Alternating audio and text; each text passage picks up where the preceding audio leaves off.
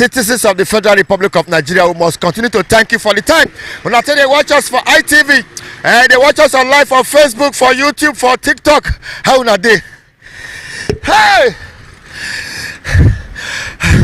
Hey, busy now. Hey, busy now. You when they watch us now for television, how light be for your area?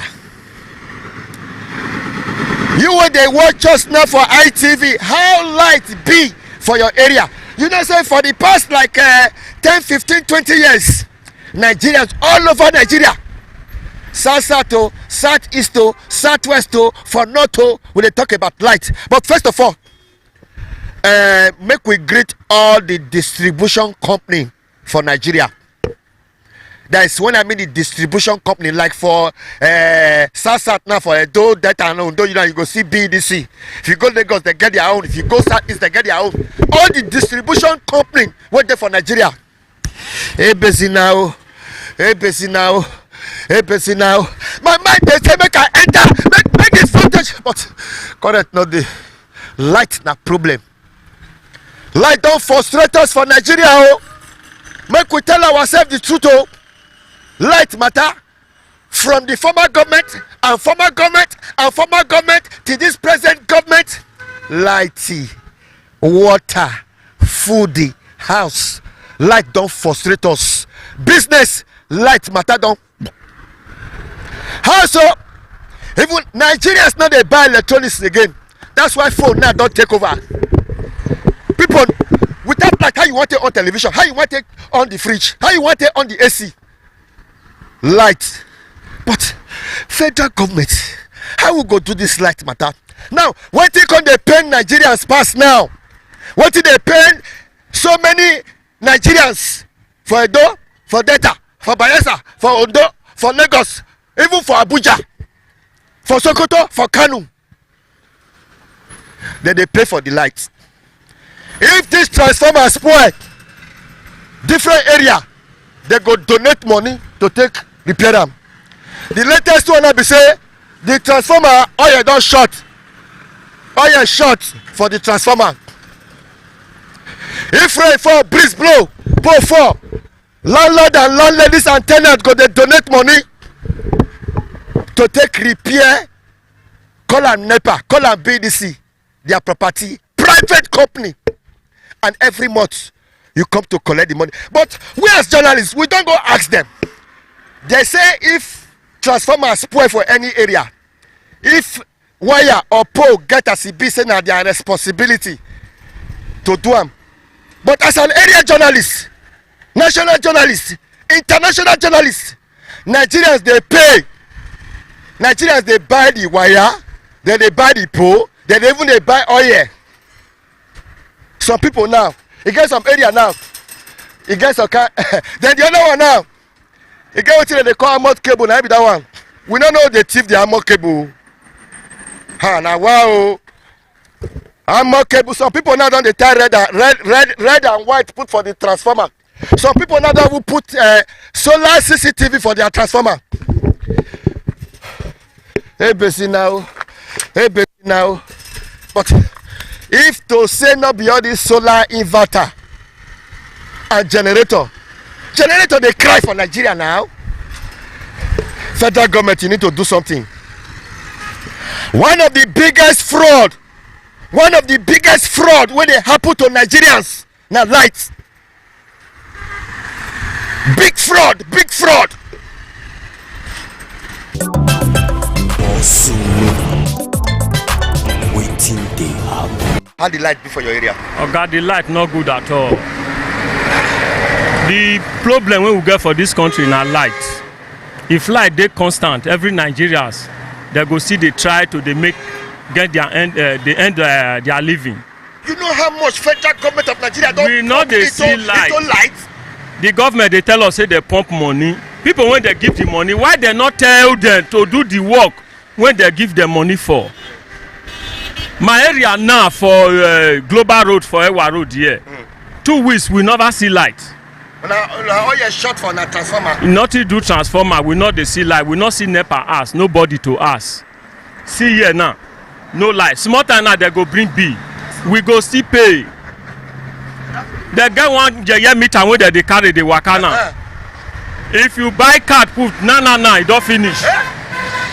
Person you come dey if they just bring the light twem take am you go check your meter no card again. The meter dey. Na sucker na blood sucker. E don render many people useless. Let me say if you use am pump water. Hey, they no dey try am. If you just pump am finish tomorrow you go buy card again. Okay. That's everything. And my brother be this one. Light, this light matter not be only for Edo, all over Nigeria. Edo na we go talk of first. Yes, na Edo we how it dey affect you light. My brother, na God go bless you. It will say not be this solar we come so. Oh boy, some people go not go village, go sit down for village. This solar now can help everybody now. If you trust some people now for fridge, you will see as na solar now they use. If you check some people now for all those water wey they sell, all those ice block, you will see as na solar. So everybody don't go solar fridge, Bam. solar fan, solar television. Everything. everything. So for this NEPA own, whether a disco light they will call am, I don't even know the dream they call am now. Whether a disco light, they don't frustrate everybody. Me go beg federal government. I know say they put money inside, but they not they put person wey go to monitor them. How na waka reach, how na do and reach. E no dey. For your area now you dey repair una Now we dey repair our own. Me dey do our. Now me dey repair our own. Our own now once it's spoil now we go levy ourselves. The day where it's spoil now. Each house na 30,000. Everybody pay.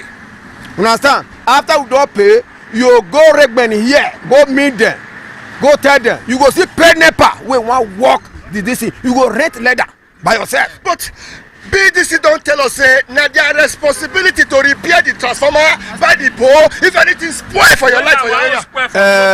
We donate money. Wasunu na lie they tell you. Me want tell you now, ho ha. People wey dey for street, now they go buy wire. Now they go buy pole. Understand? Everything was spoil for transformer. Now people wey dey for the area, now they contribute put. But once more don't end, maybe they on the 15 now you go see them. One woman and one boy and one the other old man wey dey that one dey climb the leather. No, that one not get blood for body again. That one will carry leather. Because one even that one use take whole light, e no go kill am again. They will carry that one follow body. One woman put eyeglass for eye. You go say yes. This one a house. Now they pay o. This na house they will cut am o. Before you know, that way the one e don climb up. MPC now. Cut that. You say, hey, oga wait. That one go dey up with plier. Light when not supply, when on one quarter. He never tell where we repair this thing so. Understand? He never tell where we repair. Before I let you go. Yes. You don't take this country for over 15-20 years. Yes. And you know say don't they go like 3 years now when this our new government come. Yes. The former government and this present government. Is light improving?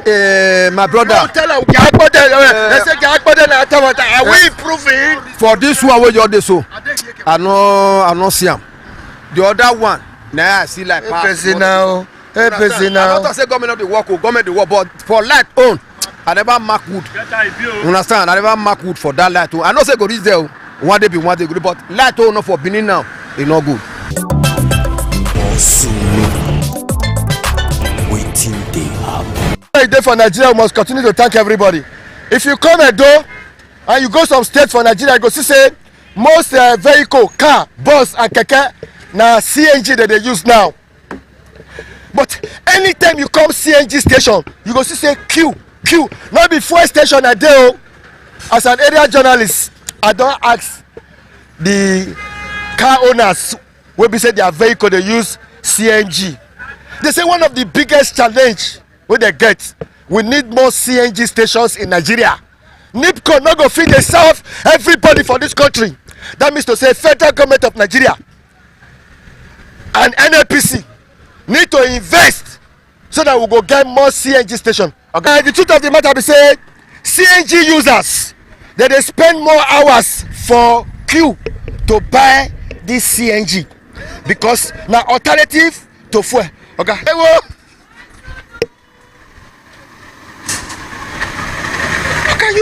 You cannot be doing this. So a mature man like you cannot be doing this. So 2 hours 30 minutes on the line on the queue. In a country where we have the mineral resources, a country full, in fact, blessed with honey in our hand. Only the few hold it. Osunu. It's a question. Yes. Yes. Why can't they do it as the petrol in each filling station you see there? Just because the Kaba doesn't want the poor masses to enjoy. Have you gone to Bonny? River State in Bonny? You see this LNG project. You see the gas being wasting away. I've been here for the past 2 hours, 30 minutes. I have children, I have wife. And I'm going to buy it in a Zobda cost 318 naira per kg. So what did they try to talk? We say, make federal government and NNPC get plan to get more CNG stations. You are not saying that they should, in fact, they should suppress us with it again by coming with a decree that will put the masses in a very poverty situation. ABC now. Not before queue we dey on a CNG queue. CNG queue. Boss! How you say? Na better alternative before. Na bad, no be small matter. Na better alternative, but to see a bad. Every day wahala, so but the truth of the matter be say somehow, when you compare the costs, you go just say what man go do, but just manage am. Let me do this. Kick up first, smoke go first, smoke kick up. Because right now the problem is say you not supposed to spend like 1 hour or 2 hours here. That be the problem now. The appeal what they make now be say make NIPCO get multiple stations. You understand? Like for Benin, I think there are 5 or 6 stations I did for Benin. That they supply the whole of Benin. If there is any possibility, say they go fit get more station, at least that one go still reduce this queue. It will really help us a lot. So anyhow they want to do, I made they do so I make all of us they enjoy the dividends of this alternative fuel. Alternative fuel. Yes. So what you they talk say? May we get more CNG stations. Exactly. For different locations. Yes, it go make the whole thing go down where. Because I think for Benin now that 5, I think there are 5 or 6 or thereabouts. And even as we they talk now, so I think the one for Ramat Park, no level, not able to work for some time now. So she don't reduce the number. But apart from the one for Sapele Road, don't cast. Then other company not invest for this whole matter. Like what we hear, I don't know allegedly. You know everything now for this company allegedly. We hear say again they will take privatize the ownership or whatever deal. We say for this period, and NIPCO go get that license to take get up. I don't know how to. Hey, welcome. You want buy CNG? Hey, good. Go where? Drop me that woman, collect something for your hand. Drop me that woman, make you something. You go meet her now. Hello, who there? Quick. Somebody give me something. Madam, come, quick. Somebody take anything we like, quick now. Oh, what you like? Come. Bring paper bag first. Bring paper bag. Bring paper bag first. Bring paper bag.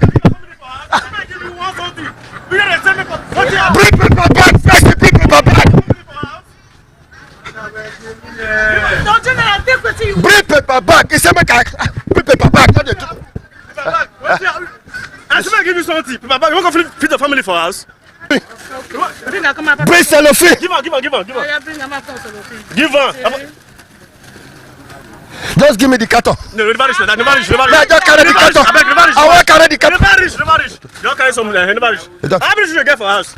1, 2, 3. My grandmother's children. Your grandmother. I will never die. Your grandmother. Thank you. Okay, thank you. We don't go. ABC now.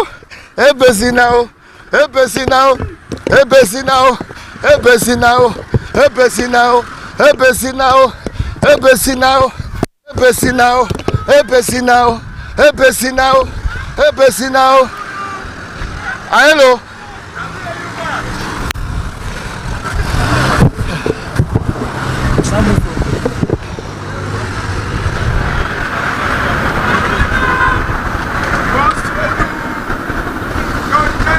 You dey see, How come?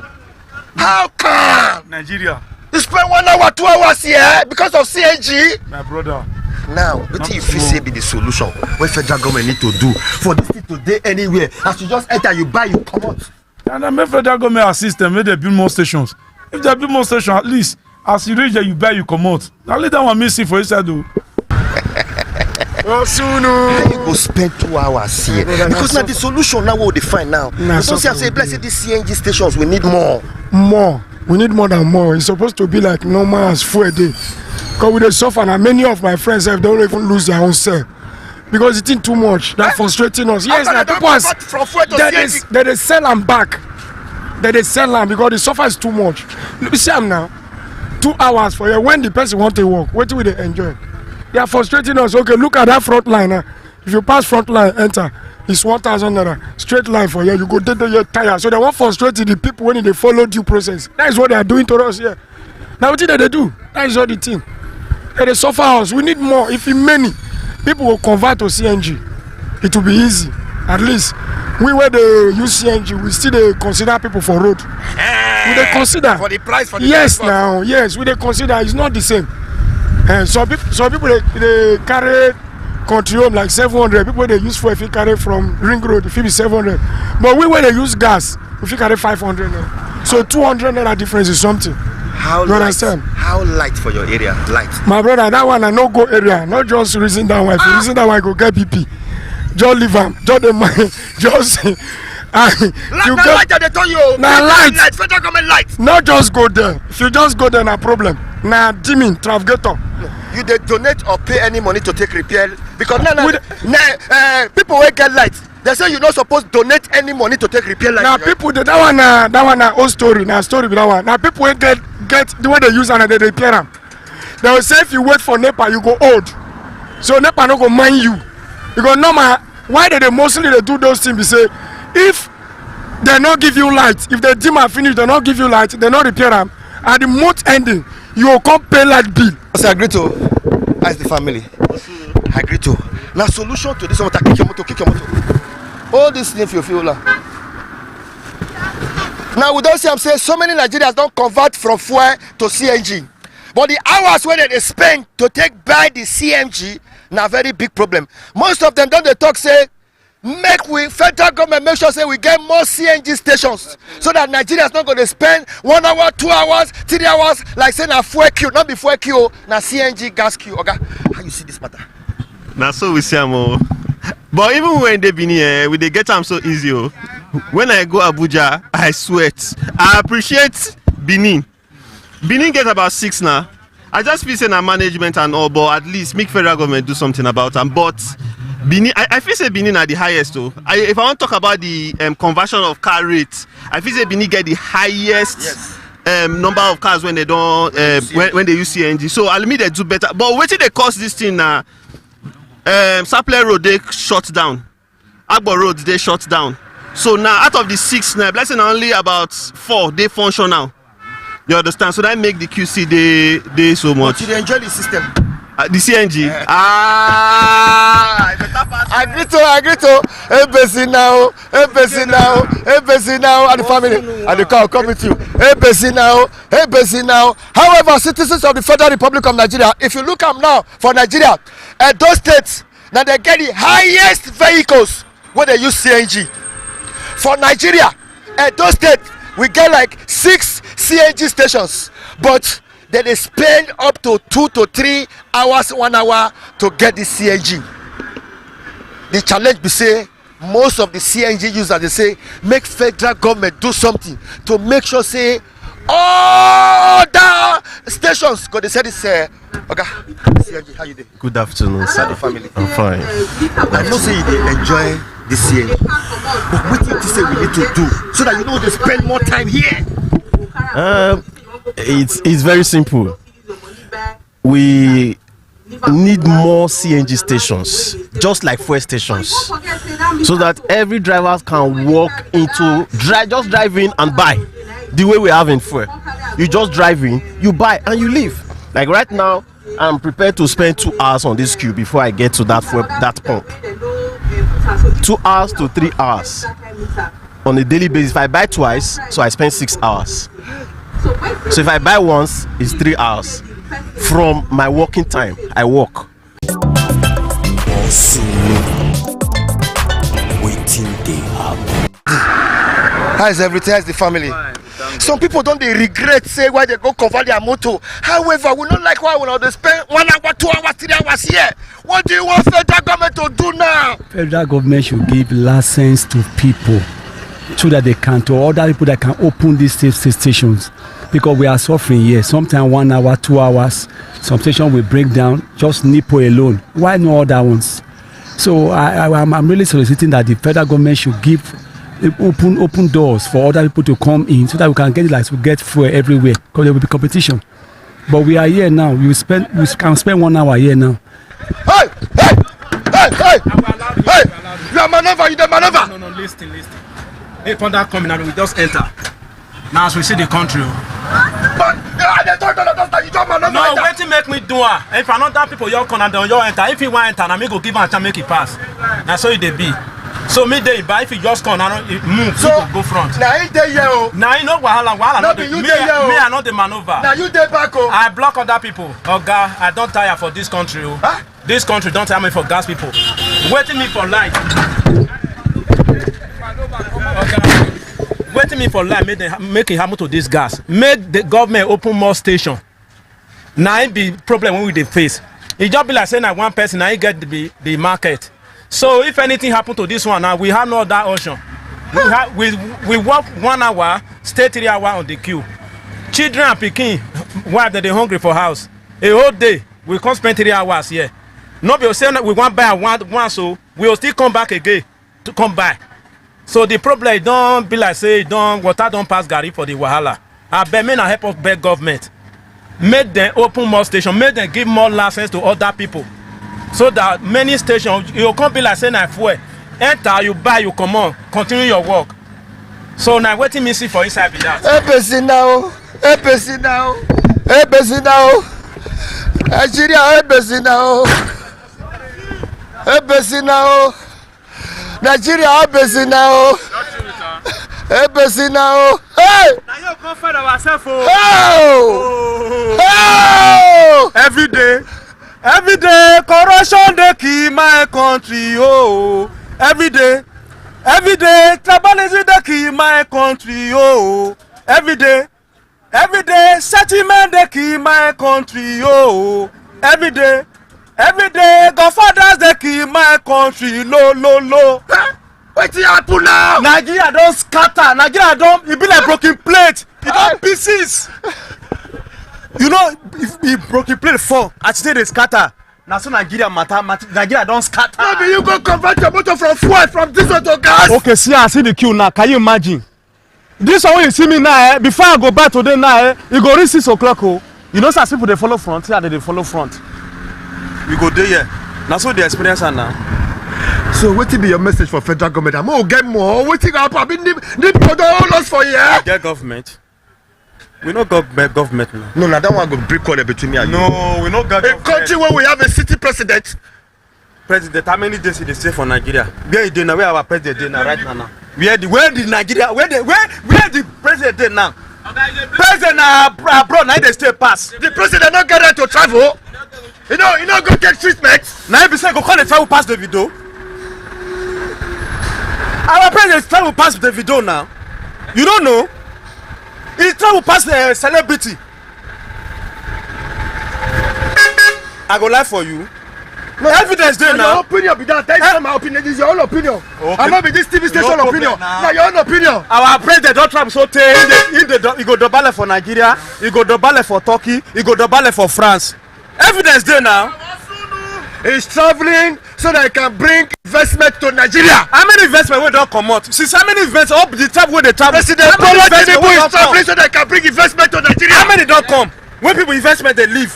How many don't come? How many you don't see? Tell me now. Every day, corruption they kill my country, oh. Every day, tribalism they kill my country, oh. Every day, settlement they kill my country, oh. Every day, godfathers they kill my country, low. Waiting they happen. How can you be doing this In the public of Edo State. in the public of Edo State?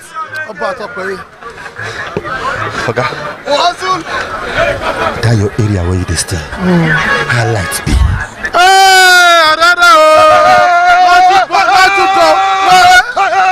Not to go for Benin. Why you shouting? You dey just for Benin. They ask me about light for Nigeria again. Fido, no light all over Benin. Now what kill us? We not get light anywhere. I'm very surprised what you dey talk so. Oga say no dey. Your area you get.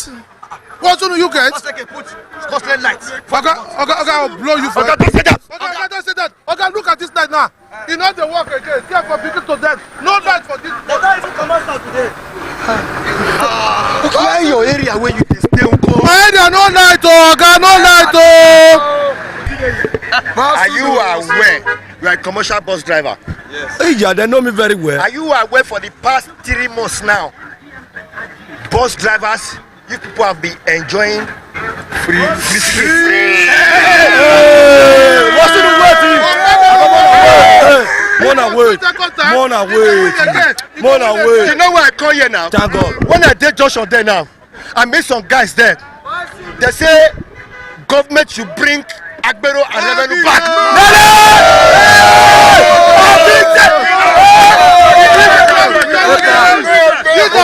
I go win again. Okay, listen. The guy say now only the Agbero or the park people now go fit control now.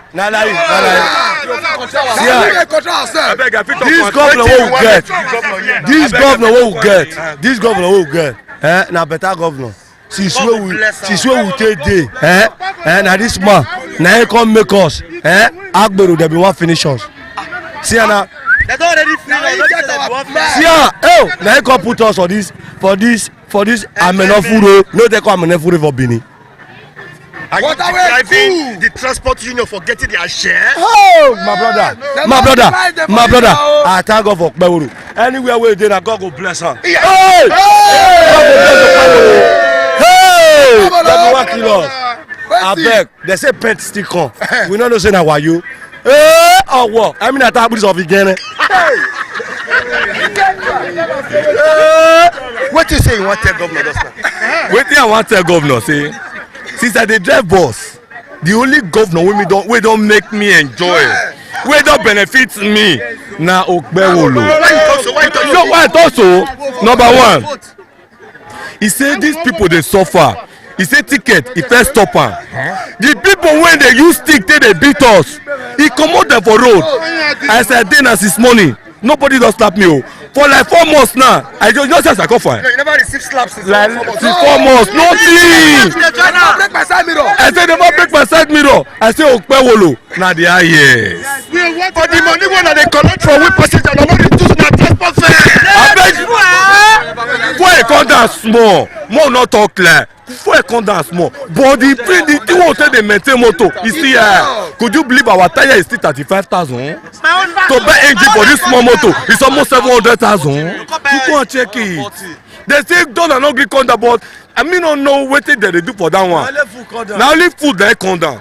Now we talk of cost of maintaining motor, e still hard for us. I want to ask you a question. Are you aware those state governments, the local governments, and the transport union and all the stakeholders, they are losing billions of naira because of una? They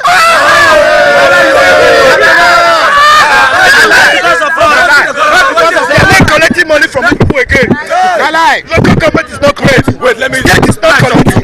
shock me. You want me to shock you? Shock me, oh. Now, the government is not collecting money from us. And see the good work that is going on.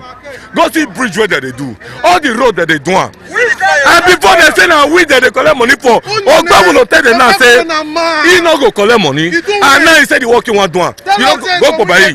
That they work every day. Go Sapler Road. That they work every day. Go Ring Road. That they work every day. And you know they collect revenue, but the man they work. How you want to beat this one? They say no go. Wait. They say no go school. But the guy said pass them.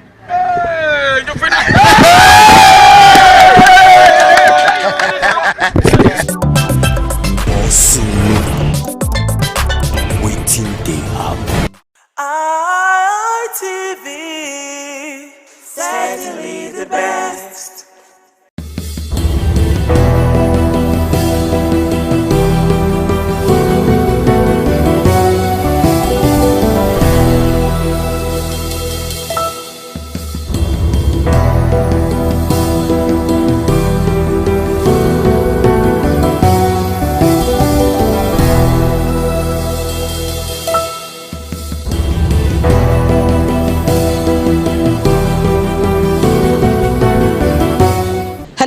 viewers, welcome to Viewpoint on ITV. I am Caroline Okonji, and it is that program that gives you and I opportunity to talk about some of the trending issues in the country and how it affects us as citizens. So today we're going to be talking about the withdrawal of police personnel from very important personalities in the country and how it's going to be affecting us as individuals, or better still, how it's going to impact us as citizens. And then again, the debates on legalizing gun ownership.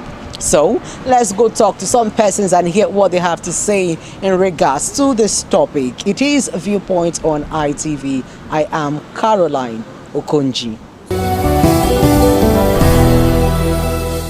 The Nigeria security architecture, I think it is a very, very wrong approach at this time.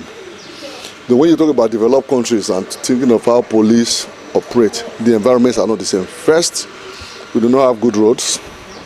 That when you call for police in an emergency response, if it's like in the developed countries, you see police appearing within minutes. You hear of cases of assassinations in places like America. It's only a matter of days they will find the killers of those people. Those are not the situations in Nigeria. People kidnap people in their houses, people kill people on the way, they don't even know who the killers are. The only thing too that also makes some of these people not to be on the road is the simple reason that when they know that there are escorts following some VIPs and some people on the way, they know that it's possible that at some point they will see unexpected police presence. But when they now get to the point where they now say, no, they cannot go with police and then the road is free and all that, you are only inviting terror back to us. If I'm traveling on the way and I know I'm licensed to have a gun in my car, some other persons are coming, and maybe we run into hoodlums, and they know that out of these 20 cars, there's a likelihood that 15 to 16 have arms in them. That will also create that sense of security for the people that are involved. So I just think that it is, yes, the idea to say let's have police at different points is there, but the architecture and infrastructure to support such an idea, we don't have it yet. You don't have drones flying everywhere.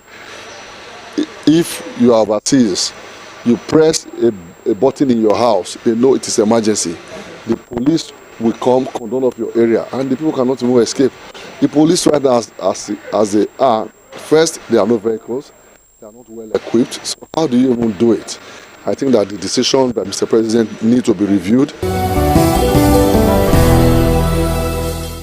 I see it as a right development based on this issue that the president has made concerning police should be withdrawn from notable personalities that are in our society. You discover that for the police to be able to combat insecurity, we have less police in the society. Most of all these notable personality, you just discover that one person will be having 10 police. 10 police. If one particular person is having a police, about 10 attached to him, and the common man has no security to be attached to him, he has no security to be attached to him, then what is the fate of the masses? But to my own take with this direction, this step that the president has taken, that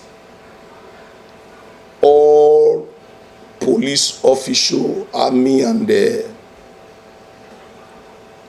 officials should be withdrawn from notable personality is a welcome development, so that these officers will be able to go to the city, go to the street, go to the rural area to be able to combat these bandits. Because if all this caliber of men, notable personality, are be giving policemen policemen are attached to them, it will not be a wake-up development. But if they withdraw them, everyone, all hands will now be on deck to fight insurgency, to fight bandits. But when these men are secured, they will feel less concerned about the masses. I believe that with this step that the president has taken is a very good step, so that security for lives and property concerning the common man will be appreciated. On these aspects, it has advantage and it also have disadvantage. It is good for people to have self-defense against this insecurity.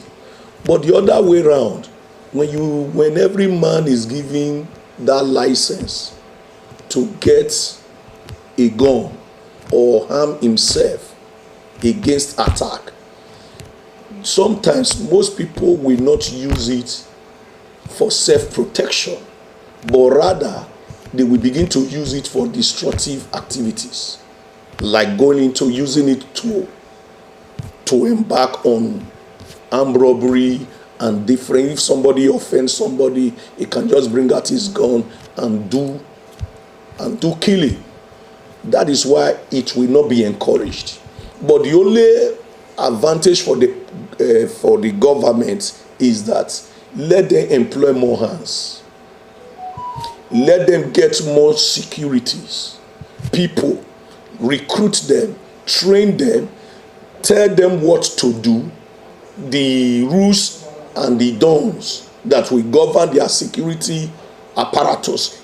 All these things should be put in place. Then with more and being employed and well paid, I believe that with all this they can be able to contain this insurgency and bandits in our country. We all know that the constitutional role of the police is the protection of lives and property. And like the president has rightly stated, the protection of lives of Nigerians are very paramount. And like the VIPs are still part of the citizens that the police is constitutionally empowered to protect. But you also realize from where the president is coming from, these VIPs form more or less like less than 10% of the larger population of Nigerians. And in that light, he feels that more attention should be given to the masses, to the larger population of Nigeria who are now faced with the challenges of insecurity, while also trying to address the manpower need of the Nigerian police. So in that regard, I totally support that directives that all available manpower now should be channeled towards the protection of the majority of Nigerians outside the VIPs that took a chunk of that number. Looking at on the right of Nigerians to own guns, I still believe that Nigeria is not yet ripe enough for such. Even in countries where they have such policies, they are trying to go back. If you see what is going on in America now, they are even trying to look at gun rights laws to see how it can be reviewed. So it's not a policy that has worked or that has been sustained in even where it is currently in force.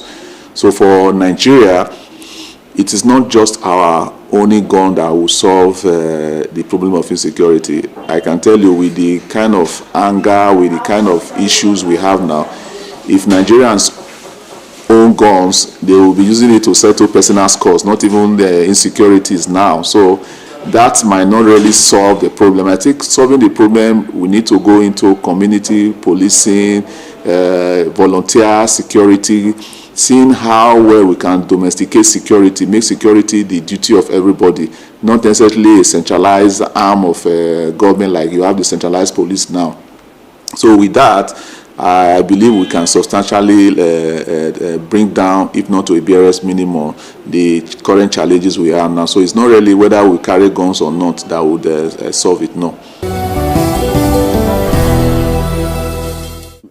It is a very good thing that the president is actually looking at how he can, curb security by having a lot of, security personnel on ground. But you know, if you have to fight insecurity by creating another level of insecurity, that's a very big problem. All right. Yes, we know that the VIPs have a lot of this, you know, security escort with them. But if you look at this person too, they are human beings, and you know, somebody who has that kind of, you know, level of position requires some level of security, you know, around him. So for me, I will not, you know, totally say that it is okay to withdraw all the, you know, security personnel from the VIP. No, I do not think that's the best way to go.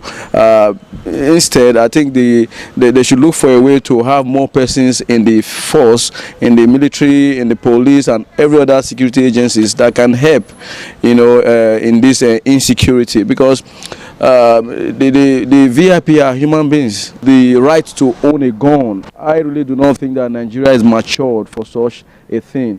Yes, we have that in some developed countries like America, but I do not, you know, advise that such law should be put here in Nigeria, because a lot of persons are going to take advantage of this particular, you know, situation, and they use it to do other very, very, you know, malicious activities. So I do not believe that Nigeria is ripe for, you know, self-ownership of gun at this particular point in time. Insecurity in Nigeria is eating so deep into the life and well-being of Nigerians. Like in the area of business, it has affected us a lot. Like, for example, those our mothers who travel to village markets in this season of December, where they travel to buy plantain, yams, and others. We see many of them were unable to do this because of the insecurity, and that has also affected their own family, because they will not be able to provide for them because they were unable to do their business the way it ought to be. Like those of us in the real estate sectors, I think it affected us the more, because this is one of the most funny December I've ever experienced, whereby our brothers and sisters in diaspora, they are scared to return home to celebrate with us. And after they have saved this money, and they buy property at the end of the year, so that at least they will not count on one thing that they have achieved. But this time, many of them, they give up. Instead of coming to Edo State or so or Nigeria to buy property, you will hear them saying that they want to go to places like Singapore, places like Spain. They will tell you the money they will use to buy property in Abuja, like maybe 350 million, 150 million, 200 million, is enough for them to get property in Spain. And that property in Spain will give them high return of investment than the property in Nigeria. And another thing that affected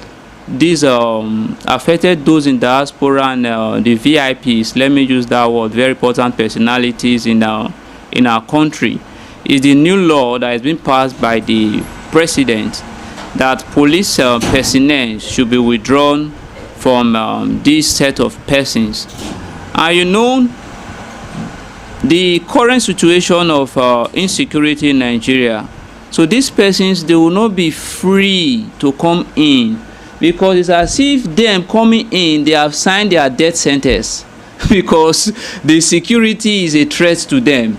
And at the same time, the police personnel that would have been of assistance to them to guide them is being withdrawn. So it's just as if they want to jump into a hot fry pan. So these ones is what stopped them from not coming to Nigeria, and it affected our business a lot. So those persons we are all to care for, these things restrict us to do a lot for our loved ones. Because if you don't sell property to get money, so there's no way you are going to spend money. So if you check, though we are having traffic and all these around, but the truth is that the well-being, the lifestyle of these our citizens is being compromised, because insecurity has cost them a lot. If the guns is being legalized to every citizen, it's going to cause more havoc at this initial stage. So I believe instead of legalizing gun to individuals, let's recruit more local security personnel that understand this terrain of this environment, because a stranger will not know my community more than me. So if they empower these personnel, give them good sophisticated weapon that they can use to withstand these perpetrators, the criminals, it will be able to at least help us a lot. So owning a gun or legalizing gun to Nigerians, Africans, there's a way we think. Even some of the trained policemen that they are handling weapons, we see what happens after some of them have taken what they are not supposed to take. After when their adrenaline get high, when they are angry, we see how they misuse the gun. So now legalizing gun for a trained person, a civilian, is going to cause more havoc and disaster to us. So I'm not in support of that. While the opinions of our respondent varies, and some think that the statement by the president to withdraw police personnel from VIPs in the country in order to combat crime, some are also saying that it is not a welcome development. But in all of this, the security of citizens and properties should be a priority. That is what people are clamoring for, and it is something that should be done in order for lives and property of citizens to be secured and for security to be guaranteed. It is Viewpoint on ITV. I am Caroline Okonji. Many thanks for watching. ITV, certainly the best.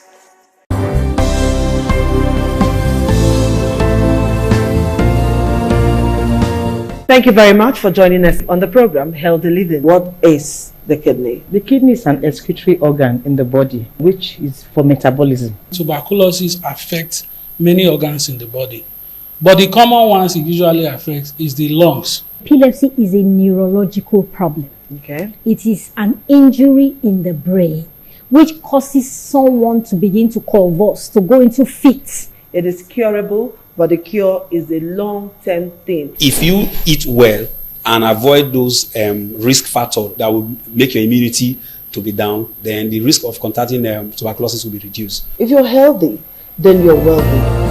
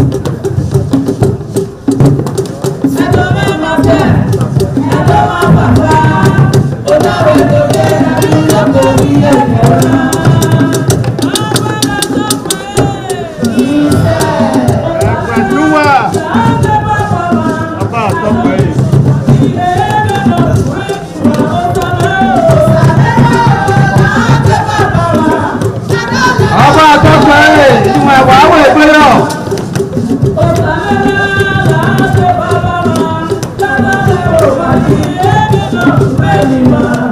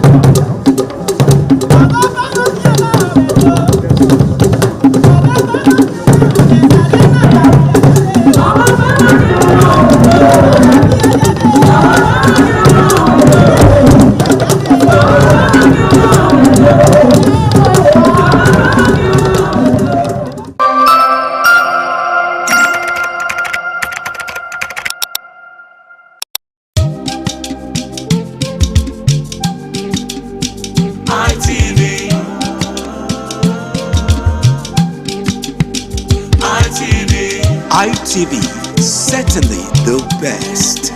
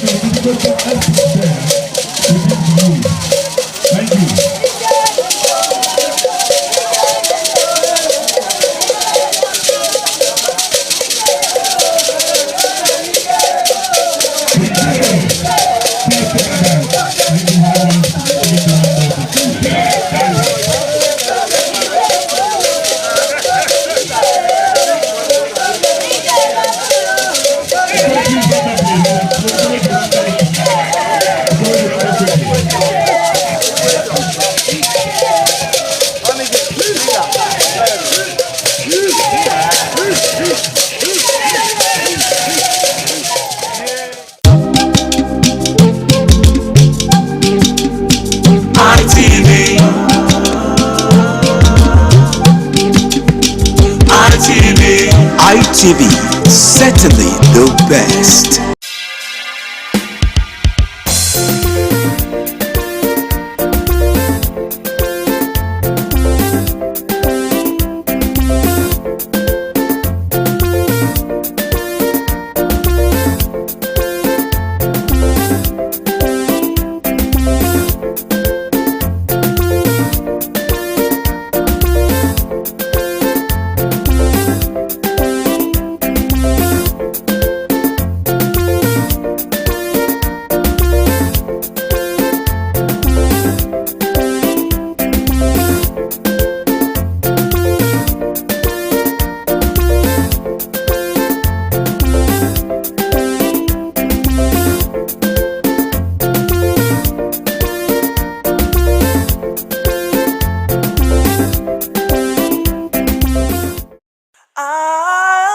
ITV, certainly the best.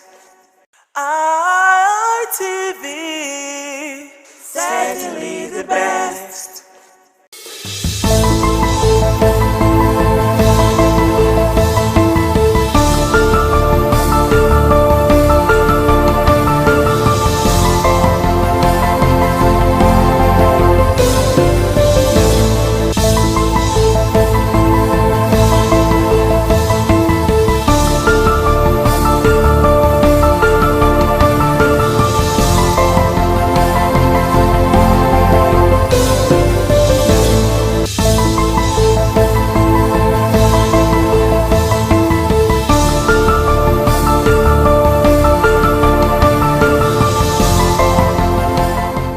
Welcome to yet a fresh episode on the program Law and You, as we spotlight very important, issue that we see every day in our everyday transactions. Now, do you know that owing money in Nigeria can cost you more than just the interest? It can cost you your peace of mind. It can also cost you your dignity. It can cost you even sometimes your life. A situation where you get midnight calls after getting your daytime calls, from those that you took the money from. To a point even where you are being harassed or sometimes even brutalized, and also to a point where you are facing a demand notice or a court order, and then law enforcement and all the rest.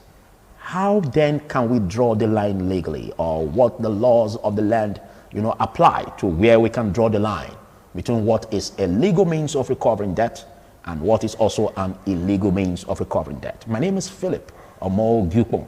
This is the courtroom where we'll look at these issues and find a way to resolve them. And discussing this with me, I have a legal practitioner with me, and his name is Emmanuel Obakwalo. Big thanks for joining me in this new year. Good day, Philip. Good day, Nigerians. All right, so let's look at the background on what debt is before we go into total about where we can draw the line between what can be called illegal debt recovery and illegal means of recovery. Debt recovery is a pure civil matter. Oh, it's not criminal. Civil, yes. And there are legal frameworks. You mean owing debt is a civil case? Civil. If the debtor defaults? Civil. But there are legal frameworks on debt recovery. And what are these? They are 14 in number. But time may not permit us to begin to go through them all. Absolutely. So we may choose some of them. 1, the Companies and Allied Matters Act. 2, the Central Bank Act. 3, the High Court Civil Procedure Rules of various states. 4, the Federal High Court Civil Procedure Rules of the Federation. 5, we have the Nigeria Deposit Insurance Company. These are some of this debt recovery we have. We also have the Alternative Dispute Resolution Act. Now, when you look at debt recovery, like I did say, is a pure civil matter, and it has procedure and processes to be followed. Now, if A gets money from B, or loans money from B, or borrowed money from B, you are to pay back that money based on the conditions upon which the loan was given. So it becomes a contract between the parties. And the party that is now the loanee, the party that is now the debtor, is duty bound to obey the conditions upon which the contract was entered. Even if the conditions does not meet the requirement by law? The conditions must be, it is only the court that has the power to interpret whether or not the conditions meet the requirement or does not meet the requirement. Where they don't meet the requirement, the court will find out it. Okay. Because, you see, even if the court finds out it, but the loanee has signed to that. So there's a contractual agreement. Yes. Somebody can be that so desperate and assign and go to sign anything that will even be to his detriment. So can the court admit that, being that the person signed to that agreement, even though it doesn't, or it negates, or it breaches the constitutional provision? The court may, where it breaches or it violates the law. Okay. The court will not accept the conditions. We ignore the signature. Yes. That, or the court will not accept it in total. Okay. The court will want to look at the fairness of the condition. Okay. And what it should be, what the law says. To administer justice. Yes, with respect to it, because the court only gives justice. And the court looks at, and justice can be two-way traffic. So the court considers that. So, and as such, in such a situation, even the debtor can get the approval of the courts for protection. Okay. The law protects also the debtor.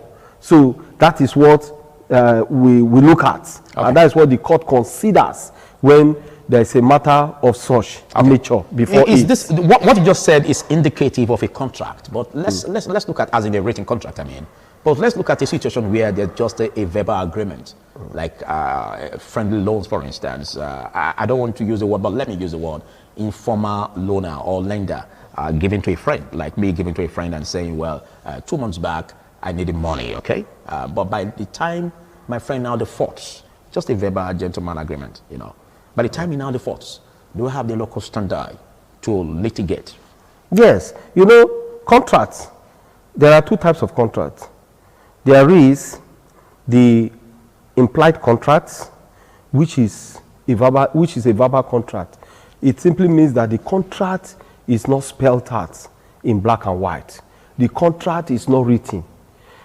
It takes the form or pattern or nature of a gentleman's agreement.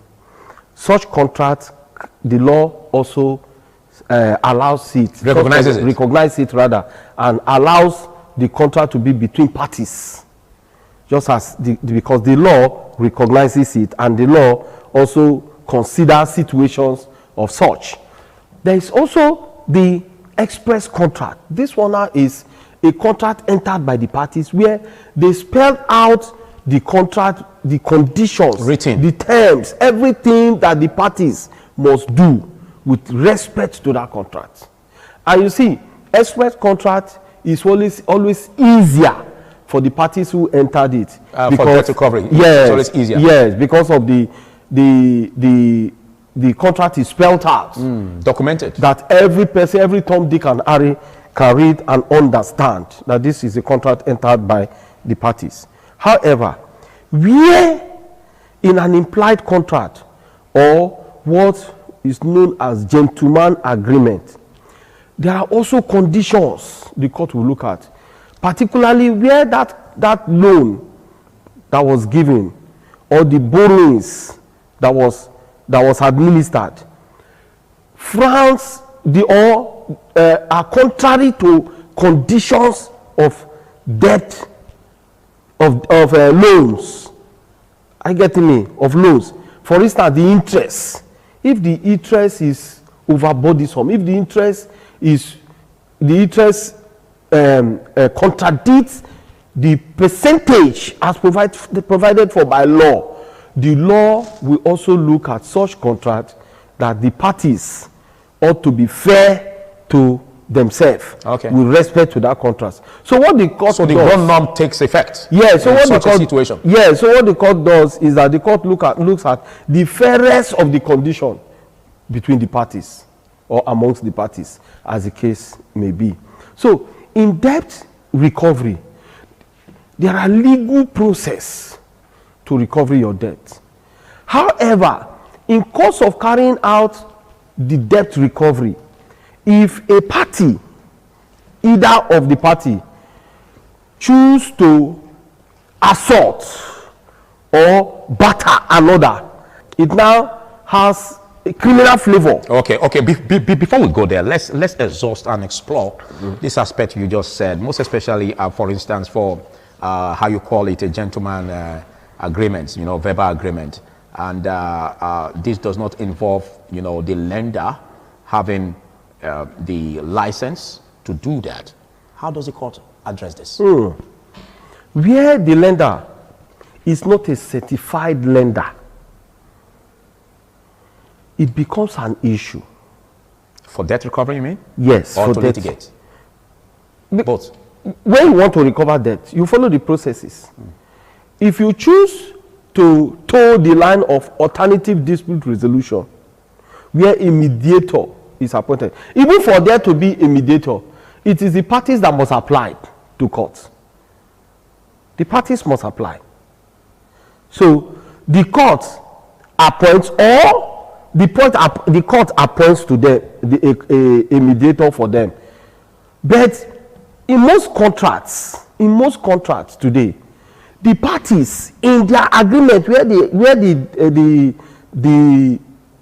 loan now is an express one, that means documented, the parties themselves always put in that contract a clause suggesting the process of how to recover the debt. They put a process. They may say, okay, where the loanee violates this, our first step will be that we will both appoint a mediator who is to sit to determine the matter between the two of us. And where that doesn't work, we cannot choose to go to court. Where that happens, sir, The parties, where there is a violation of the terms and conditions of that contract, either of the party cannot just run to court to seek redress.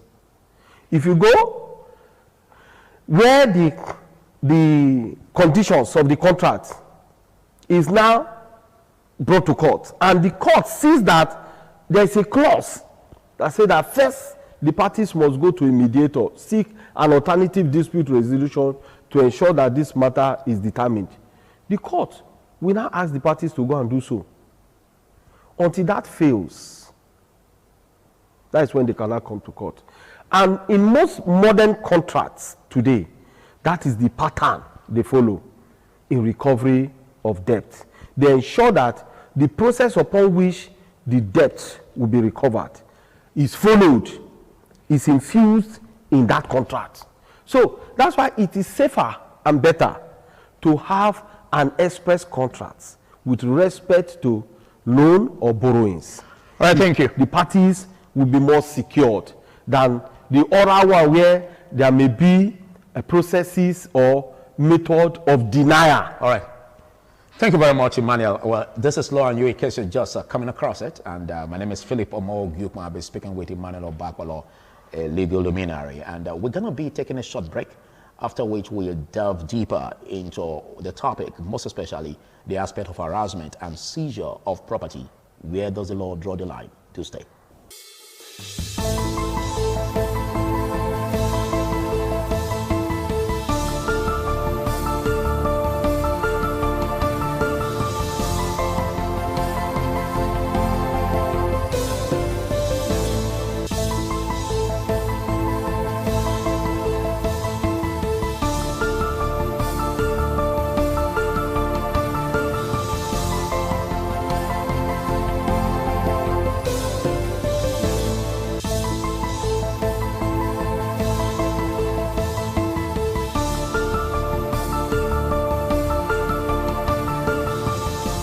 Welcome back. The show is Law and You. I still have my guest with me now. Can a loaner or a lender, seize the loanee's property without due process? No. It becomes an offense. It becomes a crime. It becomes a crime? Yes. Or a civil wrong? The civil wrong will not metamorphose to a crime because you cannot seize the property of a debtor or a loanee without a court order. Okay, a court order must be there. You cannot, you don't have that power. Okay, but let's paint a scenario where the lender is not really registered by law. Whether or not it's not a certified lender or a legal lender, a legal lender cannot seize. Talk less. More of a lender that is not certified. You cannot seize someone's property. That's why some of these persons who call themselves private lenders, who are registered, you see them, one of the conditions they give most times when there is need to borrow money from them, they will give a condition of bring a landed property. Yeah, like collateral security. Yes. My mind was going there. Bring a landed property. And most times their interest, they will want to go and know the land, see where the land is, and they begin to pick interest. So by the time the lender is defaulting, the loanee or the borrower is defaulting, you see them begin to show interest with respect to that land. At times they will just go sell they pretend to sell the property to somebody, then that person will overturn or sell the property to them again. So, and when they want to present before the court, if the matter now goes to court, they'll say that they sold. The court will say, no, you don't have that power. You don't have that power. Where there is a default of the contract entered by the parties, the best method or best step to take is to seek redress. Go before the court and say, XYZ had violated the agreement, the contract entered between us or between the parties. And as such, I want to recover my money. The court will come up with a proper judgment. Okay. Sound one that will even give both parties peace. Okay, take for instance, in the gentleman's agreement, there was an agreement that if you are not able to pay me in 2-3 months, I pick your car. Is that admissible in court? It isn't. Even if the loanee signed to it? It isn't. You should pay back your money. And even if there's any need for the car to be sold, he should by himself sell his car and give you your money. It's safer and it's legal. But when there's a seizure of the car by the lender, that becomes an illegal means of debt recovery. Illegal means of debt recovery. And you know, it suggests crisis between the parties. But mind you, at the point of entering into that contract, the parties enter into the contract with peace, smiles, joy, and happiness. But now that you want to recover the debt, there's now crisis. Because money is involved. Not only that, especially where you follow illegal means to recover that debt. There will be crisis between the parties. When you follow legal means, if, for instance, you go to court for redress, the other party will even be more afraid. And may want to seek an alternative dispute ADR means of resolving the matter. May say, okay, may tell the courts, my lord, can we settle out of court? Maybe at the close of the day, the court may pass such as consent judgment between the parties. But where you toe the line of illegality to recover that debt, it becomes an issue.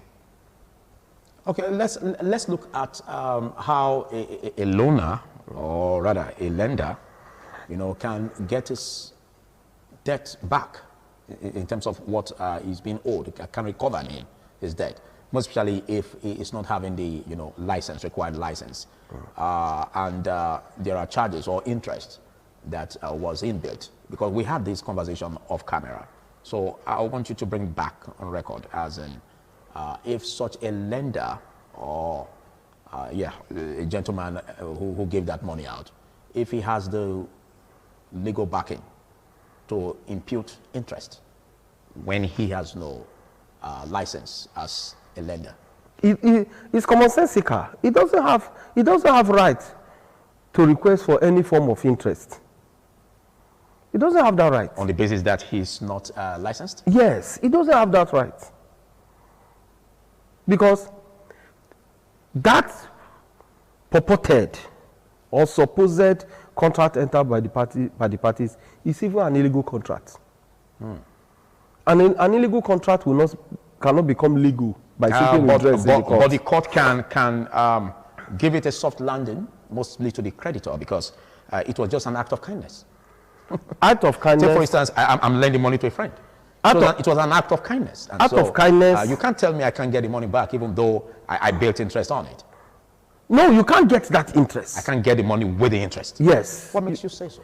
Because you are not a certified lender. Okay, so what would the court do, or what do we have as the law? So it still depends on. I only get my money back without it. Yes, and it depends on the process you also follow. Considering the fact that this money has spent months, I would have rather given my money into the business and then it yields profit. It is not. Isn't the law going to also find a way to resolve that? Because it involves money that I would have kept into the business and it would have yielded profit. It is not the duty of the court to know how long the debt has been and the time you choose to recover the debt. It is not the duty of the court. That contract from the outset is an illegal contract. So you cannot now give it the flavor of legality to ensure, because it passed through the bank, for instance, and it was written loan. Loan. Mind you, you just told me that it's a gentleman agreement between two friends, and the lender is not a certified lender. So it's the toga on that contract is that it is a mere gentleman agreement between the parties. So he can seek redress to recover the debt, but the interest, he is not qualified to do that. He is not. He can just say, I need my money, stricto sensu. And mind you, there is going to be a counter also from the borrower. Okay. To say no, it was this, it was not this. Okay, so let's look at the safest way, because it's one thing for you to request for money as a loan. It's another for you to keep integrity and get this money paid. Now, what's the safest way? Because we are advising the public, for instance. What's the safest way to get money as loans? One. Is it from just the bank? The bank. Microfinance bank also? Yes. Certified? Certified. Go to the bank. Make an application. We have too many banks. We have the Bank of Industry.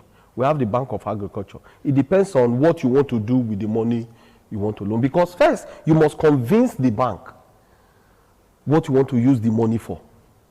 Not because you want to buy tissue paper. You now go and apply in the court, in the bank, that you need a loan. Or personal consumption. Or you want to, yes, or you want to buy phone for yourself. You go to the bank and apply for loan. No.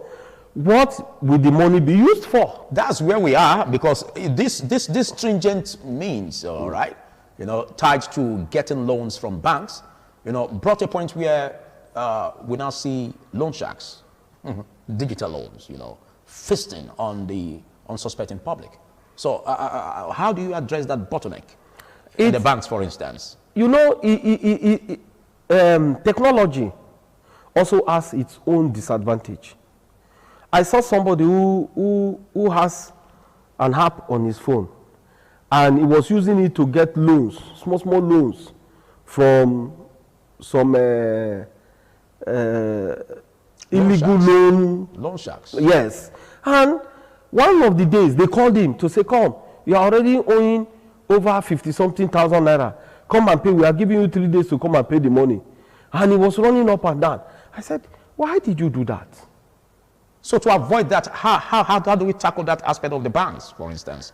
Because we're going to be rolling this into a fresh episode, and we'll delve deeper into the digital loans that you just made mention of. But before we round off in less than 3 minutes, how do we clear off the bottleneck system in the regular banking system, for instance, that now gave room for all of these, ways by which those who are applying for loans now seek other means instead of seeking the right way where they will not be defrauded. So how do we address the bottleneck system in banks? The banks should ensure that the processes to flexible. Get loans are flexible.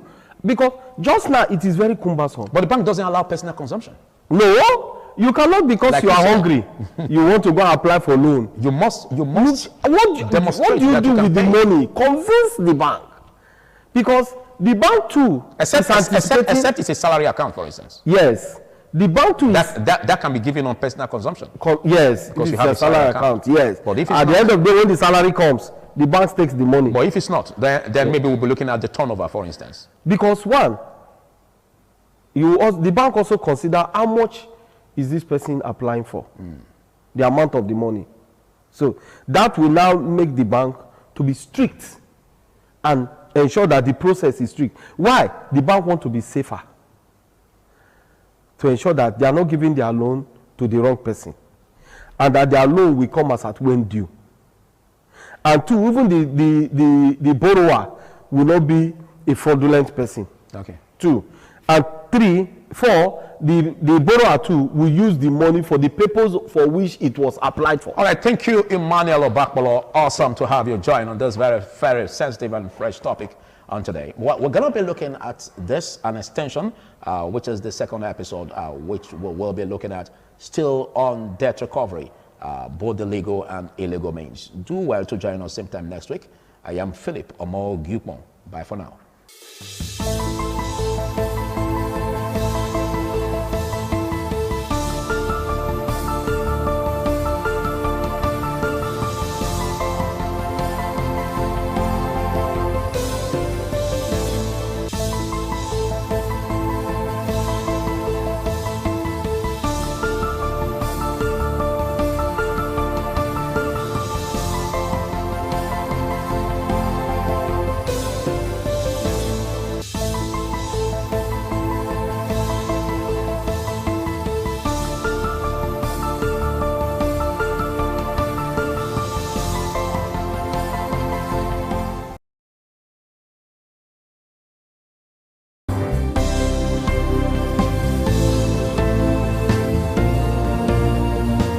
Thank you very much for joining us on the program, Healthy Living. What is the kidney? The kidney is an excretory organ in the body, which is for metabolism. Tuberculosis affects many organs in the body, but the common ones it usually affects is the lungs. Epilepsy is a neurological problem. Okay. It is an injury in the brain which causes someone to begin to convulse, to go into fits. It is curable, but the cure is a long-term thing. If you eat well and avoid those risk factors that will make your immunity to be down, then the risk of contracting tuberculosis will be reduced. If you're healthy, then you're wealthy.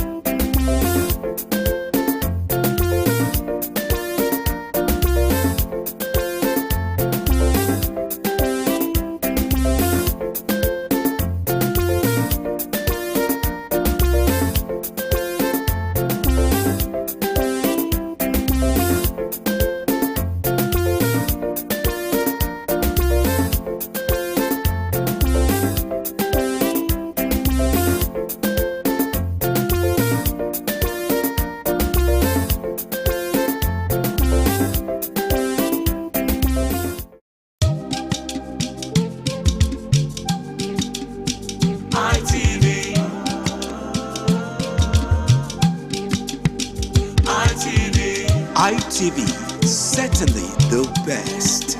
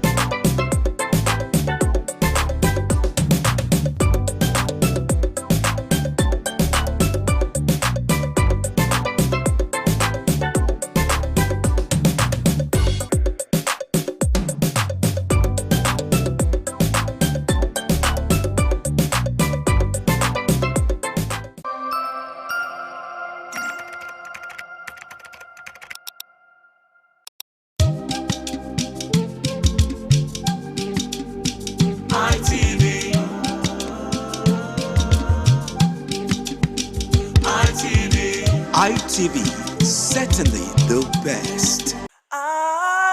ITV, certainly the best.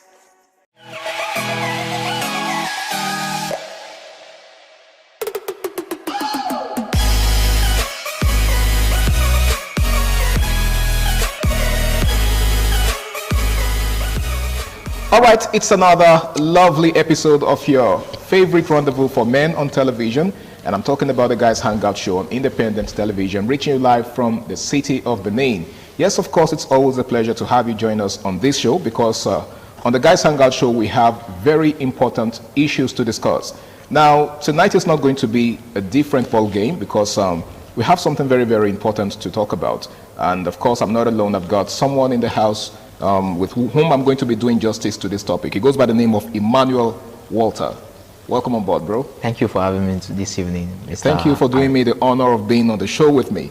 We have a very pressing issue, something that is becoming a problem, or should I say a challenge in the society, the growing rate of crime and criminality among the youth in the society. If you take a look around you, there's always one, story or the other about crime. Okay, someone is either being robbed or being kidnapped, right? And it's something that has eaten so deep into the very fabrics of our society. Now, what do you think is responsible, for the growing rate of crime in our society? A lot of things are responsible.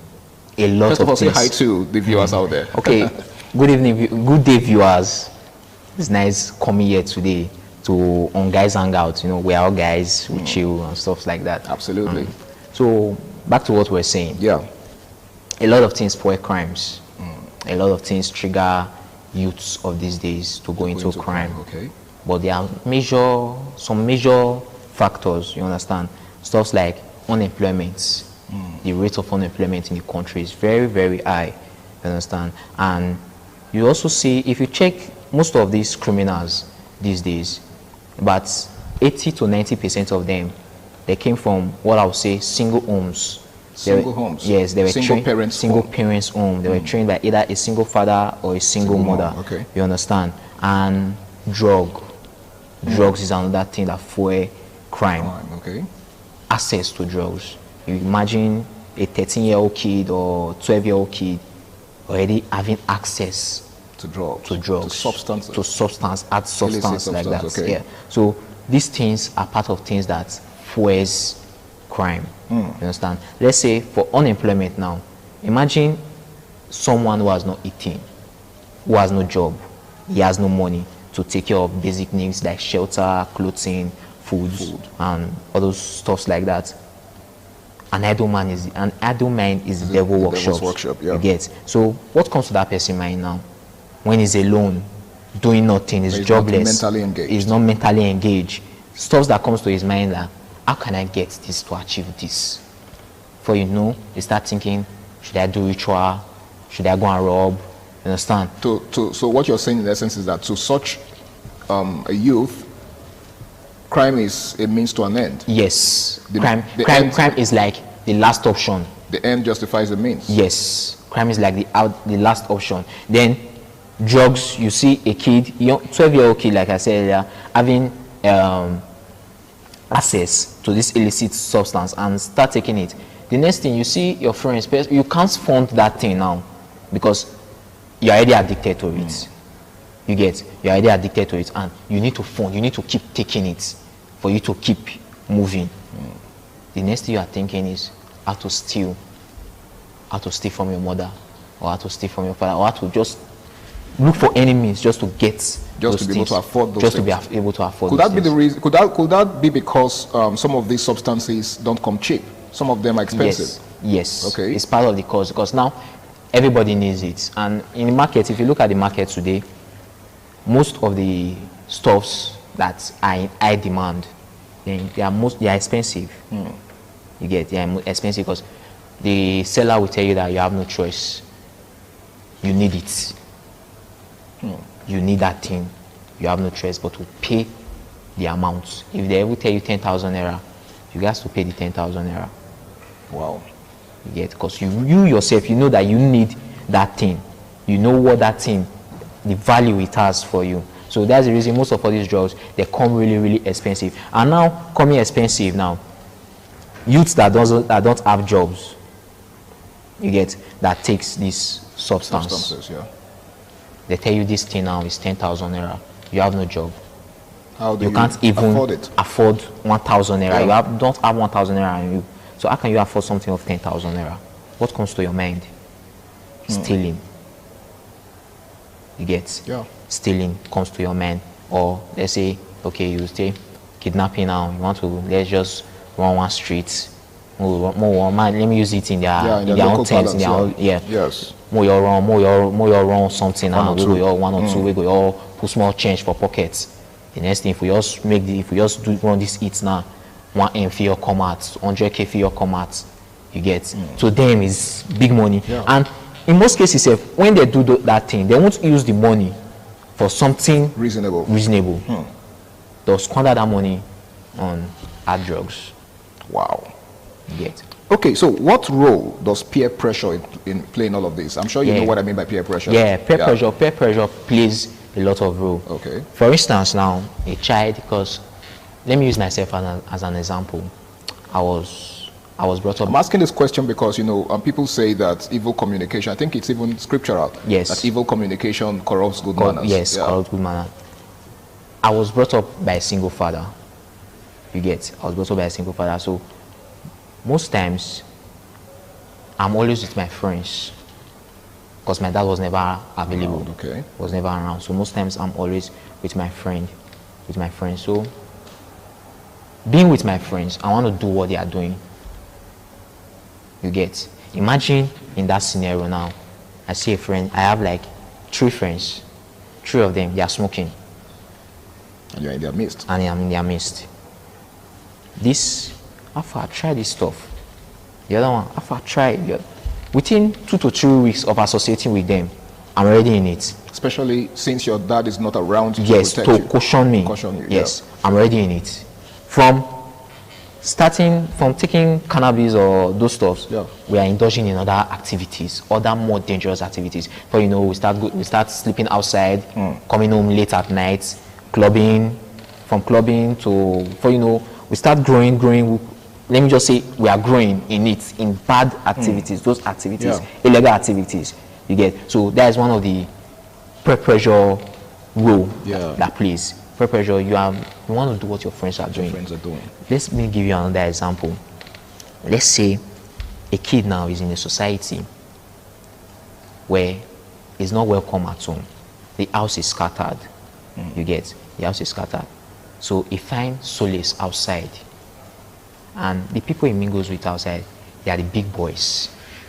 The big boys, the big girls. And their means of income or their lifestyle is a wayward lifestyle, illegal means of income. You want to be like them, you want to feel among, to avoid criticism. You get? You want to be with them. That fear of they won't take you as their own. You don't want to be left out. You don't want to be left out. Thank you. That is one of the roles peer pressure play. Okay, let's talk about poverty in all of this. Poverty has been known, you know, to be a major, should I say, driving force for crime and criminality. A lot of people that go into crime always, you know, cite poverty as an excuse. Some of them will tell you, you know, they can barely survive. You know, apart from the unemployment is, you know, closely linked related to this, to poverty. But you see, beyond unemployment, some people are just poor. They are in abject poverty. You know, and for them, crime and criminality is the only escape route. Only escape route from poverty. What do you make of that? Yeah, poverty, unemployment, poverty, they are related. You get? But there are some set of people, they were born poor. Okay. They worked so they their have way a poor out. Background. Okay. Yes, they came from poor background. They worked their way out of poverty through legal means. Legal means. Legal means. So you're saying, in essence, is that you don't have to, you know, take to crime or criminality to break out of poverty. To break out of poverty, you don't have to.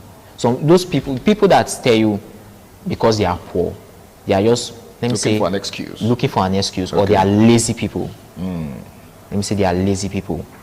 You get? They don't want to work hard. They don't want to go through the legal source. They want a quick, okay, now let's say social media. Someone who is poor, you and your classmates that went to the same school, was in the same class, good buddies, close friends, tight friends. You get? After school now, you're on social media, you're scrolling through Facebook, and next thing you see, that's your classmate, that was your very close buddy back then in school. He's doing well, he's doing fine suddenly, and you're like, ow. You get? And then you are probably not doing so well yourself. You are not doing so well yourself. Two things: how you want to link up with that your friend, you get, or how you want to make your own self comfortable to be like that your friend. Okay. So that when next you guys see, you can measure up. You can measure up. So you don't begin to feel less of the person in his presence. Yes. You get? So now, when you are thinking those stuff, you are thinking what to do. In most cases, you are able to link up with that your friend. You start begging your friend, Omo, I want to use the local man language. Okay.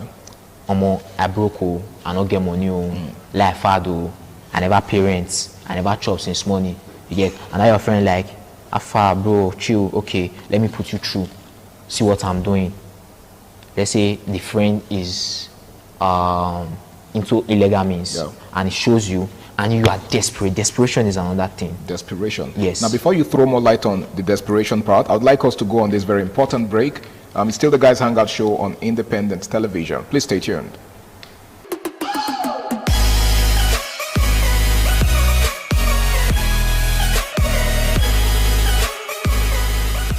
All right, welcome back. It's still the Guys Hangout Show on Independent Television, and tonight we're discussing the rising spate of crime and criminality in our society. And I've got Emmanuel Walters right here with me to discuss this. Now, before we went on that break, Emmanuel, you were talking about desperation as a factor, responsible for crime and criminality. Yeah.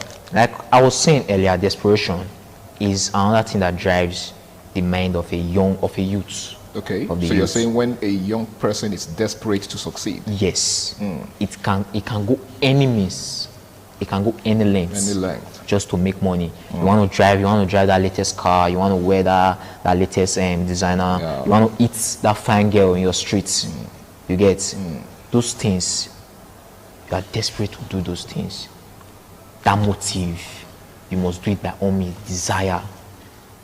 You get. Now, you see your friend that it tells you that this is what I do to do it. You are desperate. You are thinking also, if I decide not to follow my friend's advice, not to do what he's doing, you get the way my friend would say, look me. There's a way he's going to take me. He's not going to take me serious. You jump into it. Without thinking of the consequence. In most cases also, you just say, okay, let me just do it once. Once the money come, I will use the money, invest, I will use it and quit, you understand? But once, it's very sweet. You really enjoy the funds. You go again, and before you know, you are full-time. It's a full-time business for you. That's it. Okay, so let's take a look at the government's role in all of this. Because we can't talk crime and criminality without examining the role, or should I say the action or inaction of government as regards this. So what do you think the government isn't doing right? A lot of things the government isn't doing right.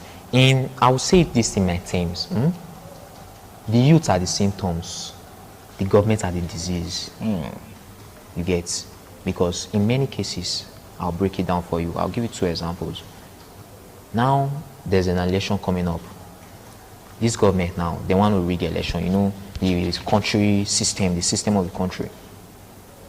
They give arms and ammunition to these youths who are desperate to make money. They give them, they just put small change in their pockets, to this. Now, those youths, they have done what they were asked to do. What they were paid to do. What they were paid to do. The government forgets about them. Imagine a young man who has a gun at home, that hasn't eaten, that hasn't paid his house rent. His wife and his kids, they are looking at him. You get? Expecting so much from him. And he has a gun under his bed. What do you think his next move will be?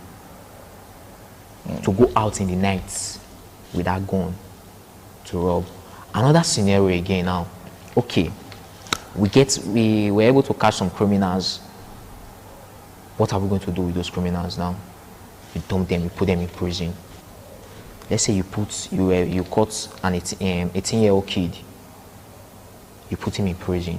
The prison cell that you kept him in, there's another adding criminal in that cell. What do you think is going to happen? You are just breeding more criminals. You get? You are breeding more criminals. That kid now coming out, let's say you give him 1 year imprisonment. After 1 year, is in a cell with about 3 or 4 adding criminals. After 1 year, he comes out. What do you think is going to happen? It's going to be way more worse than how he went in. More deadly than how he went in. You get? So governments, there are a lot of things they are not doing well. First, they should create jobs for the youth. Okay. It's one of the major things we keep talking about. Because I was going to ask you what you think they should do right. Yes. Jobs. They should create enough jobs for the youth. And we should also talk about rehabilitation. Rehabilitation? Yes. These kids, let's rehabilitate these kids. Let's put them... Do you think we have the adequate facilities to make that happen in this part of the world? We don't have. This is another place government should look into. You get? I think in some Western countries, most Western countries, we have prison for girls, prison for women. And then there are penitentiaries as well, Yeah. especially in the US. Yeah, prison for kids. Yeah. This prison, they don't just put those kids there for doing nothing, ad labor. No, they go to school. They are being taught. They have therapy classes. They even have skills acquisition centers in the prison. So after the 6 months, 1 year that they are spending in prison, when they come out, they have something doing. Their life is way more better than when they went in. Okay. You understand? They have something doing. They learned that the life they were living before is not the life they are supposed to be living. You get?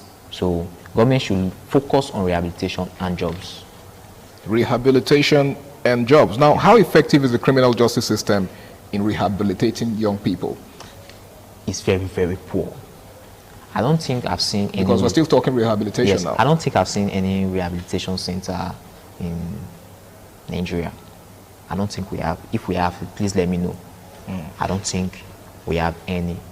We just see a kid, we just dump him in prison, say it was an armed robber, it was this, it was that. Take him to Okwo, take him to Kirikiri. He goes, serves his term, he comes out. What do? You just make that kid more angry. He's pissed with you for putting him there. He was trying to survive. He was looking for what to eat. You get? Okay. He was trying to survive. He was trying to make a living for his family. Trying to make his father or his mother proud of him, his younger sisters proud of him before you put him there. And this is not a justification for crime, though. This is not the justification for crime. You get? You place him there now. He's thinking, if he comes out, how is he going? How is the family going to accept him? Okay. You get? Most cases, the family will accept him, okay, because he's their son and stuff. Most cases, they won't accept. Sometimes, the child will be too ashamed to go home, relocate to another state, start another crime there again. Because the state you are going to, you know nobody. Okay. You are starting from square one. It's a neutral place. You understand? Now, you are back to the same crime again. So the circle continues. The circle continues. Okay, now you talked about dysfunctional homes much earlier. Yeah. Right? The fact that some, children are from dysfunctional homes. Yeah. There are children who were exposed to lots of violence as kids, right? Yes. Especially when they were still in their infant stage. Yeah. Right? They saw their parents, indulging in different stuff. Exactly, indulging in violence and all of that. And that, in turn, has shaped their mindset. How do you think this also contributes to crime and criminality? They say, there's this saying that they do say when I was growing up, charity begins at home. You get? The father, the mother, they are the best teachers. Way more better than those in the school, than the ones we meet in school. Now, I see my father every morning smoking. In the evening, the same thing. Okay. The next day, the same thing. Same routine. Okay. Every day.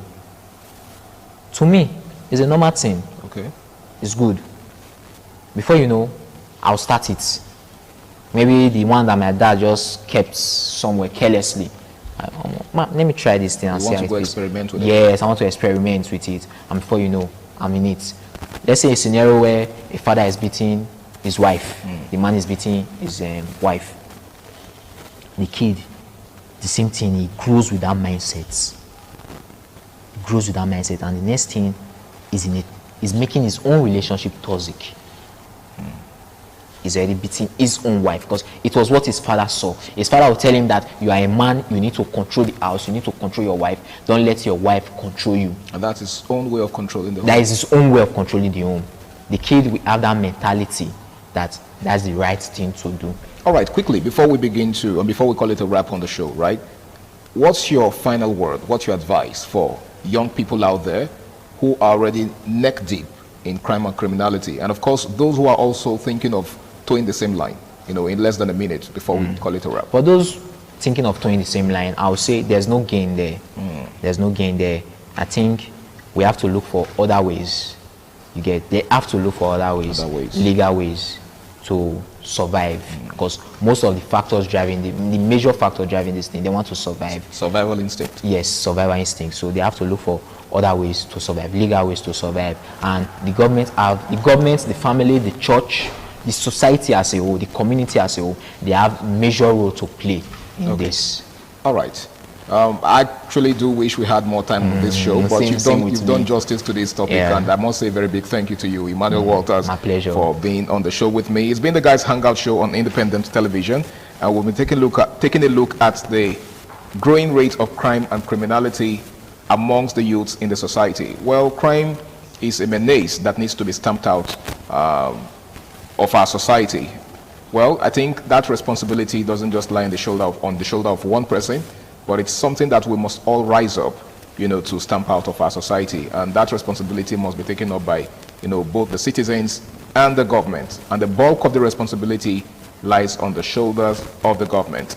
Well, it's been an amazing show so far. My name is Harry Aigboje, and until I come your way again, same time, same station next week, do the right thing, stay out of trouble, and bye for now.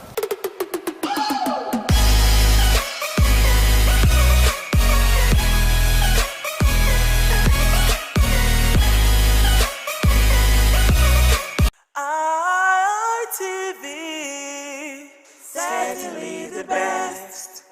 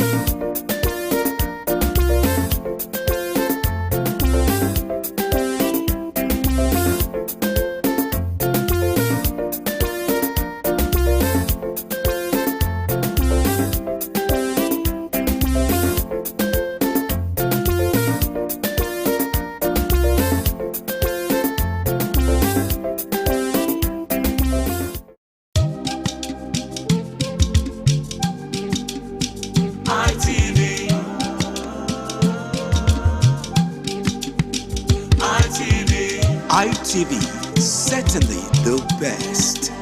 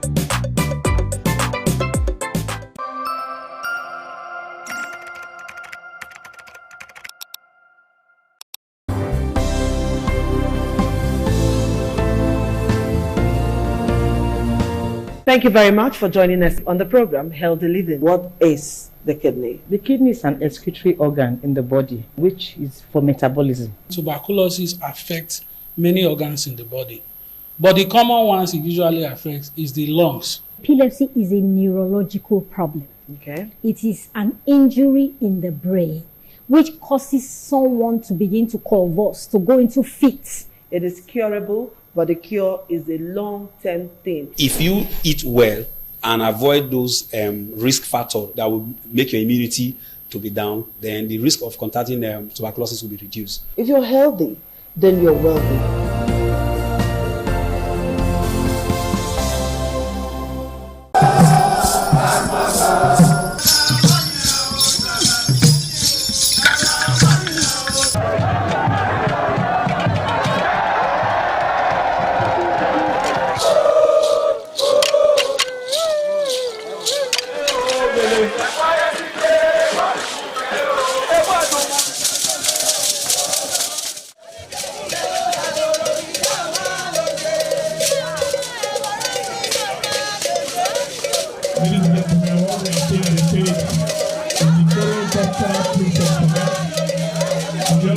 we have the Gymnastic boys. Gymnastic boys, you don't know what we want to do now. We are bringing upstairs. We are at the first floor. We don't know what we are going to do in the second floor.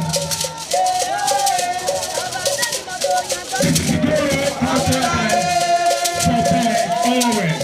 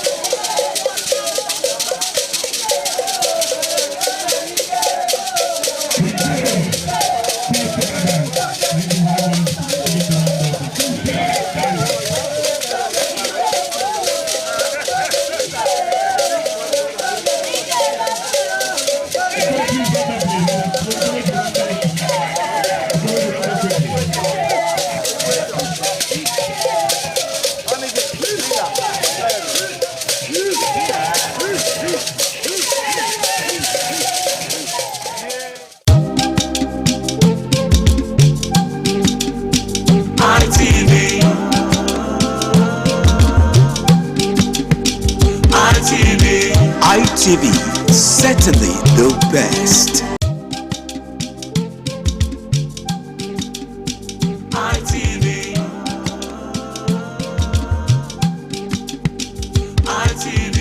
ITV, certainly the best.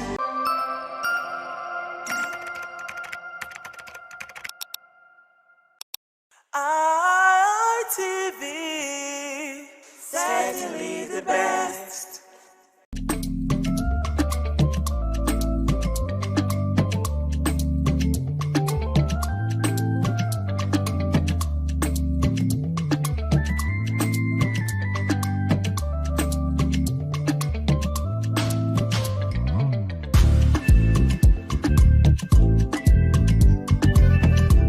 And welcome to Women in Conversation. We call it WIC. This is a table where the women sit down, we talk, we discuss things affecting the society, not just the women, things affecting the society, but mostly narrowed down to the women.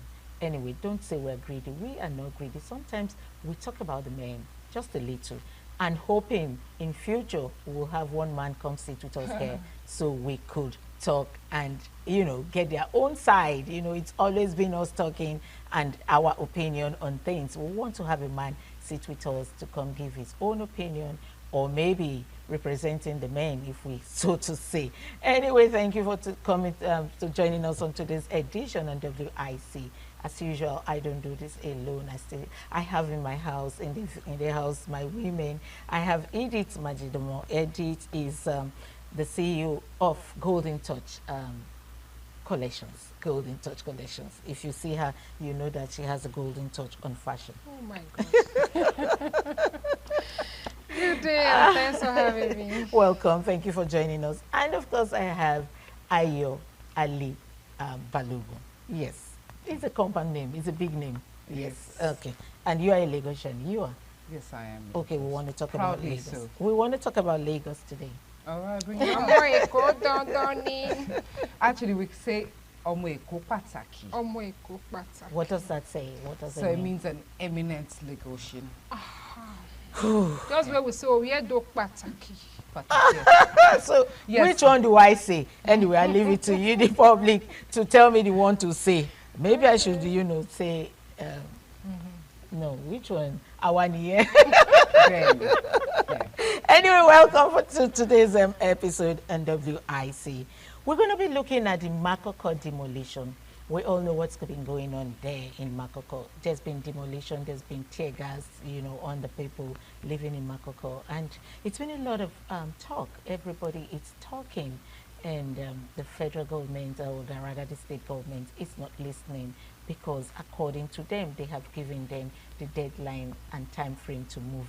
There's a carpenter who says he lost his 3 weeks old daughter in the process of moving them out from the Makoko. And then also there's another story of a teenager who had undergone, who is a sickle cell anyway, who had undergone the appendicitis surgery, who was not properly healed. Of course, we all know how the Makoko is. It's not a pleasant place to live, but that's where he finds himself. He was not properly healed when the demolition came on board. And then, of course, we have the story that the surgery and the suture opened again, and then is a life-threatening episode with the teenager.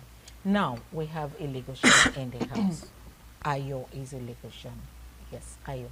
Let me start with you. Don't you think the demolition and the tear gassing of the people, it's too much to want to use in sending those people out of the place? Don't you think the government should have done it in a better mode, in a lighter mode? It's first, the Lord console the carpenter who said he lost his 3 months, a 3 weeks old baby. 3 weeks old baby to the cold hands of death because of the demolition or the aftermath of the demolition. And I pray healing on the person who had a ruptured or reopening of the reopening, structure. of the structure, yeah. So, having said that, you said the use of tear gas, police, and the works.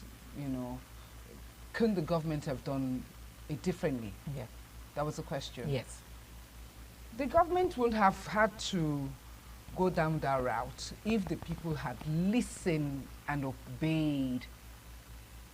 Now, it's very quick for people to judge the government. And I always ask the people, when people go on, oh, government is this, government is that.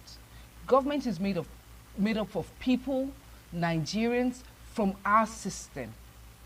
We understand that over the years have been distrust and maybe wrong practices and everything, I agreed. But let us bring it back to what we know the average Nigerian to be, audacious in the face of impunity. Very, very audacious. I would like to believe, I'm not holding brief for the Lagos State government or the Ministry of Commissioner of Environment, even though he's a well-known person, and even the permanent secretary, none. But you see, as a Lagosian and as a Nigerian, it hurts when people defy the law.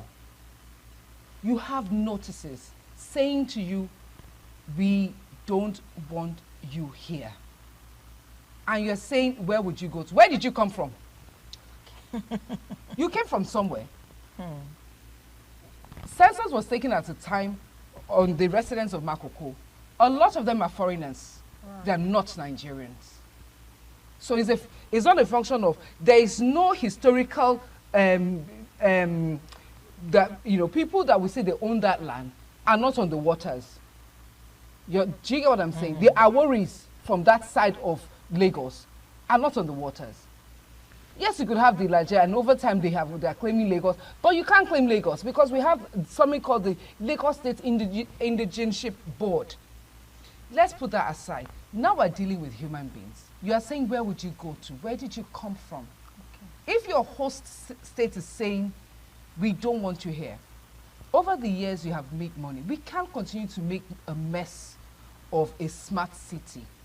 Lagos, in the time of the Governor Tinubu and then Governor Fashola, said we're making Lagos a smart city. Then, you know, mega city. And based on the SDG goals, I mean, these are things that are beyond the confines of the boundaries of Nigeria. There are minimum standards expected in any community and any environment. Ayo, let me come in there. Yeah. Now, they're using force to take off these people from there. Did they make any provisions? That's where I'm going to come Yes. from. Did they make any provisions for them? See, it's not a bad Not thing. using the police to tear gas them to leave. Did they make provision for them? Lagos Yeah, is designed to be a mega city and a smart city. We Not agree. a smart city. Not a That's smart what- city. yes. We agree. We love what we are seeing. We love the development to come up. But then, before you want to quit these people, I'm aware they be sending some notice for them to quit. And you know, we humans are very stubborn in nature. There are other ways to go about it. Just look at the scenario. A young man just lost his child, his 3-year-old, 3 weeks, 3 weeks baby, yes.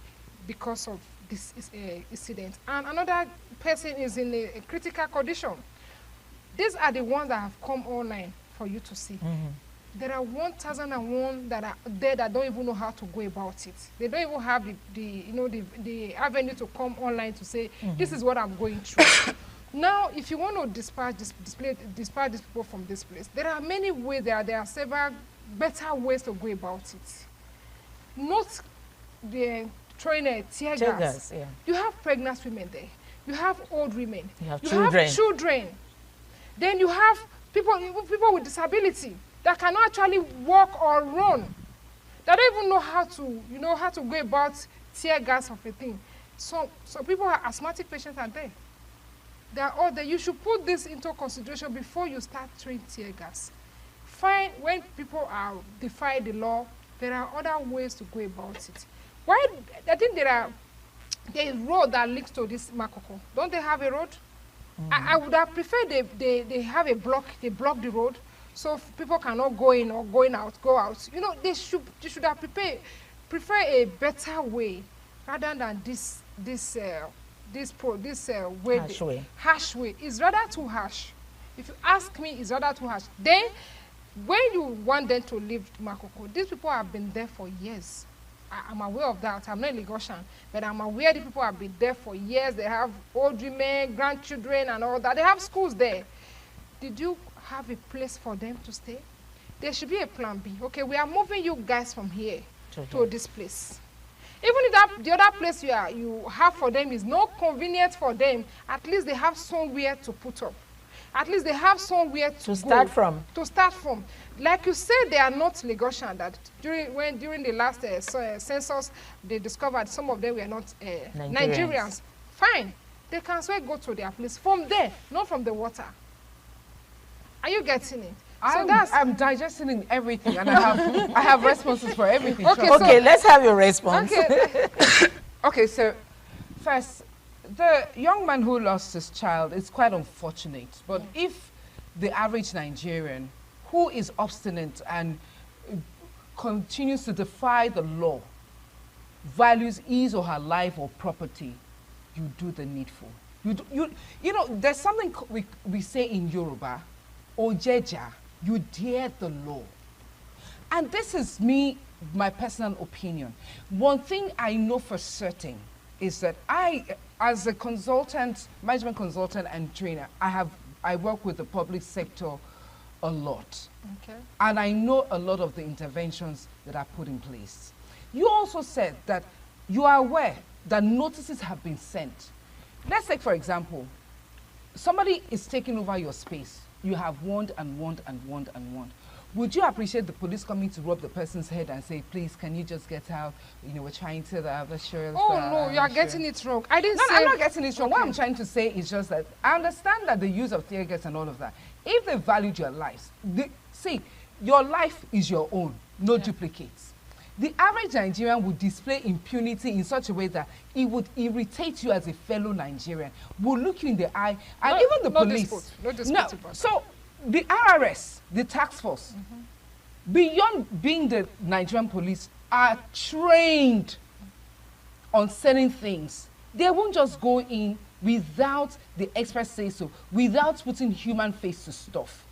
That's one. Two, you will relocate people who are ready to negotiate with you, or people who you are taking part of their land, or who have experienced disaster. You will relocate them. Lagos State have IDP centers in Lagos State. Are you aware? I hear, of course. So when people that's okay, road is taking, we have to demolish this place because road has passed this place, Kiniko, they relocate such people. When you have natural disaster, they relocate them. But people who have built houses on canal, and the government has come to bring down the houses, we tell the government to relocate them. Or the people who have encroached on the land of the people and the water space of the people over the years. Makoko matter is not, even when as far as not just today. Not just today. So you can see the obstinance of the people, determination. They started by maybe a few houses to 100 houses. Now it's so littered that it's an eyesore. Lagos State is working hard, expending so much money to be the smart city that you and I, who pay taxes, are proud of. Anyway, ladies, I see that we can't come to an agreement on this, but my take is there should have been a proper way of so when you say proper, I need you to explain what you mean by proper. Maybe providing a space for them to go. You know, the Makoko we're talking about. It's not as if these people are comfortable. Do they make money? Well, is it enough to take them go rent a house? Hello? Do you know what it takes? When you buy tilapia fish, 5, it's at the cost of 25,000 naira, 30,000 naira for a piece of 5. That money, is the money taxed? No. These are people who are under the tax radar. These are people who enjoy the benefits of free education, free schooling. And you're now talking about free housing. The least they can do for themselves is to put some money together and go to a proper place. Okay, we're going to be going on a break. When we come back, we'll continue on Makoko and then other topics we'll have lined up for you today. Please stay tuned.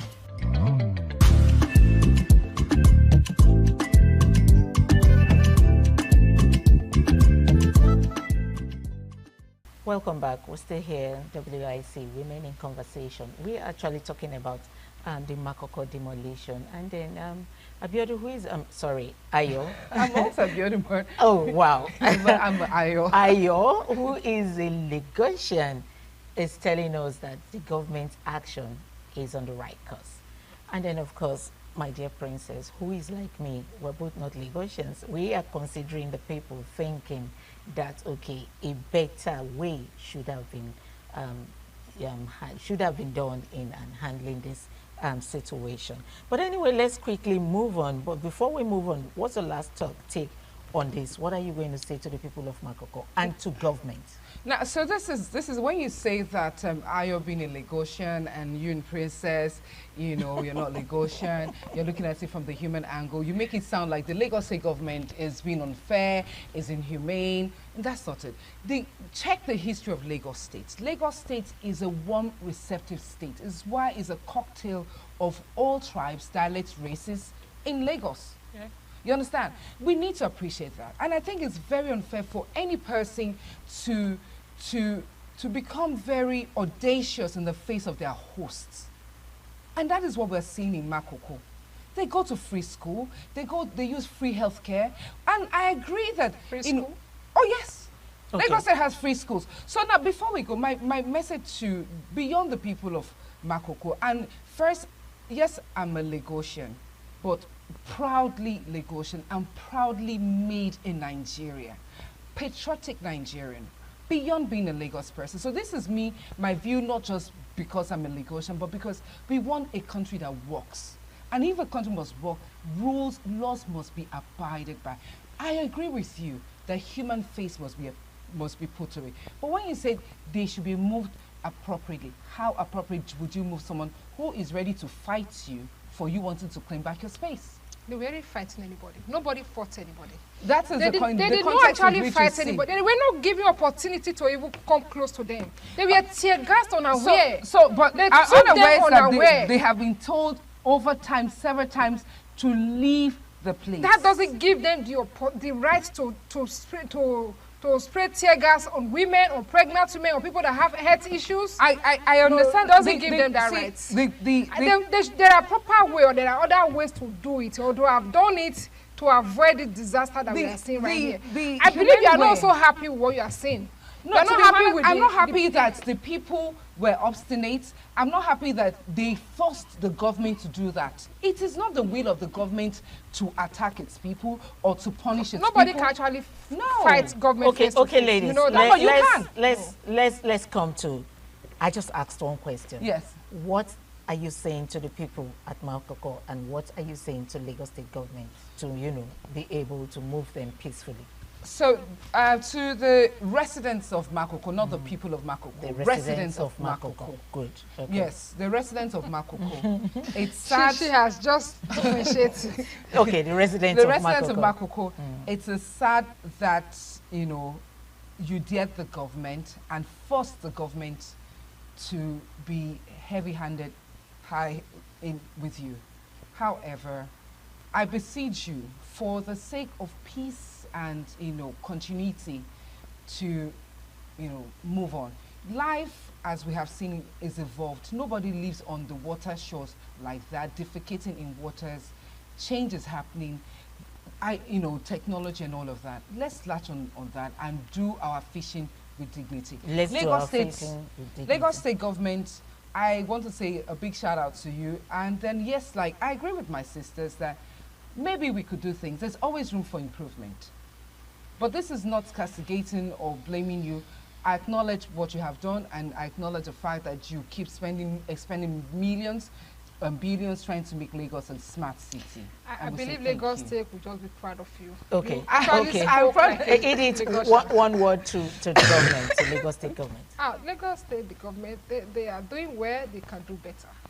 Okay. Thank you. There's always room for improvement. You are doing well. You can do better. There's always room for Shout out improvement. to the PS and the Commissioner Shout for out to Environment. Lagos State. Anyways. Okay, let's move on. We're still in Lagos State. We're talking about Lagos. Yeah. There's been this increase of rent in Lagos State. We're still here in Lagos State. Let me remove my eyeglass. We are residents of Lagos State. And there's been a lot of cry. People are crying out how the house rents have been increased.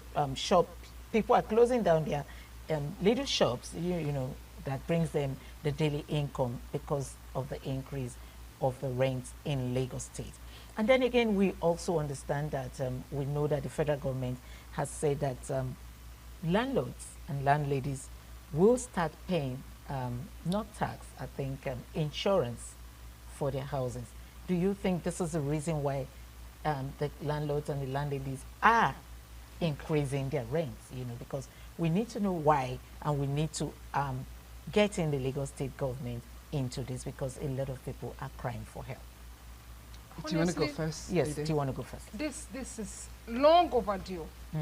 This issue of house rents increments every year, is year in, year out, is long overdue. We're actually waiting. We are crying. We are crying for government to come to our aid. I don't know, you are just talking about landlord be paying land use charge. There's been land use charge. Insurance. Okay, there's been land use charge they are paying. If you look at it for the past, let's just say a year or two now, the percentage of increment in Lagos State is too much. It's just too much.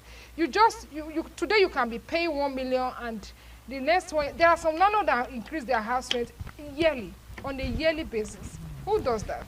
Then you go again, when they want to increase, they don't just increase by 10%, 20%, you hear 70% increments.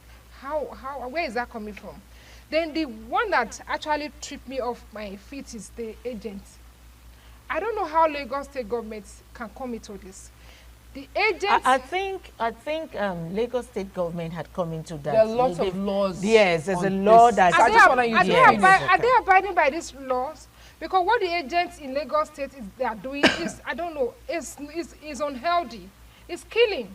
You will be paying your house rent for instance, at a million naira, And the money you are paying to agency will be close to that. Like you are paying like 700 to 800 for agency fee, an agreement fee, and caution fee.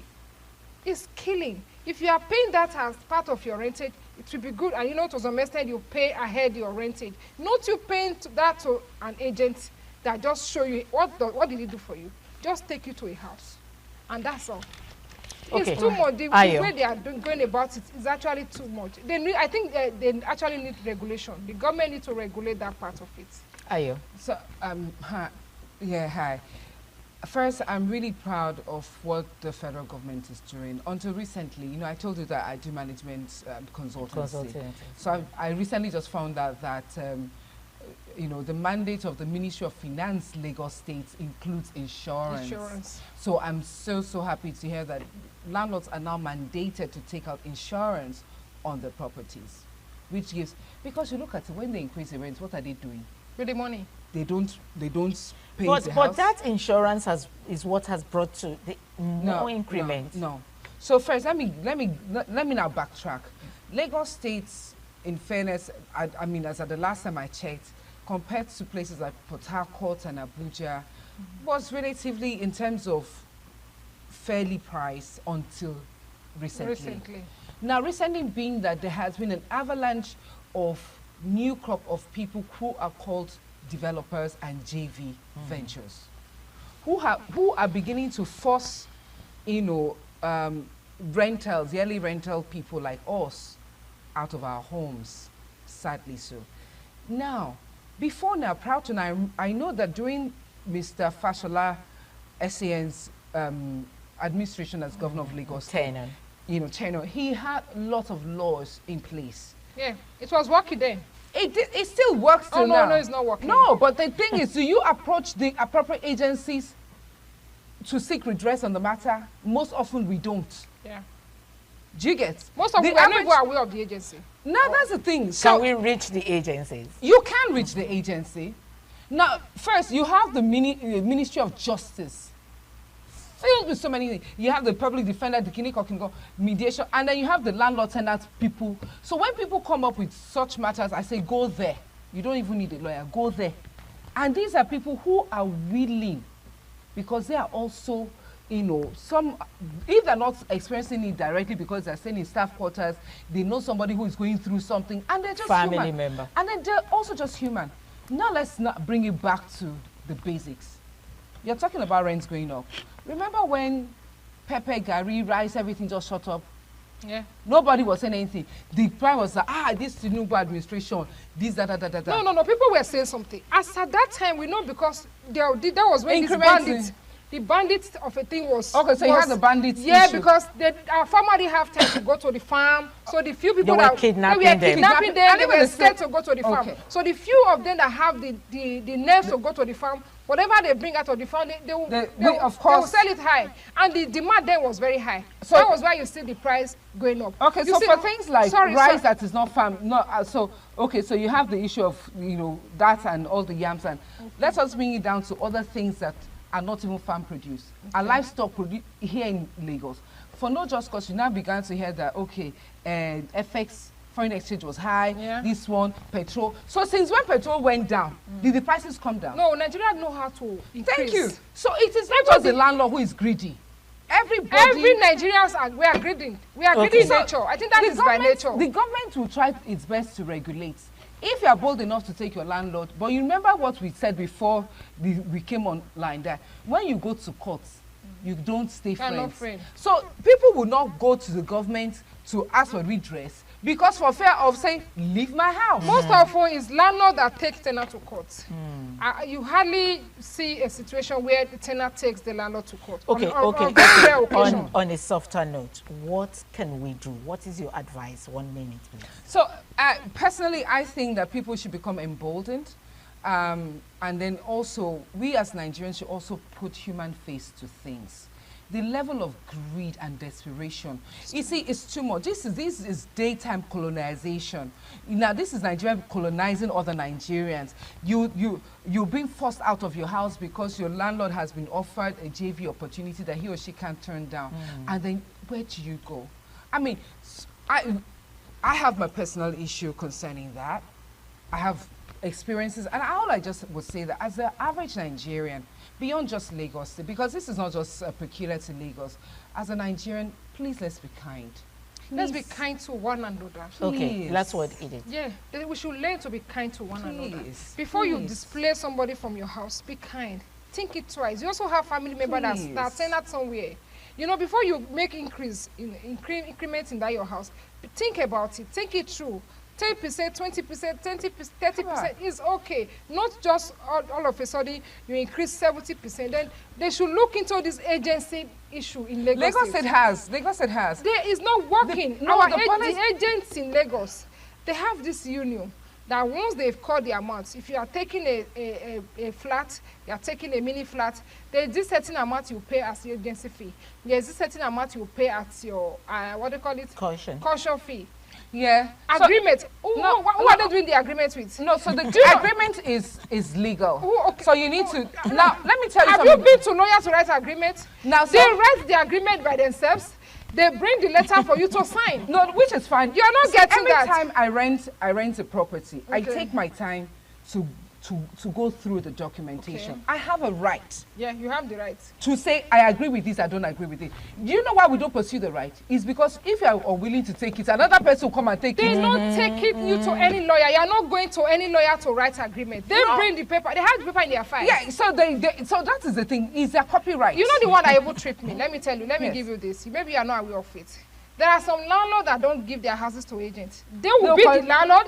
They will collect the money for the house rent. They will take the money for the agency. They will take the money for the caution and the agreement. When you take what such do you call a house, that? Is that greed? Yes. That is more than greed. So when you take such houses, be sure that every 6 months the landlord will have an issue. And you have some houses that will tell you, as you come into my house, you pay yearly NEPA bill. You pay yearly Loma bill. No, you can't tell me to pay yearly NEPA bill because now it's prepaid. In some places they do. So if I do that, it's to my advantage. Be sure that I will use the light as best as I can. Okay, let's leave it at that. Oh my God. We're just calling on the Lagos State government to take a look at this because a lot of cries, Nigerians are crying, especially Lagosians. Yeah. Please take a look at this increment and then do something to it. I mean, because Nigerians are complaining bitterly. Anyway, we come to the end of today's program on WIC. Edith is speaking as if she's gotten an experience, but anyways, we'll leave that for another day. It's going to be Valentine very soon. We're going to talk about the Valentine Day. We will talk about that some other day. Before love people as much as you can, not the other way love, but the Bible also said so. Jesus said, love your neighbor. Good evening and welcome to ITV News at 11. I am Chukufumnanya Digwe. Now, the governor of Edo State, Senator Monday Okpebholo, has strongly condemned the recent attack on members of the African Democratic Congress, describing the incident as an internal party crisis that has taken too far.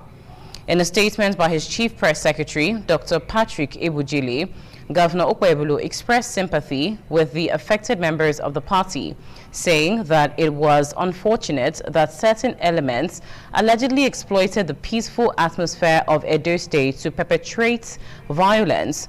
The governor also condemned what he described as the importation of thugs and miscreants from outside the state under the guise of party politics, pointing out that such acts will not be tolerated going forward.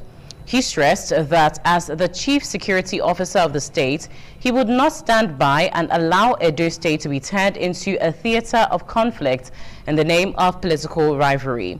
The governor further declared that no amount of political blackmail would sway the people from supporting a government they hold dearly, emphasizing that politics should center on performance, engagement with the people, and the continuous effort to earn their trust and confidence. While sympathizing with members of the ADC and condemning the incident, the governor advised the party to refrain from directing accusation outside its fold, suggesting that the matter appeared to stem from internal disagreements. Governor Okpebholo warned members of the opposition seeking to cause unrest, urging all political parties in the state to resolve their internal disputes before organizing events in the state.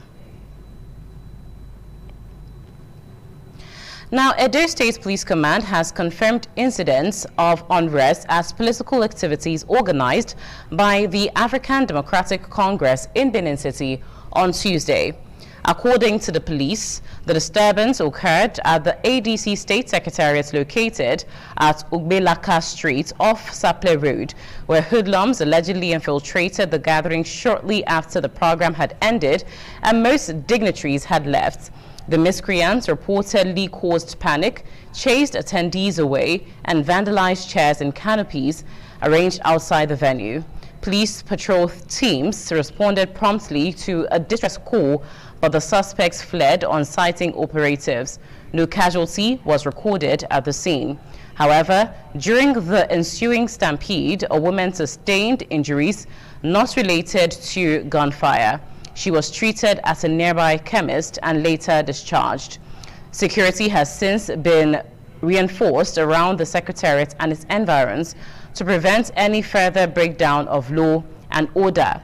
In a related incident, the command said it received another distress report alleging that gunshots were heard at the residence of the ADC national leader and a former Edo State governor, Chief John Odige Oyegun.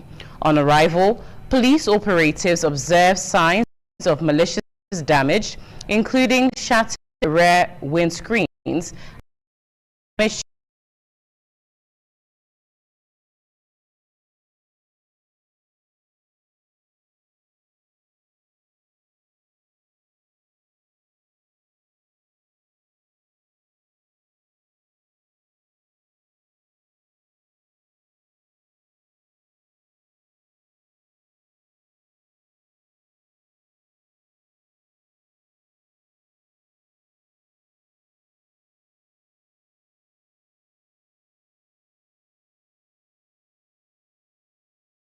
leader and the former governor of Edo State, Chief John Odige Oyegun, thereby heightening tension in the state.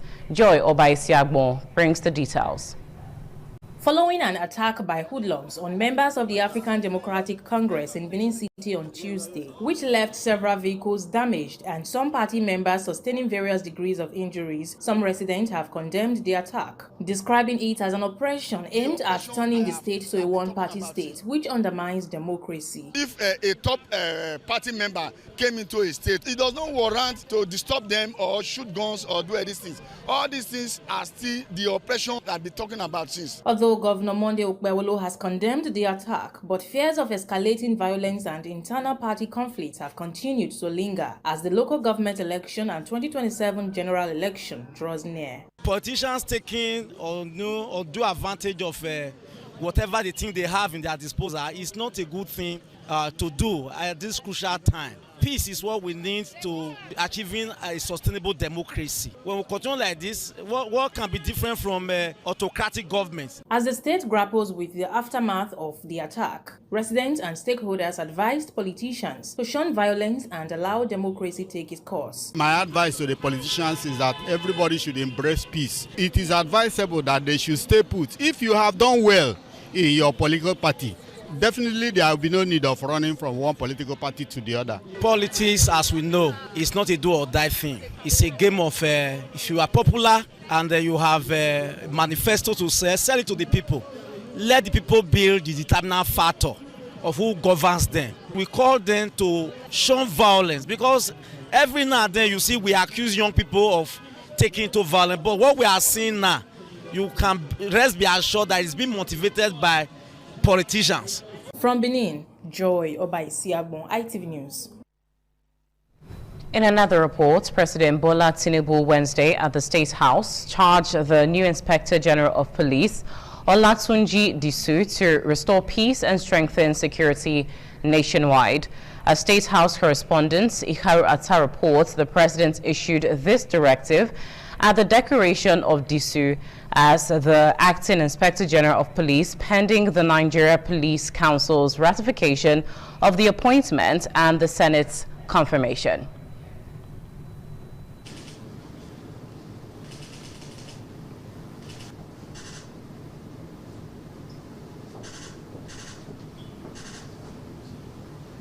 That was President Bola Tinubu decorating newly appointed Acting Inspector General of Police Tunji Disu with his new rank. Speaking, the president described Disu's appointment as coming at a critical moment, urging him to rebuild public confidence in the police capacity to do their job in collaboration with other security agencies. And now you assume this responsibility at a defining moment for our nation's security, and expect you to strengthen the discipline, enhance interagency collaboration, and restore public confidence in Nigerian police. President Tinubu urged Disu to advance the security pillar of his administration's renewed hope agenda. He expressed confidence in Disu's discipline, operational experience, and leadership capacity. He reaffirmed his belief that Nigeria would prevail under a committed leadership. The president urged all security stakeholders to work collectively to safeguard lives and property during this critical period. Speaking with State House correspondent after his decoration, IGP Disu promised to ensure improved security for Nigerians and enhance welfare for police personnel. One of the first lectures I'm going to have with my men, I'm going to talk to them, let them know that the citizen of the country are the boss. It's very, very important for them to know that no police anywhere in the world can succeed without the cooperation of members of the public. I'm going to ensure that I take their welfare into consideration because people who are motivated are putting their best. Present at the decoration were the National Security Advisor Nuhu Ribadu, Chief of Staff to the President Femi Gbajabiamila, Governor of Delta State Sheriff Oboriwori, amongst others. From the Aso Rock Presidential Villa, Abuja, Amikaro Atta, ITV News.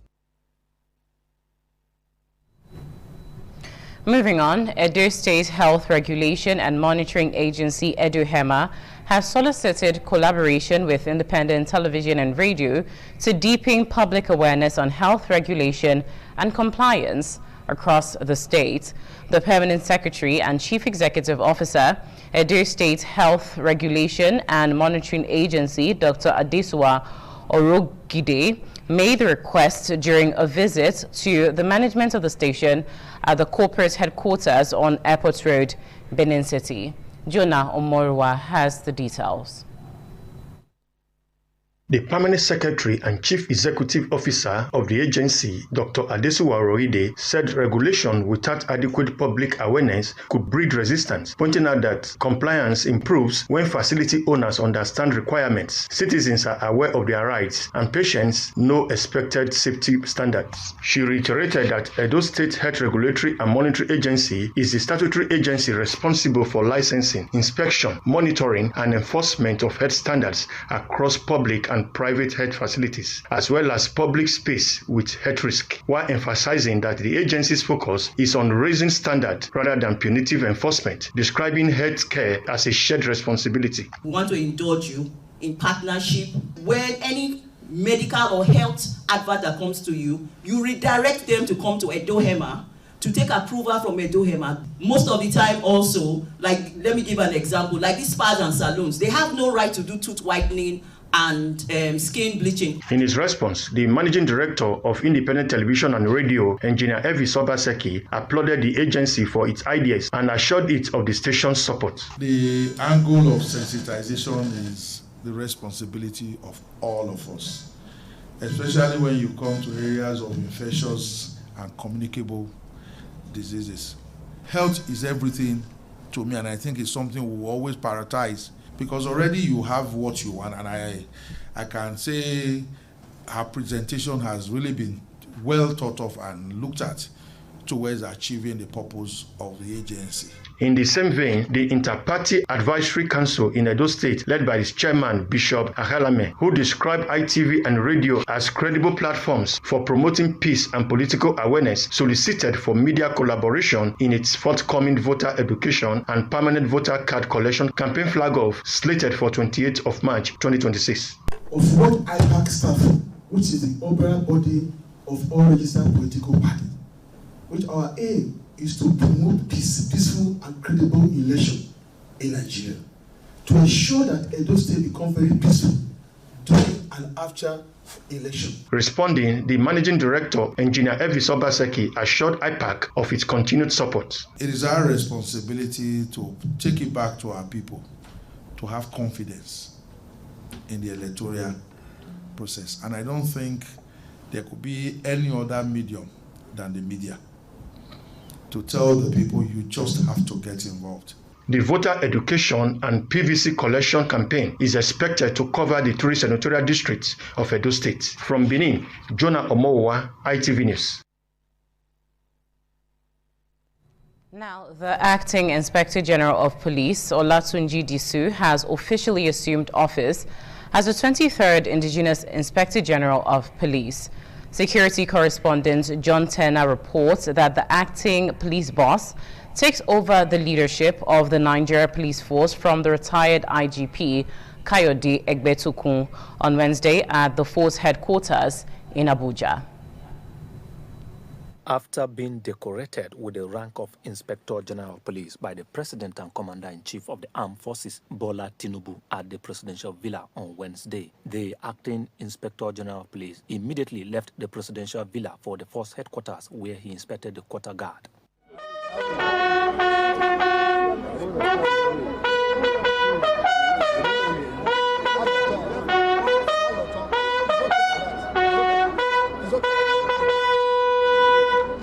IGP Disu takes over the force leadership from the former IGP Kayode Egbetukun as the 23rd acting Indigenous Inspector General of Police at a brief but colorful ceremony at the force headquarters. While exiting the force, the former IGP wished the new acting police boss success in his new assignment. As I hand over to my successor, the one chosen among the best, I do so with confidence in his competence, experience, and strategic capacity. The foundation has been reinforced, the system recalibrated, the reform trajectory clearly defined. All these he has been part of. Meanwhile, acting IGP Olatunji Disu assured of a professional police force and improved security for citizens. My tenure will therefore be built on 3 clear commitments: professionalism, modernism, accountability, integrity, community partnership, and trust. To all officers, I will demand the best from you, because the people we serve deserve nothing less. Integrity, compassion, courage. These are not optional qualities. They are the job. But I make this promise in return. I will fight for your welfare, your dignity, and the conditions you need to serve effectively. Nigerians will expect visible improvements in security from the acting Inspector General of Police, given his antecedents as a crack crime fighter. From Abuja, John Turner, ITV News. This is still ITV News at 11. We'll take a short break now, after which the news continues. Stay tuned.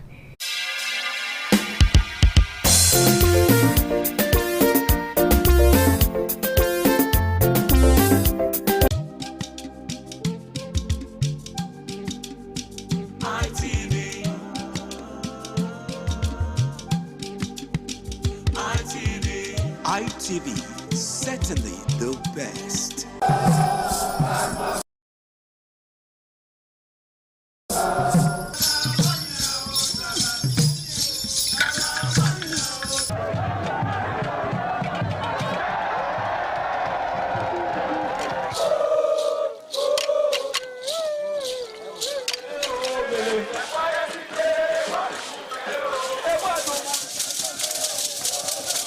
The Igwe Festival is the colorful and crowd-pulling festival in Benin Kingdom.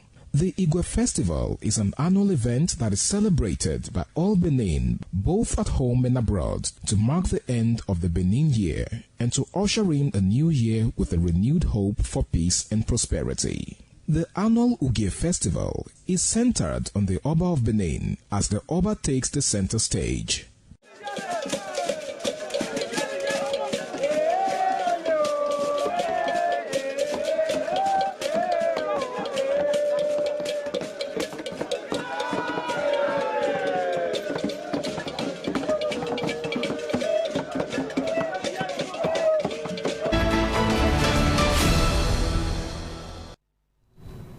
Welcome back. Now, gunmen in the early hours of Wednesday abducted 5 worshippers at a church in Uso, Owo local government area of Ondo State.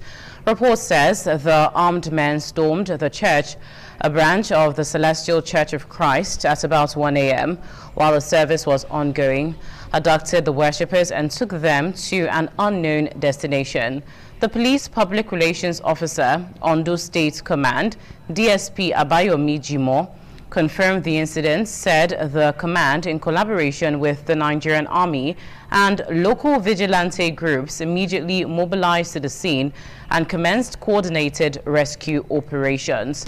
DSP Jimo said one of the victims has been rescued, while one suspect has been apprehended, adding that operations are ongoing to ensure the safe rescue of the remaining victims and the arrest of all the perpetrators involved. Ondo State Police Image Maker urged residents of the area to remain calm, vigilant, and cooperate with security agencies by providing credible and actionable information that may aid ongoing operations. In another report, residents of Efuru and Warri in Delta State took to the streets, resulting in the disruption of vehicular movement for several hours in protest against alleged power outage by Benin Electricity Distribution Company spanning for over 2 months. Warri correspondent Benga Ahmed, who monitored the protests, bring details.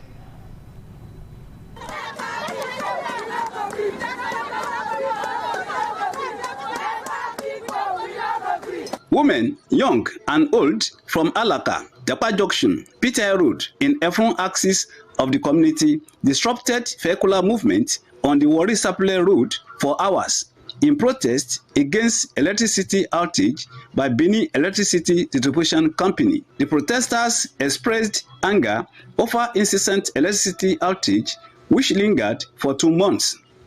They lamented a situation where customers are paying exorbitant electricity bills but throws into darkness. If we see any NEPA, we will not pay bill, we will not use that, we will not pay bill. We are not going to pay any bill, because I cannot be paying bill for what I did not use. What you have not used cannot be paid for. We didn't use this light, and they will just come around and say, come and pay. A middle-aged woman, Mama Currency, who expressed her frustration over the situation, said she spent her money to purchase battery on daily basis. Now battery, I will start like that. I will get transformer. They say we get transformer. They collect money. I will see battery. We don't see now carry console. We not see lights. We not see lights. See, 2 weeks I don't use all this one. Efforts to get the reaction of BUDC Efron office to the allegations was unsuccessful. However, a senior BUDC officer who addressed the protesters, declined camera interview, said the current electricity situation in Efron and Warri is due to the shortfall in power generation and distribution from National Grid, and appealed to the protesters to be calm. From Warri, Benga Ahmed, ITV News. Now, in this missing person report, Edo State Police Command has declared a woman, Emmanuel Isosa Blessing, missing. In a statement signed by the Police Public Relations Officer, Edo State Police Command, ASP Ino Ikoidem, the woman, Emmanuel Isosa Blessing of Ogege community off Sapele Road, Benin City, left home on the 22nd of July 2025 to an unknown destination. All efforts made to trace her proved abortive. The statement adds that Emmanuel Isosa Blessing is 25 years old, fair in complexion, about 5 feet tall, without tribal marks, speaks Benin and English languages fluently. The statement adds that anyone with useful information about the whereabouts of Emmanuel Isosa Blessing should kindly contact the nearest police station.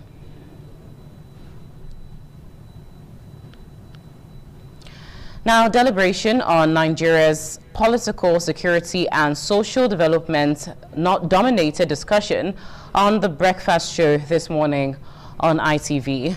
The report by Ehis Uhunna Mure is presented by Usemujame Osaike. From the Benin Network Center, Chairman, National Youth Council of Nigeria, Edo State Chapter, Moses Aguinede, commenting on the topic, 2027 elections as a civil responsibility, youth mobilization, said young Nigerians must move beyond social media activism to active civic participation, including voter registration, peaceful advocacy, and community sensitization. Mr. Aguinede stated our youth involvement will play a decisive role in shaping credible and issue-based elections in 2027. Edo youth are very conscious and agile. So that's why we tend to treat them with caution. It's for us to shun courtesan, shun every form of violence whatsoever. Do not allow yourself to be used as political talks. From the Abuja Network Center, human rights activist Comrade Gerald Kachi, alongside leader, director of Speak Out Africa Initiative, Kenneth Eze, condemned the attack on former Labour Party presidential candidate in the 2023 election, Peter Obi, in Benin City. They described the incident as a threat to democratic principles and warned that political intolerance could undermine public confidence ahead of the 2027 general elections. There should be a level playground, a peaceful, allow people produce results. See, that is the best way to win people. A very proactive and responsible government should do is to fish out those who have perpetrated this kind of evil. To exonerate his government and not begin to, deny it didn't happen. Is the one that orchestrated it. It's unfortunate. From the Lagos Network Center, a United Nations humanitarian ambassador, Dr. Victor Okai, examined the exit of the Inspector General of Police, Kayode Egbetokun, raising questions over whether it was a voluntary resignation or influenced by political pressure. In the military, let them run their things the normal way. Civil service, let it run the normal way. Don't come and disrupt the system. When you disrupt the system, you will mess up things. Semudame Osagi, ITV News. Now here's where we draw the curtain on ITV News at 11. I am Chukufumnanya Digwe. Thank you for watching. Good night.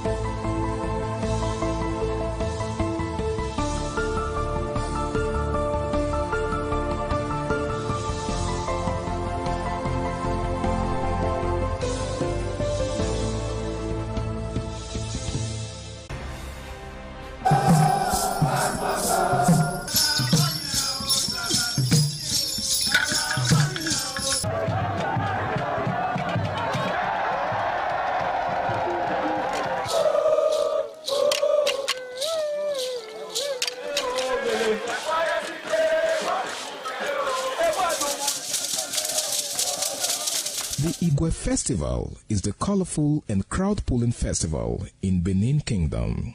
The Igwe Festival is an annual event that is celebrated by all Benin, both at home and abroad, to mark the end of the Benin year and to usher in a new year with a renewed hope for peace and prosperity. The annual Ugie Festival is centered on the Oba of Benin as the Oba takes the center stage.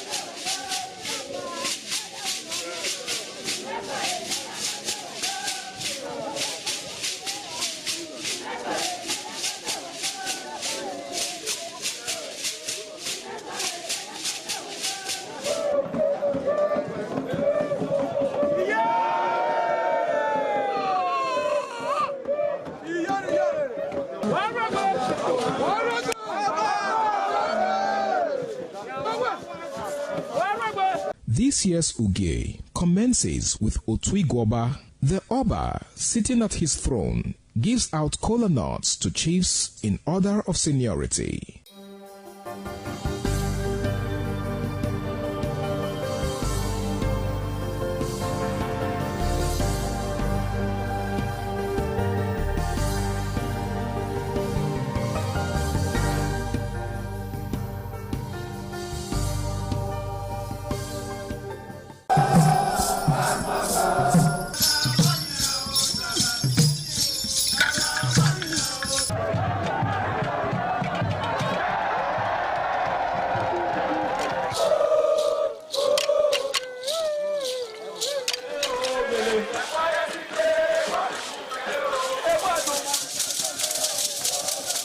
Every year, the people of Okoromi, a village near Benin City, the headquarters of Edo State, roll out their drums to celebrate Ugioswenware Nohiutete. The festival is known for peace and progress and was established by Oba Eware I during his reign as Oba of Benin. The festival is also to remind the people of the end of the year and offering of sacrifice to the god of peace and harvest in the land.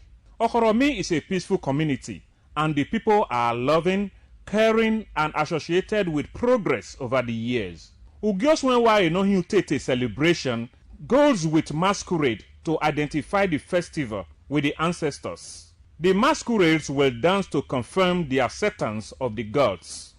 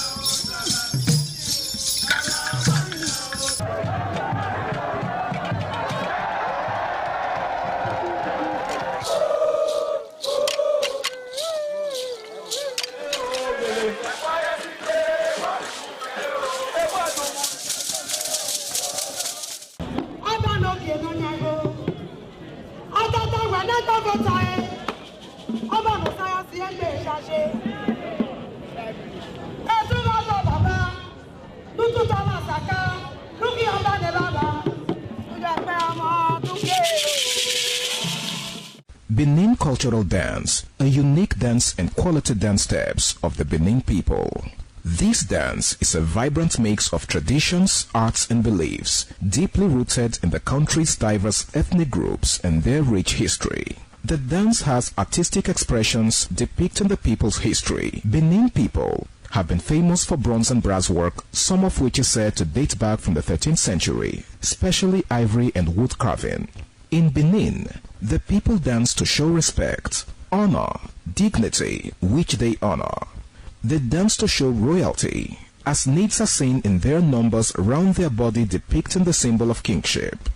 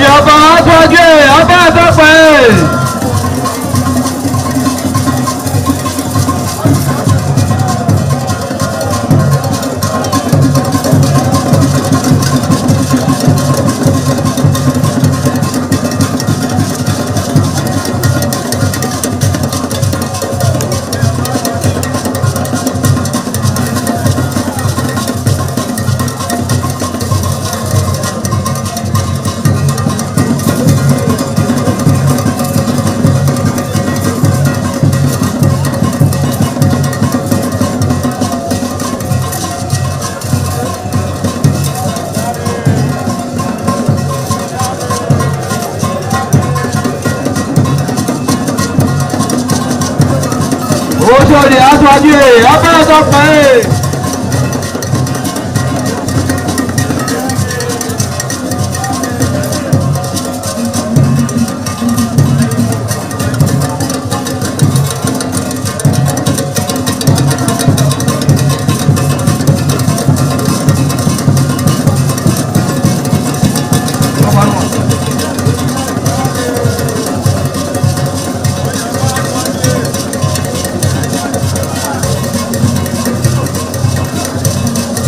Àyàbá sọ́kè abẹ́rẹ́ pẹ́.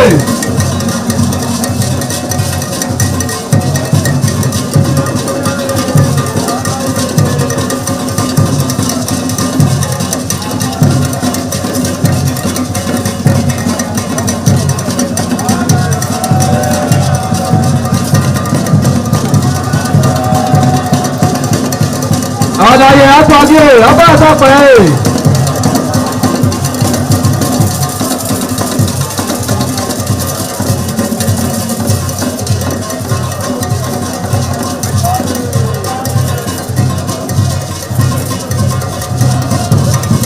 Ẹgbẹ̀túwà.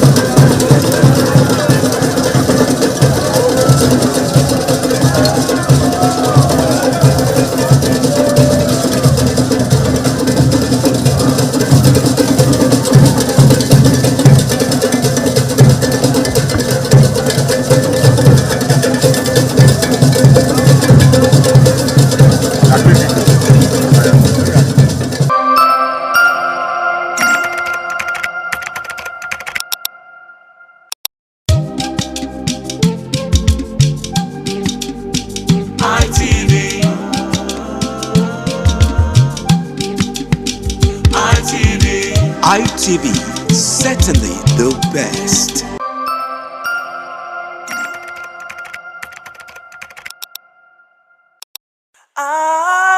ITV, certainly the best. Right now, I know that you are so familiar with that visuals that are there. When you know, you see it, you hear it, of course, you know that it's time for our program, ultimate program on television this morning on ITV, Wednesday's edition. And my name is Evan Sunokoge. You're welcome on board. I'm not alone this morning. I have my co-anchors right here. Yeah, and Oluwakbo is right here, and also Wisin on my show. I'll start from the lady. Lady, good morning. Good morning, Evans. How are you? Good I'm fine. I'm fine. Except the fact that I'm not happy about something. You know, it happened yesterday. Anyway, Wisin, good morning. Good morning, Evans. Why are you not happy about this politics? You should understand. I don't like when you should understand this stories. You know, when bad stories come from Edo State. I mean, it emanates from Edo State. I really don't like it. I mean, I think we should understand. We should know that we need to keep our peace here. You know, if it happens in Lagos, people may see it. You know, they won't really look at it that way. If it happens elsewhere, but once it happens in Benin City, in Edo State, people begin to look at it differently. I mean, imagine, you know, gunshots at the residence of a former governor of the state, a former national party leader, you understand? Then a presidential candidate of a party, you know, there, and gunshots. I mean, I have been opportune to work in government house. The security formations around the premises of Chief John Odige Oyego, there are about 4. Right. You have the Edo State Police Command headquarters is close there. You have the DSS office is close there. You have the 4 mechanized brigade headquarters is close there. Then of course you have the Edo State government house as its own security formation is there. I mean, what are we talking about? What are we saying? Honestly, go ahead. I want Wilson to respond first because I know he has a lot of things to say. But honestly, it's really a sad one, just as you said, and I don't think we even saw this coming, especially as we move towards the 2027 general election. Yesterday, what we saw happen in Benin, I'm listening to one of the ADC chieftain, Kenneth Okonkwo. He said a lot as to how they came for an event where the defection or the moving of the former governorship candidate of the Labour Party, Olumide Akpata, into the ADC was on, and they got feelers that something bad would want to happen, so they quickly moved over to the former governor of Edo State, Chief Odiego's house, and right there, the same guys trailed them down, and they were shooting sporadically. I mean, you did see the video online. Gunshots at the gate, vehicles were destroyed, and it says a lot about the political tension as we move over to the 2027 general election. Now, a lot of questions to be raised. Who are those behind it? But let's not also forget that prior to now, allegedly, it was in the news that Edo State Governor did allege that the ADC are the ones behind cultism in the state, and the ADC came out to debunk it. A lot of things to talk about. Now, what does this mean, basically? It raises political tension as we move towards 2027 general election. Also, security concerns, not just for the citizens, but also for political bigwigs, I would love to put it, especially the opposition parties in Nigeria. And then there's also the talks as regards democratic implications and also political narrative battle. A lot of things to talk about on this, you know, tragic incident. Yeah, well, you know, you get to hear people saying is the APC, is the APC, is the APC. But the thing is, Joseph, take a look at what really happened yesterday. If what you said is correct, actually, again, it's very much correct about the security formation. I won't blame political parties. Rather, I'm going to heap the blame on the security architecture. That's what I'm saying. You understand? Now, the thing is that you just can't say, is the APC, is the PDP, is the LP. Don't forget that on the news, the captain of the ADC said, yes, some persons were shot out. People can be aggrieved. Now, listen. Do you understand? People can really be aggrieved. It could be from the same house that's been fractured. Because I don't want to say, is this party, is that party? No, this time around, I'm going to follow the security operations that they have the right to protect and serve. Where were they when this started happening? You understand? It says someone just came on a registered car, they came outside, they shooting sporadically. You talk about security formation. Where were they? It could be from anybody. This is politics. Some can do something just to whip up sentiment. That's the question I'm asking. I mean, for such thing to have happened, close to 4 security formations. 4. The Edo State Police Command headquarters close by. Just some, it's not up to a kilometer. You know, maybe some meters close by. The DSS office close by. The Edo State Government House close by as a military information. And it happened. Then 4 mechanized brigade headquarters in Benin State close by. I mean, what are we saying? So if that can happen, it depends on this person's, how safe are we in Edo State? That's the question. That's the question. How safe are we? Now, ordinarily, when you make a gunshot in Chief John Odige Oyegun's house, it's close to all these places. Ordinarily, when you make a gunshot, you ought to hear in Government House. I expected the security men in Government House yesterday to come out and find out what happened. I mean, so at the end of the day, what are you? If you hear a gunshot in the city of, what are you insinuating in all of this? Yeah, that's the question. What are you insinuating in all of this? But let's not forget. I'm just analyzing the whole thing. Right, of course. Well, still staying on analyzing. Let's talk about the aftermath of this. Kenneth Okonkwo, one of the ADC chieftains, said after the whole incident, the Commissioner of Police in Edo State, according to him, went to the premises to meet with Chief Odige Oyegu right there. But what happened afterwards, we do not know. I said now Edo State government has not come out to clarify or to even make a statement as regards to it. So we are waiting for a statement from them. But let's not also forget, prior to this, I think it was last year when we saw in the news that the governor of Edo State did state that I think he categorically said, Peter Obi, you shouldn't come to my state without getting security clearance from me. Now, a lot of persons on social media are falling back. No, I'm not insinuating anything, but I'm just giving you the feelers online right now. A lot of persons are saying... You know what? Now, from what you said, it said, look, they got feelers. They have this, something's going to happen. They relocated, and the same thing happened. Why didn't they work on the information that they got? Why not? Hold on, because it was about security challenges. You understand it? If you get on the information about security situation, you act on it. Why didn't you shift to the venue? I mean, they were already at the venue, at the premises when they got the feelers, and then they had to move out for safety. But the same guys followed them down there. Why not just shift 8? You heard it. This is being planned. This will be orchestrated. This must happen. Why didn't you move the meeting? Listen, you don't start making security preparations. It's just question I'm asking. You're asking questions. Because you heard that Peter... Now, who would give us all the answers to this question? Security is something that it ought to be there at any time. Fine. But hold on. Does it not mean that don't have security presence there? But that's the question we're asking. Let's not forget that. That's the question we're asking. Just take a look at the bullet shots, sporadic gunshot, cars destroyed. You have policemen there. You have personal security. No arrest was made. Nothing. No. Well, we haven't gotten any. The gunshot was not once. Look at the pellets on the ground. There are more than 5-6 pellets on the ground. The capture is there. You know what I know. Now, Wilson, if you listen to this interview, he said yes, it's true. Some persons were shot out because they're not members of our party. Those persons might just be, I'm not saying they are, might just be 1 or 2 people that might just have a hand in this. No, so why accusing the ruling political party? Is this party? Anything can happen. You can inflict it on yourself to whip up sentiment. We have Messelina. Messelina is in Lagos. Mercy, good morning to you, beautiful Mercy. Okay, we'll start with Lagos. Mercy, very good morning. Beautiful morning to you, Evans. Good morning, Wilson. Good morning, Anu. You know, I saw what has been trending. I saw the video on social media yesterday, and also this morning I saw on the news that Edo State government, they described the whole thing as false and malicious claims by the former Anambra State governor and Labour Party presidential candidate Peter Obi. You know, he said that it is false and malicious.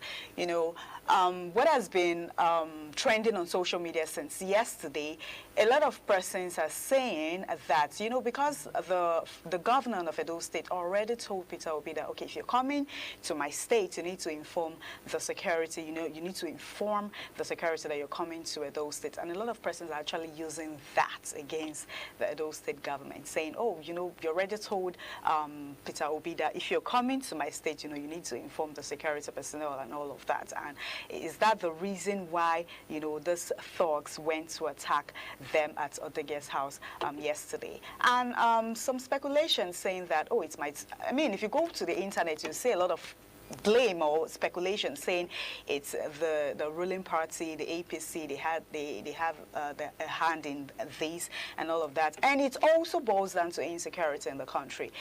Like Wilson had been saying, all those security personnel, or Evan said earlier, you know, where were they at that moment? I know we don't need to blame, at the same time, we would not want to blame these people, but if you should look at it in another way, we still have to, you know, blame the security personnel. We were there at that moment. So, you know, the whole thing has been trending. It is really, really sad to see that this incident happened in Edo State, coupled to the fact that the governor has already won, or should I say, told the presidential candidates, Peter Obi, that whenever you're coming to the state, inform the security architecture that you're coming to my state and all of that. And this whole thing happened yesterday, and people are blaming the Edo State government and all of that. Okay, well, basically from Lagos today, we would be looking at the exit of the IGP, the Inspector General of Police, Egbetukun, you know, his resignation. And it was by Tunji, you know, by the President Bola Ahmed Tinubu. And it's the new leadership, will it help curb insecurity? Because whatever we are talking and discussing in Nigeria currently still boils down to insecurity in the country. So will it help? This new leadership, will it help? What will it? And a lot of persons have been saying that, you know, the former IGP of police, that he's been overdue in the office, that he should be, you know, he would have resigned ever since, and is still at the office. And now, you know, people are saying he's been overdue. This new leadership, will it help curb insecurity in the country? So basically, that is what we'll be talking about today in Lagos. All right, so beautiful question there. So we just keep our fingers crossed to see whether the new IGP now, whether he will really, you know, curb the insecurity issues in the country. All right, so let's go over to Abuja, where we'll have Tolu Lokbe. Yeah, Tolu, good morning. A wonderful morning to you, and I listened to you guys discussing this morning about what transpired in Edo State right there. Is there a reflection of what we are going to look forward to in 2027? That does not send the right statement going forward right there. And I think our policy should be able to embrace all parties, no matter our affiliation. And I think Edo State should also set the benchmark when it comes to that, knowing that they are a heartbeat of the nation, and really start talking about what really went down. But I just hope that that will be the last of what we get to see of that kind of dastardly act going into 2027 election. If this could have happened for election that has not been held, then you could imagine what would be like in 2027 when the election campaign is a different level. But we just hope that the security apparatus put in place, especially with the new IG, can be able to put machinery in motion to ensure we do have a repeat of this act. But still, moving away from that and talking about election from the Federal Capital Territory, we'll surely be taking a look at the fallout of the last primary local government election. Is that going to be a reflection of what it will be like across the country? We'll be taking a look at that, and also looking at the dominance of APC in the Federal Capital Territory. It's unprecedented where the ruling party dominates the federal local government election in the Federal Capital Territory. But for the first time, we had the ruling party totally dominating 5 out of 6 right there. Was that going to be a reflection? Is that going to be a reflection of what will be happening across all the states in Nigeria going to 2027, and also a reflection of the presidential election, or it will be a totally different ball game entirely? And putting into consideration the major opposition party talking about ADC has not been able to reveal who their presidential candidate will be and who may likely be standing come 2027. But we know that there are major political juggernauts that will be battling to outdo each other in a bid to get that ticket. So a lot of people are looking forward to see how that will pan out. And especially when you put into consideration the man Peter Obi visited in Edo State, knowing he was one time a stalwart of APC. Now also fraternizing with the candidate of ADC. It's also a lot of questions being asked when it comes to that. This will also determine what will happen right there. But so those are the things we'll be looking at this in the federal from Abuja Network Studio. Evans. Thank you, Tolo. Now, for us at Independent Television and Radio, we don't have any side. We don't have any opinion. All we do is to follow the issues as they unfold. We are not PDP, we are not ADC, we are not APC. That's just the way it is. So we don't have any political party that we belong to. We explain the issues as they unfold, and we also give you the opportunity for you to react to them. Well, from Benin this morning, we're going to be looking at the 2027 election and talk about youth mobilization, the election as a civic responsibility, and see how the youths can be mobilized for this forthcoming election. All right, so we'll take a short pause now. We'll take a short pause now. We'll see. Yeah, sure. And also we'll join the corporate trainer, Inogata Nusahai, for his corporate word. Please stay tuned. Inogata Nusahai is the amiable name, and I'm just in the mood of celebration. I'm celebrating my 16th year on TMI, 16 years on This Morning on ITV. It started February 24th, 2010, and yesterday was exactly the 16 years on TMI. So I am celebrating, and congratulations to me, and thank you to the management of Independent Television for creating the platform. I am so grateful. Now, on the 7th episode of the 7-week series we have been on, which is Driving Workplace Productivity with Emotional Intelligence, we are going to be zeroing on the emotional intelligence component of motivation. That is what we are going to be focusing on today. You know, emotional intelligence, as I've defined on this platform within the workplace context, as a boss, as a leader, is your ability, you know, to ensure workplace emotional stability with the knowledge of how to manage your emotion, and also the knowledge of how to manage the emotion of your people towards ensuring success, productivity in a work environment. And there are 5 components or pillars of emotional intelligence: self-awareness, self-regulation, motivation, empathy, and social skills. And today, the focus is on motivation. So within the arena of emotional intelligence, or in the school of emotional intelligence, what is motivation? You know, motivation in the school of emotional intelligence is different from the excitement you get from a seminar that quickly fades away. There are two different, you know, school of thought, or there are two different meaning. You know, in the arena of emotional intelligence, in the school of emotional intelligence, motivation is the inner drive to achieve. Motivation is the inner drive to improve. Motivation is the inner drive to pursue excellence for the sake of achievement and for the sake of excellence.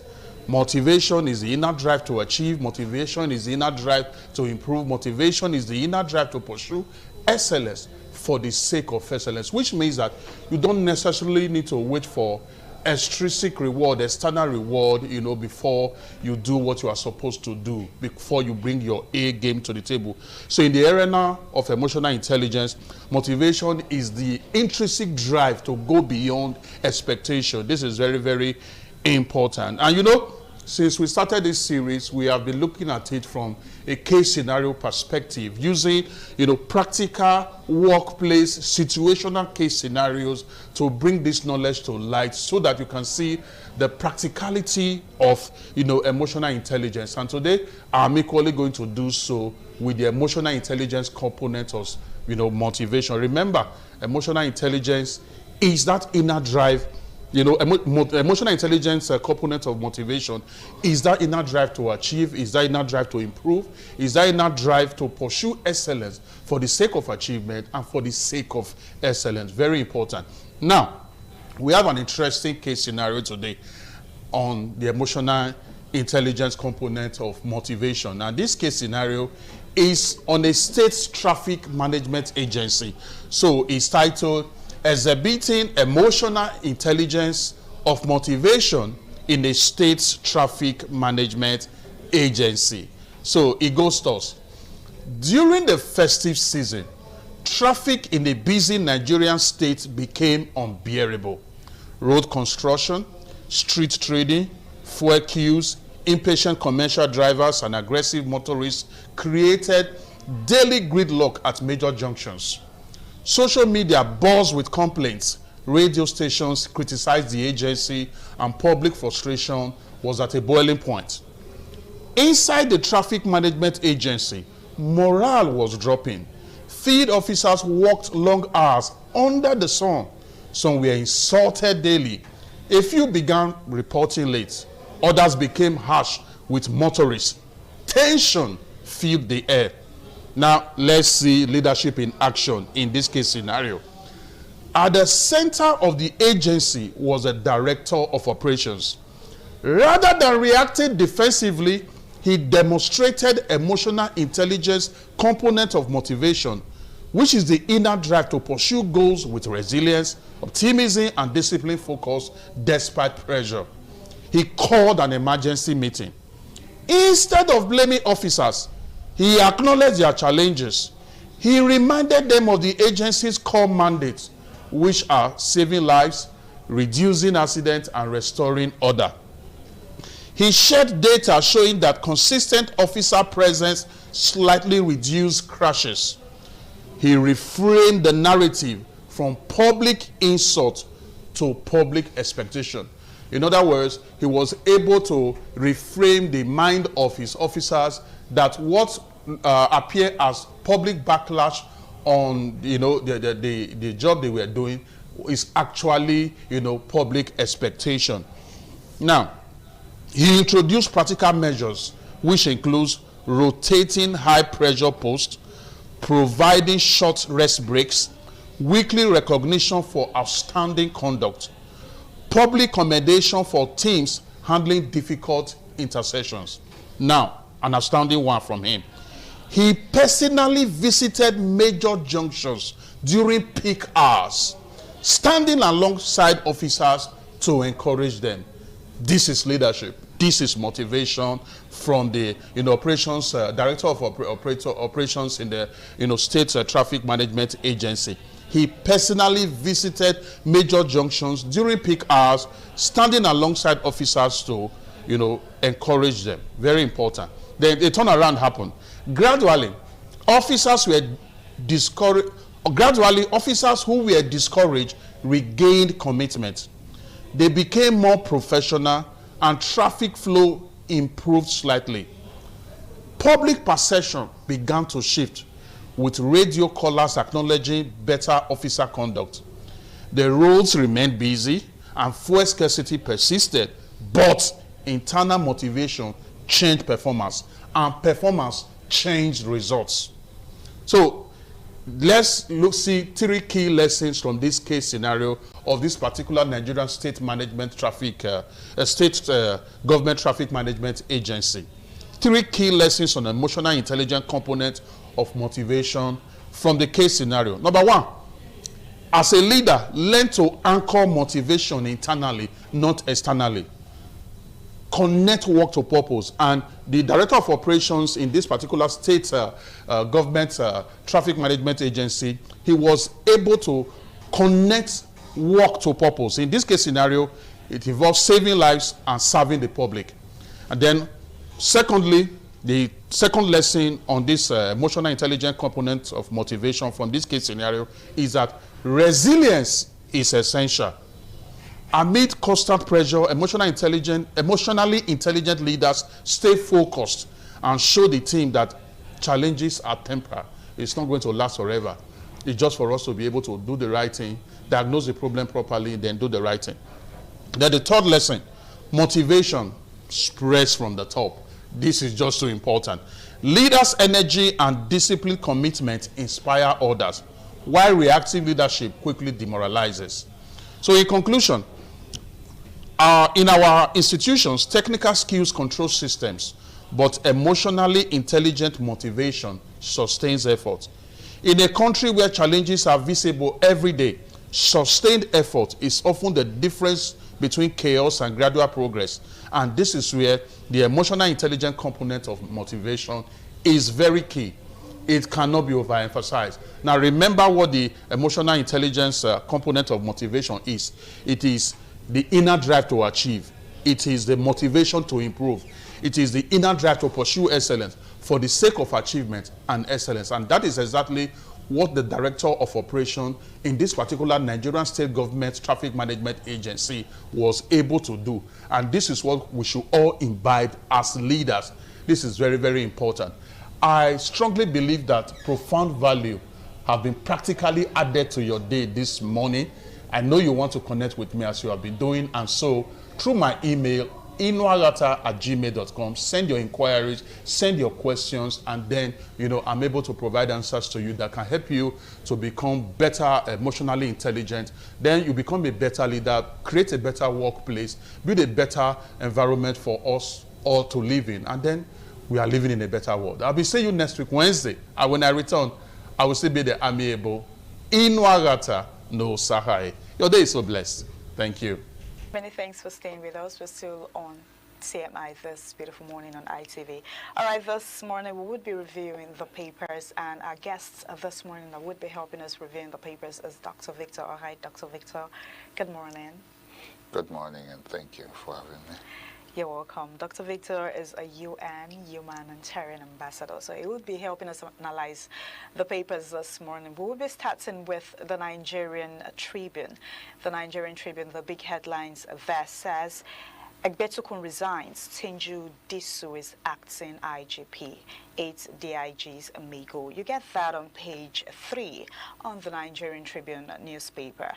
Another headline that says, CBN interest rate cut signals credit pension group. The government files fresh charges against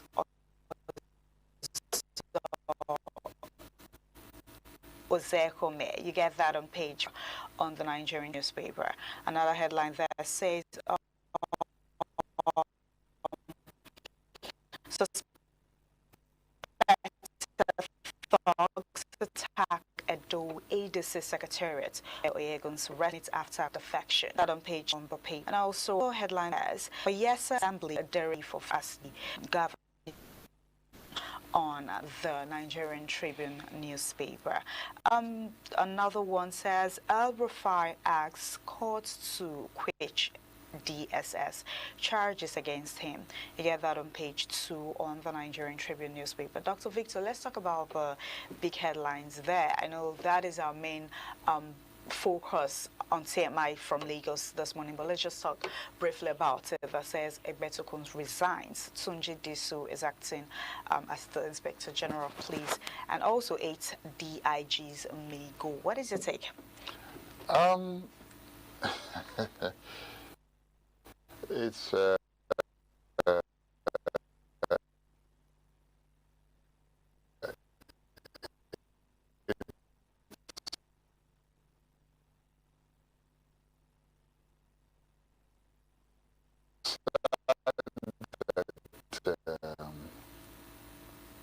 office officer for one, but the song of the and because it was more like a job because of scandals that have been brewing for a while now. But we'll talk about that later.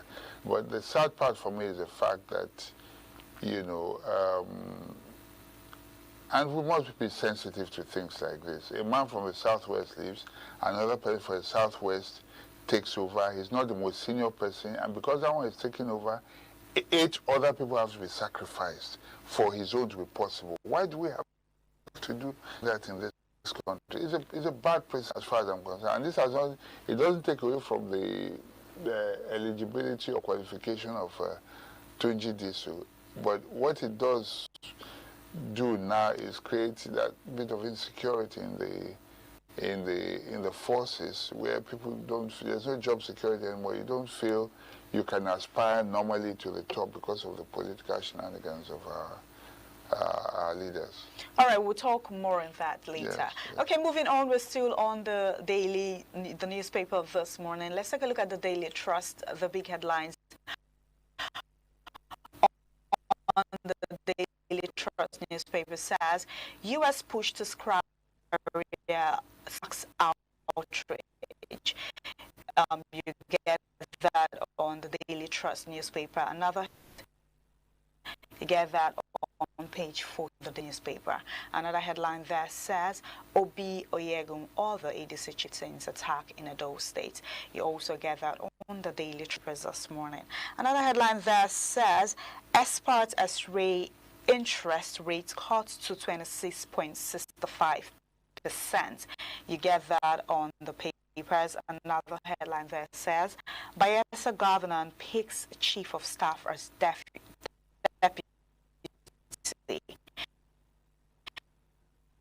Also get that on the paper. Dr. Victor, let's talk about what Edo State of April in yes, but a lot of on social media. Let's get your take on that. I think it's sad. It's unfortunate. It's totally unnecessary. And the reason I say so is, I mean, when you think about it, politics is just what it is. It's not even time for campaign yet and all that. The thugs, whoever they are, the only way the government can, exonerate itself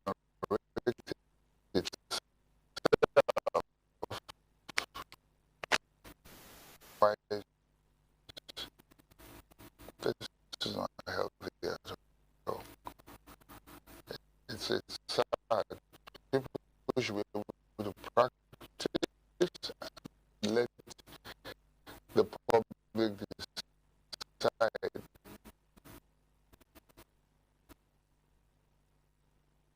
At the polling booth,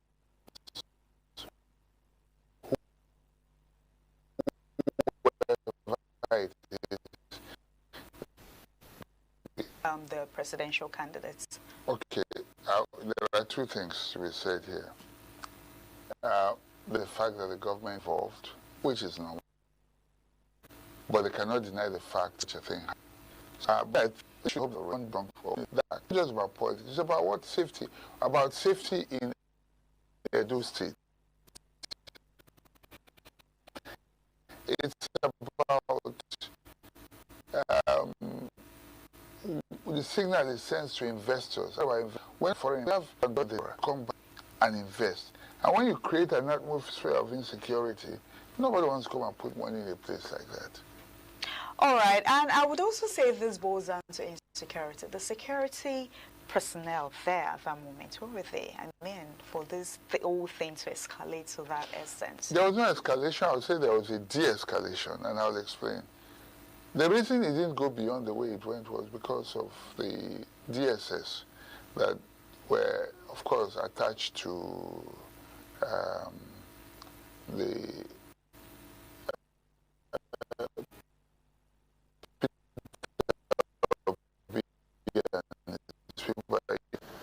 yeah.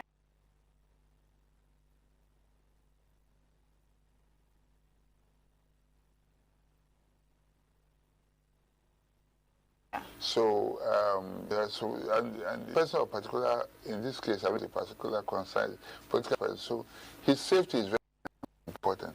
They were the ones that, de-escalated the matter. Otherwise, it could have been worse.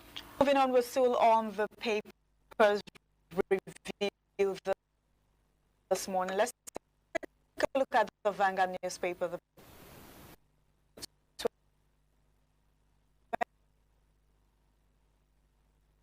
26.5%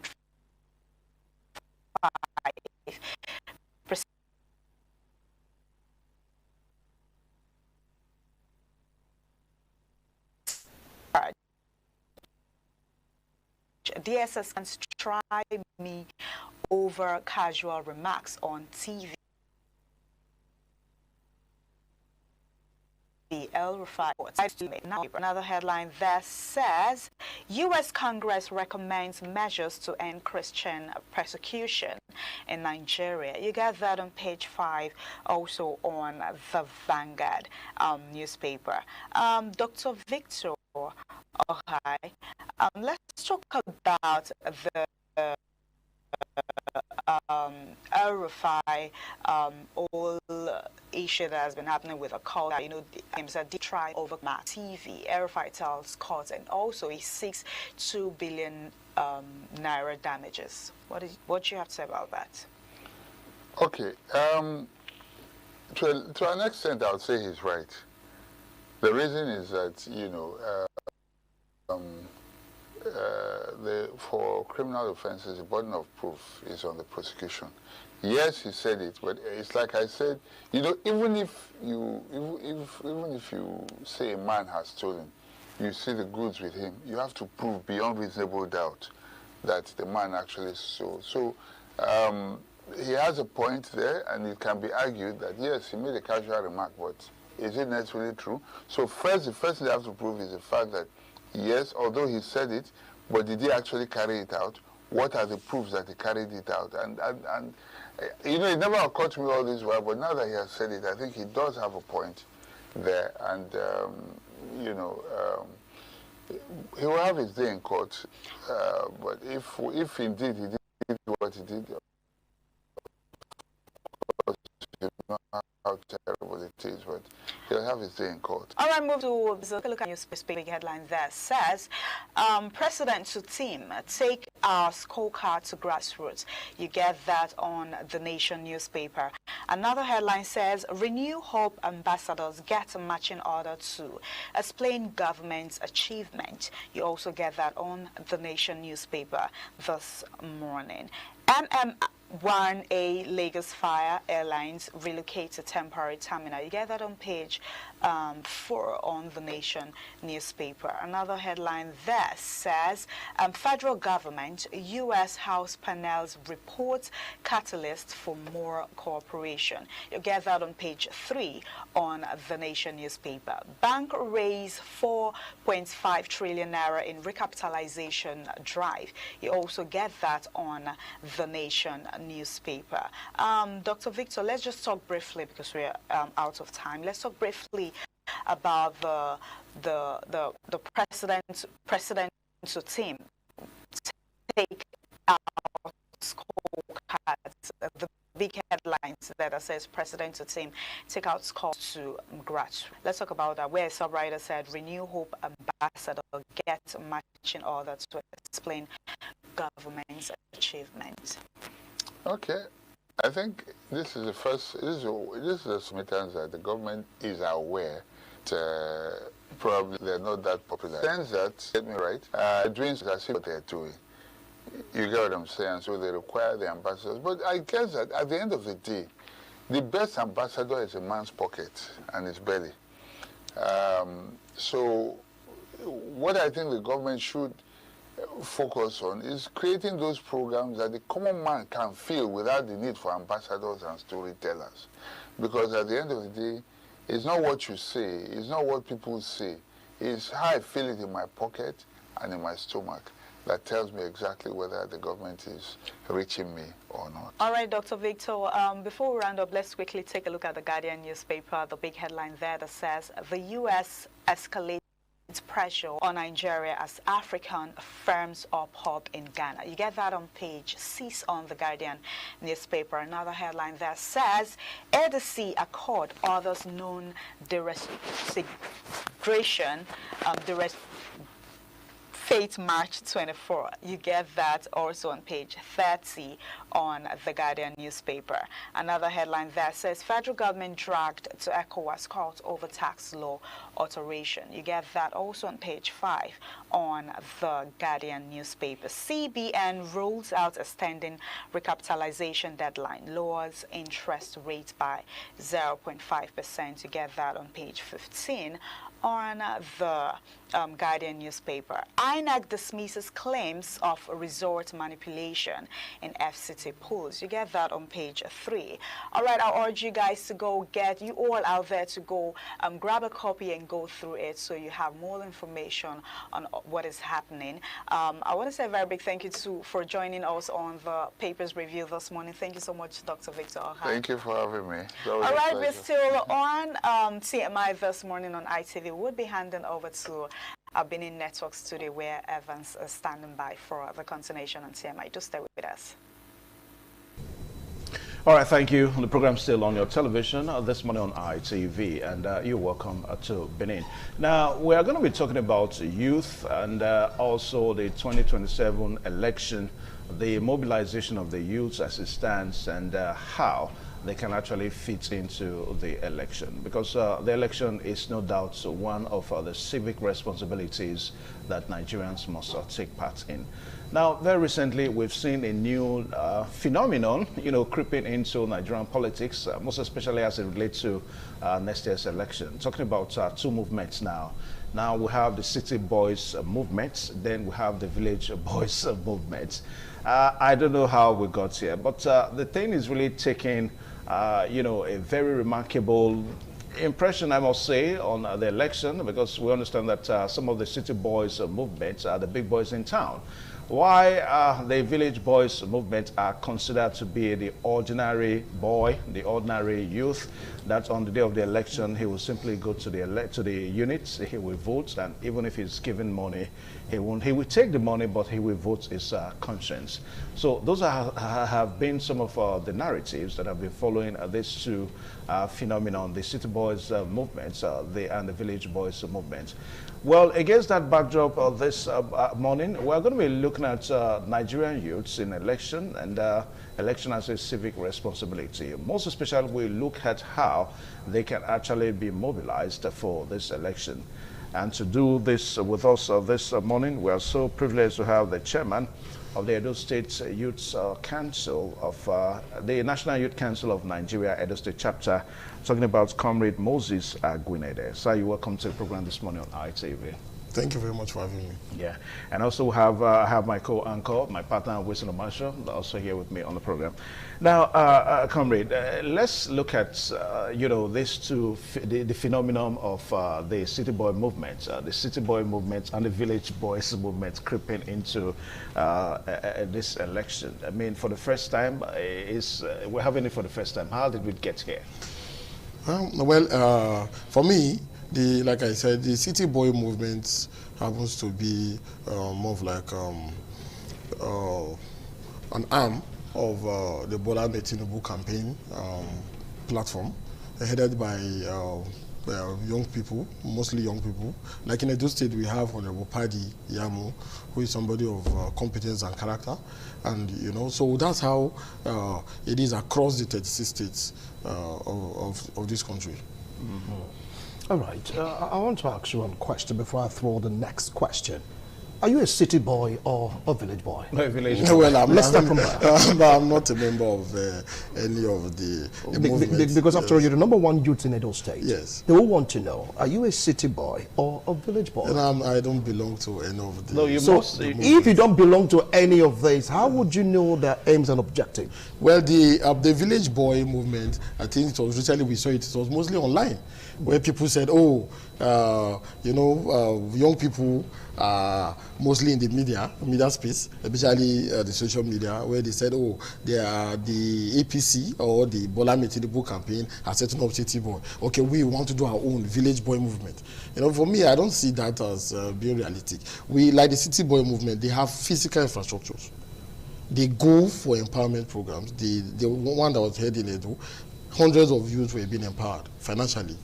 The help in health-related issues, to see how they can help people. What about the village boy movement? We've not seen anything from there.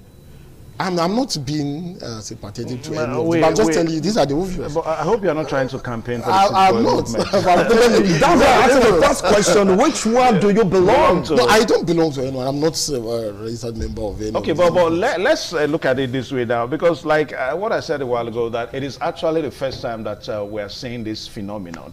I mean, before this time, it used to be just youths. You know, in an election, you mobilize them, and of course, they come out on the day of election to vote. But now we are seeing two movements. The last time we heard about movements in an election was the 2023 presidential election, where we saw Obi movement. I'm not campaigning for Peter Obi though, but we saw Obi movement. But now the City Boys movement and the Village of Boys movement. Now, these two movements now, it seems that we are beginning to look at them within the ambience of political parties. I don't know if I'm correct. Well, I don't know. If I want to ask also, so the Village Boy movement, which party do they belong to? The City Boys movement. Okay, you said is in support of Bola Ahmed. Yes, because the patron of the City Boy movement is Sheyi Tinubu, who happens to be the son of the president, if I'm not mistaken. Yes. So the Village Boy movement, which party are they supporting? With what you have said? We are the one asking the questions right now. Well, I don't know. We are asking the questions. All right, now it is ordinary. It is ordinary if the City Boy movement supports Bola Ahmed Tinubu, then the Village Boy movement will maybe run contrary. I mean, supports some other party. But as of today, we still have people who say they are obedient. As of today, who will tell you we are not a member of City Boy, we are not a member of Village, but we are obedient. And we have been told that obedience are not members of any political party. They are people who are sympathetic to the cause of Peter Obi. All right. Now, when we asked you the first question, you mentioned the name in Edo State that is part of the City Boy, giving out the coordinator, yes. Coordinator. And you say you've not seen what the Village Boys are doing. Yes. Does it not mean that the City Boys are buying up the conscience of Nigerian youth with money? No, when you on what they are doing? No, I disagree. To garner more vote for President Bola Ahmed Tinubu. They didn't tell you we are empowering you to go and vote Tinubu. It's because of what they do. They believe it. In whose name? They are doing it. Doesn't matter. No, in people whose, are being empowered. Hold on. In whose name? That's a question. Because you said, you mentioned the name, Pade, am I right? That is, him and people are giving off arms to help people. And I asked a question, in whose name are they not buying off the conscience of the youths to vote for President Bola Ahmed Tinubu? But it is not bad. If I'm supporting you, you are running for election, I'm supporting you, and I'm coming to say, because I'm supporting XYZ, I'm doing an empowerment program in support of it. Is it bad? It's not bad. So you agree that the buying of conscience of the youth? I didn't say that, but I said they're empowering young people, they're empowering people, they're empowering women. Anyway, let's come off that now. The reason why we have to bring that in is the way that this seems to be taking a kind of a toll on the youths in Nigeria, even in Edo State, like what you rightly said, we also have it in Edo State. Now, the 2027 election is so close. I mean, around this time next year, we would have had a presidential election, though we are yet to see the final timetable from INEC. But you tell us, I mean, you are in the business of running the affairs of the youths in Edo State. And of course, I understand that one of your responsibilities is to, mobilize youths for civic responsibilities. Now, how are you mobilizing Edo youths for next year's election? Well, INEC announced the continuous voter registration. It started from January, it's going to span till April. We are currently sensitizing young people to who haven't registered to be with their voters card, to go and get their voters card. So we're doing that. The registration is ongoing across the 18 local government. Mobilizations are ongoing to sensitize them, to let them know that, hey, if you don't have a voters card, go and get a voters card ahead of the elections. You have to vote. And those who are also, credible and also ready to vie for political office, we encourage them also to throw in themselves to contest and vie for political office. All right. Now, you as the youth president in Edo chapter, right, you have youths under you. And of course, it's your duty to create that particular balance. So tell me now, if some part of your youths are for the City Boys, and of course some are for the Village Boys, you as a leader, how are you going to balance the trend so they not be comatose, or let's say, how will I put it now, fracas, or how will I put it now, commotion, so to speak, in the body of the youths in Edo State? Well, everybody has the right to support candidates of their choice. right? As chairman of Youth Council in Edo, all the youths in Edo State are under my purview and under my jurisdiction. So we have different individuals of diverse political parties, right? The only thing we preach peace. We preach do not allow your party affiliations to get involved with your day-to-day dealings with your peers, right? So that's what we do. We don't advocate for any political party because, like I said, every young person in Edo has the right to belong to any political party and to support the candidate of their choice. Now, some of the period that you are dancing to the tune of the APC in the state as a youth chairman in Edo State. Well, vis-a-vis being a city boy. When you say dancing towards, I don't agree. I am support of the governor of Edo State. Doesn't mean I'm dancing towards the APC. The governor is the governor for everybody, not the governor for APC or governor for a set of individuals. Now, the reason why we're asking this question, I remember you came here during the past governor in Edo State, talking about Governor Godwin Obaseki, the PDP governor, and you were here a couple of times. And of course, you are here again, another government, another political party. Is it true that you support any government in power? Yeah, the constitution of the National Youth Council says you support the government of the day for the development of young people. That makes you political. No. And that makes you a city boy. Yeah. That makes you a city boy. But the Youth Council is not political. The Youth Council is not political. And it states there that you support the government of the day for the development of young people. If I don't support the governor, how will I tell the governor that young people The reason why I'm asking, you know, we in the media, we hear so many things. And when we have the opportunity to ask the questions, we don't spare. Now, I remember the former governor, he had some innovations at your secretariat. He did so many things for you guys at your secretariat and all that. And of course, you supported him like you even said now.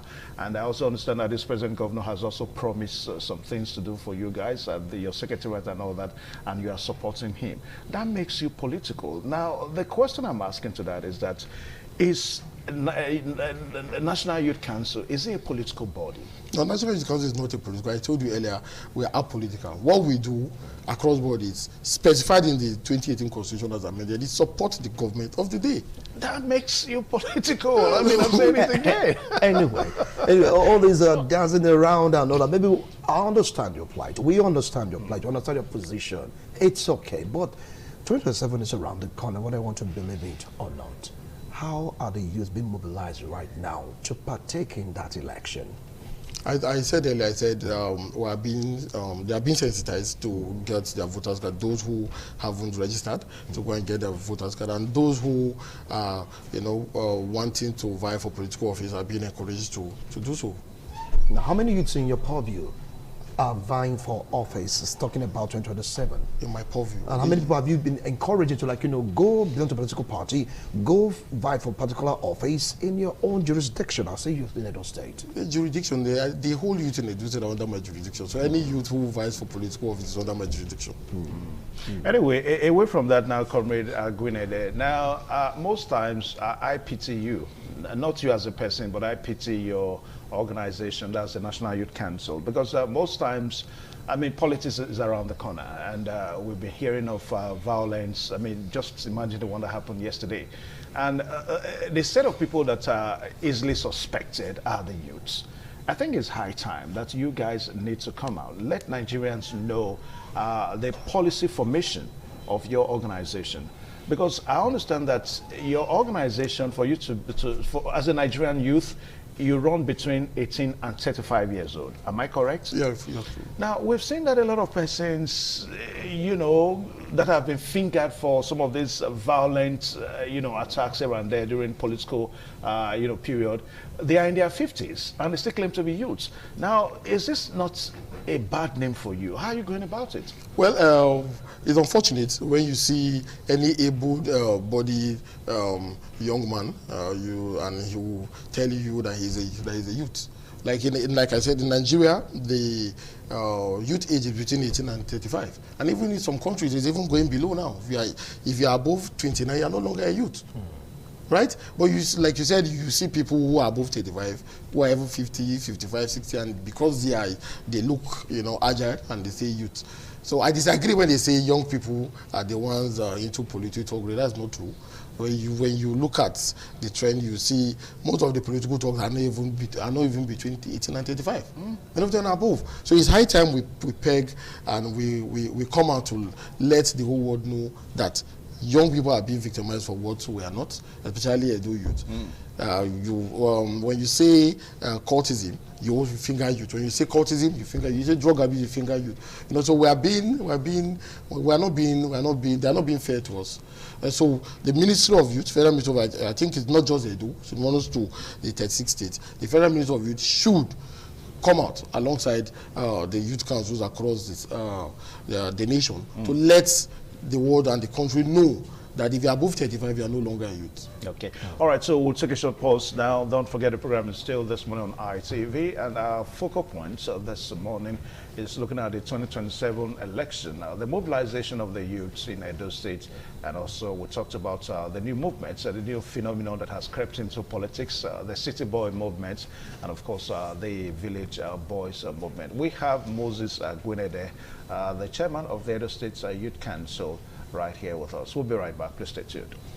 All right, thank you one more time. The program's still on your television, and we are looking at the 2027 presidential election, or the general elections for 2027, the mobilization of the youths, and we are talking about Edo youths in this case. Moses Gwinede, the chairman of the National Youth Council, is our guest this morning. And Wisin, you wanted to ask yes, Moses, now you said you're neither a city boy nor a village boy, right? Now, if city boys came out to say they want to mobilize, you join them to mobilize too, right? Yes or no? If they ask me to give them a specific number of views, why not? Okay, what about the village boys say the same, they want to mobilize? Would you join them? The question is, what do you need the youth for? Is it for Togri or for empowerment? If it's empowerment, then you are me. It's a very simple question. It's a political question. Will you join election? For election. Mobilize them for election. For election. Mobilize them for election. No, I won't do that. But you join the city boy? No, I won't do that. So that means you're neutral? Yes, I am. Because you know, when a party, Commissioner for Education had a kind of a program, you know, rightly spoken that you were there, you were present. No, I wasn't there. But your representative was there? No, I wasn't there. You were not there. So now, if you're not there, tell me, how are you not representing the youths in Edo State? I wasn't invited, and I was not there. But they had young people there, and I told you I saw it, what they were doing, the mobilization, they did the empowerment, and it was good. Now you talk about the age discrepancy. Yes. There's this some in the state that are claiming to be youths, which according to age divide, they are not supposed to be in that bracket. What are you doing about it to give the youth more power come 2027? Like I said, there's little to what I can do. The youth policy states that the youth age is between 18 to 35. Right? And it's currently under review. But as of today, it's 18 to 35. So what we know and who we recognize as young people, as youth, not just in Edo, but in Nigeria, is 18 to 35. So if you are 36, you are no longer a youth. Now, I think it's high time you should begin to maybe relate with some of these political parties, because we understand that some of these political parties, the chairman or the chairman of the youth arms of their parties, you know, are above 35 years. I don't want to mention names. Above 50. I don't want to mention names. Yeah. I know 1 or 2, 3. They are the chairman of the youth arms of these political parties. They are in their 50s, and we know how they got that responsibility. And these are the people bringing bad name to youth in Edo State, and if not Nigeria. So I think it's high time you should begin to let the political parties know that, hey, once you are above 35, you cannot make such a person a youth chairman in your party, so that when the troubles begin to come, we know where it comes from. Well, that's the sole responsibility of the Federal Ministry of Youth to do that, because they are the supervisory body of all youth organizations. Like in the state, we are under the State Ministry of Youth, working hand in hand with the State Ministry of Youth, at the federal level with the Federal Ministry of Youth. So that is the responsibility of the Federal Ministry of Youth to do that, to rise to all political parties across, but to let them know that this youth position should be kept for people within this age. So we don't know the constitution of those parties and what they peg their youth age at. But at least everything should be, I think for me, everything should be unified across board for us to start getting it right in this country. All right. Are you a card-carrying member of any political party vis-a-vis the APC? That's for my personal consumption. No. They need to know, because someone's saying that the party you belong to determines where your effort will be channeled towards. No, that's. Ask again the question. Are you a card-carrying member of any political party? I'm a card-carrying member of a political party, yes, but I can't the ruling say party? I can't say that. Why are you hiding it from the public? No, I can't say that. Because, sir, let me tell you before we get to right now, saying that you are a card-carrying member of the ruling party, hence you are shadowing or trying to stop the momentum of other political parties. No, even if I'm a card-carrying member of the party, it's not bad. That's all you do right now is to support the ruling party. I told you that. Do you think that will impede your judgment as the #1 youth in Edo State? We talk about the policy of neutrality. My position is to be apolitical. As chairman of Youth Council, I can't be a member of political party. But as Moses Agunede Joseph, I have the right to belong to a card-carrying member of a political party. Don't compromise your last statement. Listen, he has said it now. Hold on. No, he said he is apolitical, but he cannot be apolitical by being a member of a political party. Like I said, as chairman of the National Youth Council of Nigeria, Edo State chapter, I am apolitical. But as Moses Agunede Joseph, I belong to a political party. So how can you distinguish the two? I think we should ask the question, at what point do you differentiate your position and your personality? Now, when it comes to party activities, I can't go there in the name of the National Youth Council to do anything in my political party. But that is who you are. Like I said, as Moses Agunede, I have the right to belong to a political party if I so wish. Yes, and I'm a member of a political party. Are you campaigning for the political party? I'm a member of. Are you campaigning for them? Party. In the office you're occupying? Like I said, I can't use the platform of the National Youth Council to campaign for any party. But it is who you are. I think we need to understand something here. Now, the chairman of the Youth Council is just like the president of the Federal Republic of Nigeria, Wisin. He's the president of all the political parties. Bola Ahmed, from what he's saying, I think it makes sense. I'm not trying to judge. I'm not trying to judge here. But from what you're saying, that as chairman of the council, you at that level of being the chairman, you are not a card-carrying member. But as Moses Agunede, you have the right if you so wish. Evans, are you shielding him? I'm not. Because you understand what I'm saying. No, I understand. People want to know. Because I feel like saying that he is a member of the APC. This is down to the tune of the APC. We need to clear the air. That's why you are on national TV. The APC, right? As Moses Agunede, it's not bad. They're not opportunities. So, right? in other words, you can campaign for them. As Moses Agunede, yes, I can. But I know you as a chairman of the Youth Council. I can't use the platform. I said it earlier. I said I can't use the platform of the National Youth Council to campaign for any political party. But as Moses Agunede, I have the right to campaign for any political party. I think by the Constitution, setting up the Youth Council, it enables you to work for the government of the day. That's what you said. You said it a while ago. Yes. Anyway, let's look at some other issues now, because the issue of mobilizing the youths, it's so sacrosanct, in any election, if not even in any civic responsibility. The fabrics of the society rest on the shoulders of the youth. There's no doubt about that. True. Now, on the day of elections, most voters that come out to vote are the youths. Even if we are saying that above 35 years, but let us say for the purpose of this discussion that those 50 years old people we see that carry guns, cause mayhem during elections, they are youth and all that. Now, what are you going to be telling the average Edo youth today on this program? It's going to be on record. Well, it's a Sean Courtesan 1. First of all, let me commend the governor of Edo State. I know you are going to say something. Here we go again. The governor of Edo State, Senator Monday Ukpebholo, for winning the fight against courtesan. You agree with me that in the last 10 years, we've not had a very peaceful Christmas, festive period. This last Christmas was quiet. So you agree. Yes, it was quiet. You can see why we are supporting the governor. So he has done tremendously well in that area, and also infrastructure and what have you. The young people of Edo State are very volatile. You agree with me that if there's any wave, it starts from Edo. The obedient movement starts from Edo. Started from Edo.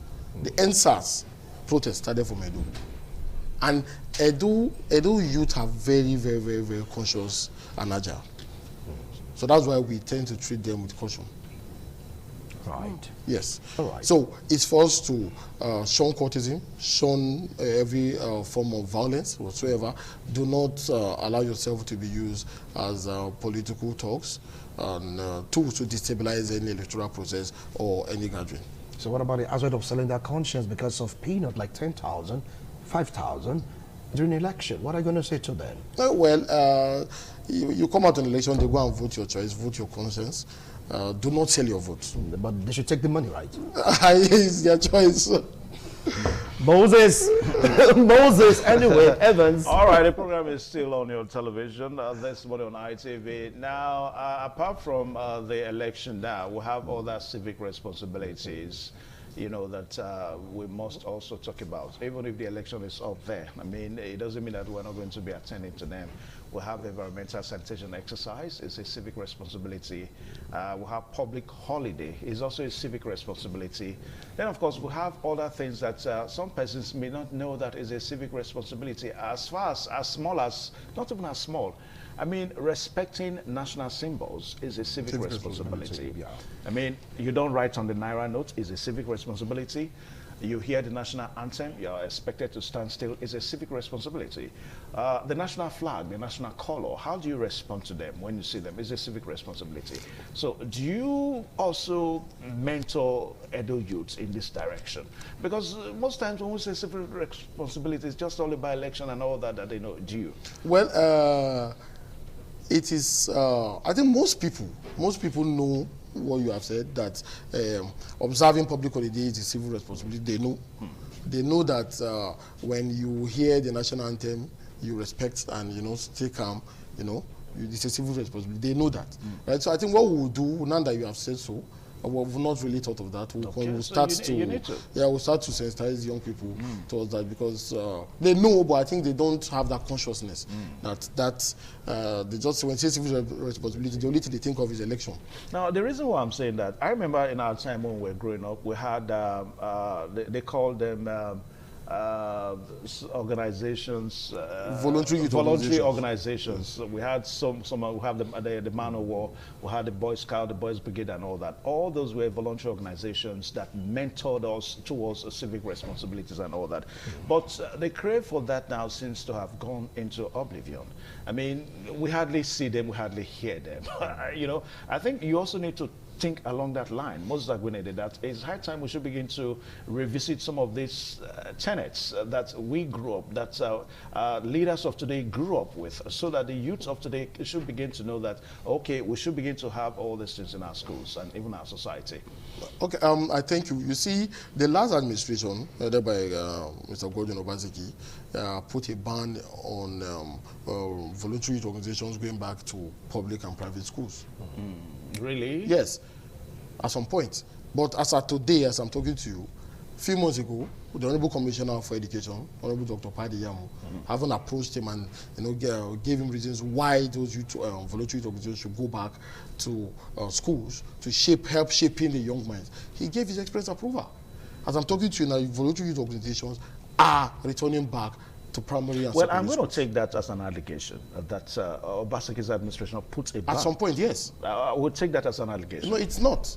Because the voluntary youth organizations are under the National Youth Council, so I should be the first. I should be in the best position to tell you that. Yeah, well, as far as this program is concerned, yes. I'll take it as an allegation, because we cannot, factualize that now. So we will just let you say that, so that you don't pass at the wrong information. Yeah, quickly. Okay, as the number one man, talk about number one youth in Edo State. What advice do you have for the youths in Edo State pertaining all that Evans just mentioned?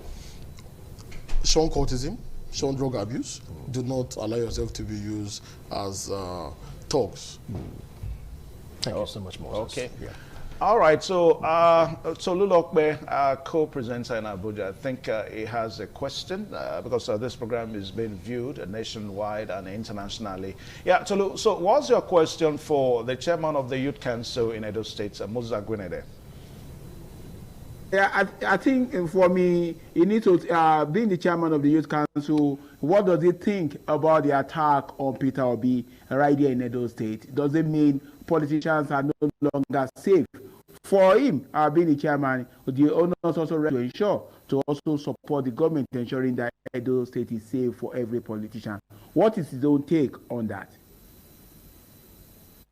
about the attack on Peter Obi by some irate youths. What's your view on that? What advice or what's your own stake in that particular attack of yesterday? Well, I condemn the attack on Mr. Peter Obi, but like I said, young people are being fingered in all these areas. How we show their youth? Oh, really? Yes. Are you not passing the buck or what? Yes, I will show their youth. Anyway, Evans, I think Tolu is ready right now. All right, so we want to say thank you. We'll leave the discussion here so that we can hand over to Lokbe in Abuja and the program goes on. So, Mr. Moses Agunede, we hope that when we call you again before the election, you oblige us so that we'll talk more as we prepare the youths for the election. Okay. All right, so we'll take a short pause now. Still on the program. Please stay tuned. Come back right there. That last question, setting the tone for our discussion today from the Abuja Network Studio. Put into consideration that so many things will be happening in 2027, the presidential election, the Senate, and so many other things right there. And not forgetting, some few days back, we had the FCT Area Council. But with what happened yesterday in Edo State, it seems there are paradigm shift in how the 2027 election will pan out. And joining me via phone this morning is Comrade Gerald Kashi, who will also be giving his own take on what happened in Edo State. What does it mean for the election going forward to 2020? Is that going to be a reflection of what 2027 presidential, Senate, and government election will pan out? A wonderful morning to you, Gerald Comrade Kashi. Yeah, very good morning to you. Good morning to our viewers. Thank you for having me. Yeah, put into consideration what happened some few days back in FCT, where the ruling party totally dominated the area council election. And just opposing it with what happened yesterday in Edo State. How do you see the implications of this going forward to the 2027 election? What happened in weekend, the area council is what was forecasted in this Darling station last week. That my organization is accredited domestic observer election, and when we are doing election analysis, preparation, that was Thursday, and I said that there are chances that we further see. With regards to this area council election, due to people's confidence in the city, and especially with the dilly-dally or up and down with electoral act, and we was ascended the president. My prediction actually came to reality on Saturday, where area council election was conducted in FCT, and I will use AMAC, as a case study, Abuja Municipal Area Council, where we have voter turnout very, very low. According to INEC, the registered voters in the AMAC alone is about half of the entire of FCT. That is about 837,000 plus. And at the end of the day, the people who participated in that election was about 65,000 plus. If you could just put it into percentage, it's less than 8%. It's about 7.something%. It doesn't tell good. It doesn't tell good at all. It doesn't tell good. Then if you look at other five area council elections, if you just generalize the percentage is about 15%. Because there are some areas where you have up to 20% turnout. There's areas where about 27 and less. So if you put it in a general figure, you have about 15% for other area council elections. That is those in the rural area. But then if you look at the low turnout in AMAC, it goes to tell a lot of things. It goes to show that it's a silent protest. It's pure protest. That people are beginning to devise ways to show their unacceptability to reality that we are facing with regards to electoral issues. Take for example, Electoral Act as amended had a benchmark with regards to amount you spend in campaigning, and Electoral Act also as amended has certain penalties with regards to electoral offenses, which is vote buying or after voting, you showcase your paper to the public to show people who you voted, and a lot of things that was enacted in that. But are we that?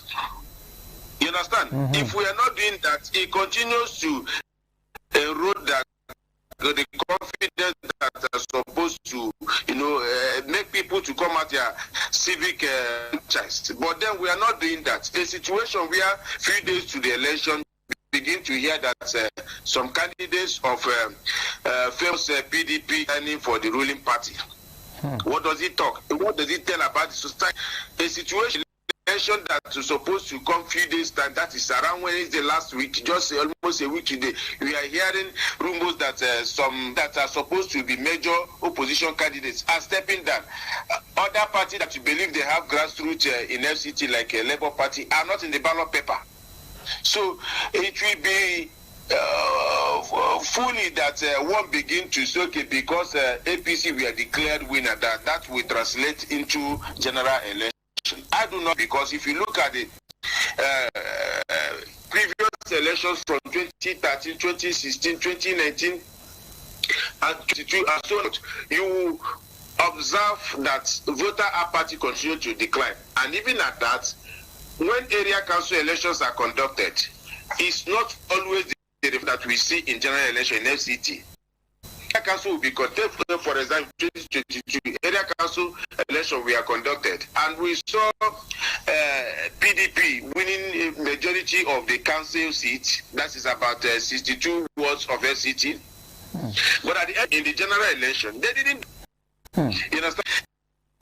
The election before that, we saw in 2016 where APC won some, PDP won some, Apuga won at Kokolada. And when it comes to general election in 2019, it was a different ball game entirely. You understand? We are PDP sweep when it comes to as a yardstick for general election, and even all these all cycle elections. The ruling party has dominated in all the all-cycle election, both in Kano and other states where all-cycle election took place. No, you cannot use that because people interest in those areas are minimal to compare general election. However, it is a known fact that as of today, APC appears to be the only organized political party in Nigeria. They are more organized than other political parties, even though that there are reports that the accusation that part of the things that are making other political parties not to be organized because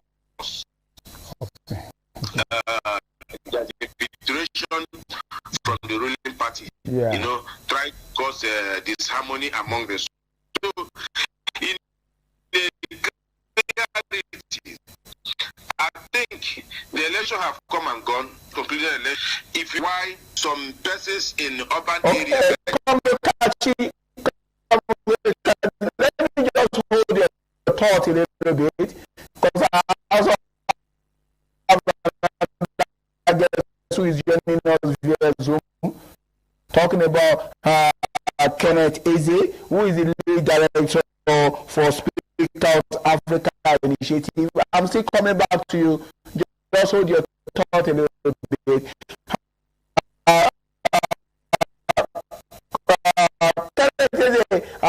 Glad to have you join us this morning. Thank you. Good morning, Nigerians. Good morning, ITV.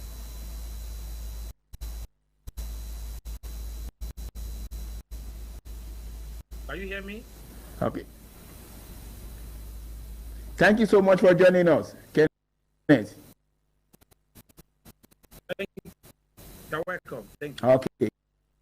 I don't know whether you've been listening to the discussion with Comrade Gerald Kashi concerning the fallout of the last election, the dominance of the ruling party. But putting that into consideration, with the dominance of the ruling party, we are surprised by what went down in a year of the lady of and also what at it. I mean, are we back to the era some political using political to victim opponents of that? Okay. So let me the performance in the FC just in the last the performance is right home about, and I will just pick just two areas because it's now glaring that because the FCT election that took place was just a litmus test for us to have an idea of how the 2027 is going to be. And by that, I do not mean in terms of who wins, the parties that wins. No. I'm talking in terms of the performance, the framework, the structure of the electoral umpire itself, in terms of readiness, in terms of what Nigerians should expect from them. And I mean INEC. So, but when it comes in terms of party, I also agree with the speaker, the last speaker, that the performance of the political parties may not actually going to be what will happen in the 2027. They have two different ball games. But in terms of preparation, in terms of the electoral umpire, the INEC, what happened in the last weekend election is very unimaginable. Is very unexpected of an institution that is still battling with trust issue. An institution that just have a new person at the helm of affair, who Nigeria is all eyes on, expecting to see something different. You know, one thing that is baffling Nigerians is that how this electoral umpire will be making promise, telling Nigerians, giving them hope. And within just 24 hours, you will see opposite, completely opposite of what they've said they're going to do. So the current INEC chairman, as we speak now, has lost, if he had 80% of Nigerian support before this election, as I speak now, he is now battling with 10 to 15% because of what has happened. And what exactly happened? One, there was a break in social contracts in transmitting election real-time. We are the civil society organization. Of course, by now you should have seen official report from the civil society situation room, Yaga, and different CSOs. We do not hear, and even the report that INEC released, for you to see that possibly it could be an intentional act. INEC did not address the reason why was there downtime. Why was there no real-time transmission of results in the FCT election up to a very large margin time before we suddenly start seeing the figures? And we saw what happened. I hope you are aware that there were few pockets of places that were characterized with even violence, to the extent that a major political party, ADC, is now causing to have lost a party agent at the polling unit. And the reason for your question is because Nigeria should blame the National Assembly for this war, for not making election result transmission in real-time mandatory as Nigerians demanded. Because we have now gone back to the area of thuggery, and you saw it. Even what is happening in the Edo, that happened in the Edo yesterday, is because of the fallout, the failure of the so-called the National Assembly, who are the beneficiary of democracy, to sabotage the same democracy that brought them to power by now creating room for human interference in the form of where there is no network, they should now resort to manual means, which is the era they are now taking us back again. So the FCT election fall below performance, below expectation. There were logistics issues, even within FCT. You will be shocked. What does it take INEC within FCT, Abuja? What is the time from FCT to Abaji? What is that from FCT to Kwali? From FCT to Buhari? Why will INEC, after this, all the money, all the promises, still experience logistic issue, even on that election day? Why? Okay. Thank you so much, Kenetese. Let me just hold your thought. Let me hold your thought a little bit. I'll get to you. I still have Comrade Gerard Kashi also with me. Comrade Gerard, in the light of what has happened right now and what went down in Edo State, a lot of Nigerians, you talked about the poor turnout of electorate at the last election. Now, with what went down in Edo State, will it not affect the outcome of the 2027 general election? There's this popular saying that Africa did that a witch cries at night, a child dies in the morning. It was reported sometime last year that the governor of the state, His Excellency Governor Monde Ogbebelu, threatening that personalities like citizens like P2B cannot come to the state without his notification. Therefore, his security cannot be guaranteed. It becomes a witch cries at night, a child dies in the morning. So, statements from a leader is unwarranted, is not befitting as somebody being referred as a excellency, and now this kind of thing has happened. He should take responsibility.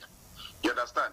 He should take responsibility, because if anything happened to individuals like Oyegu, the former NBA, national...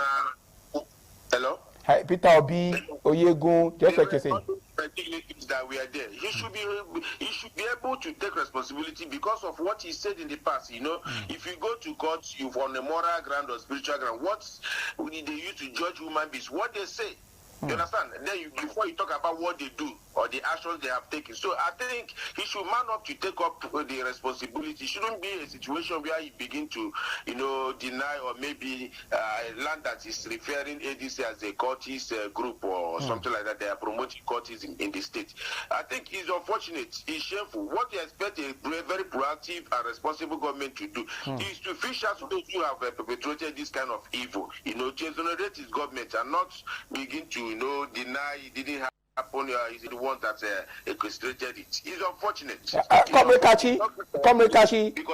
Komrekachi, from the information before us, they will see pellets of bullets all over the place. And this time, former Governor Oyegu to the State House is just a stone throw. So there was no way the governor could have claimed not to be aware of this. Does it not show that it seems there's, just like you said, a witch cry at night and a child dies in the morning?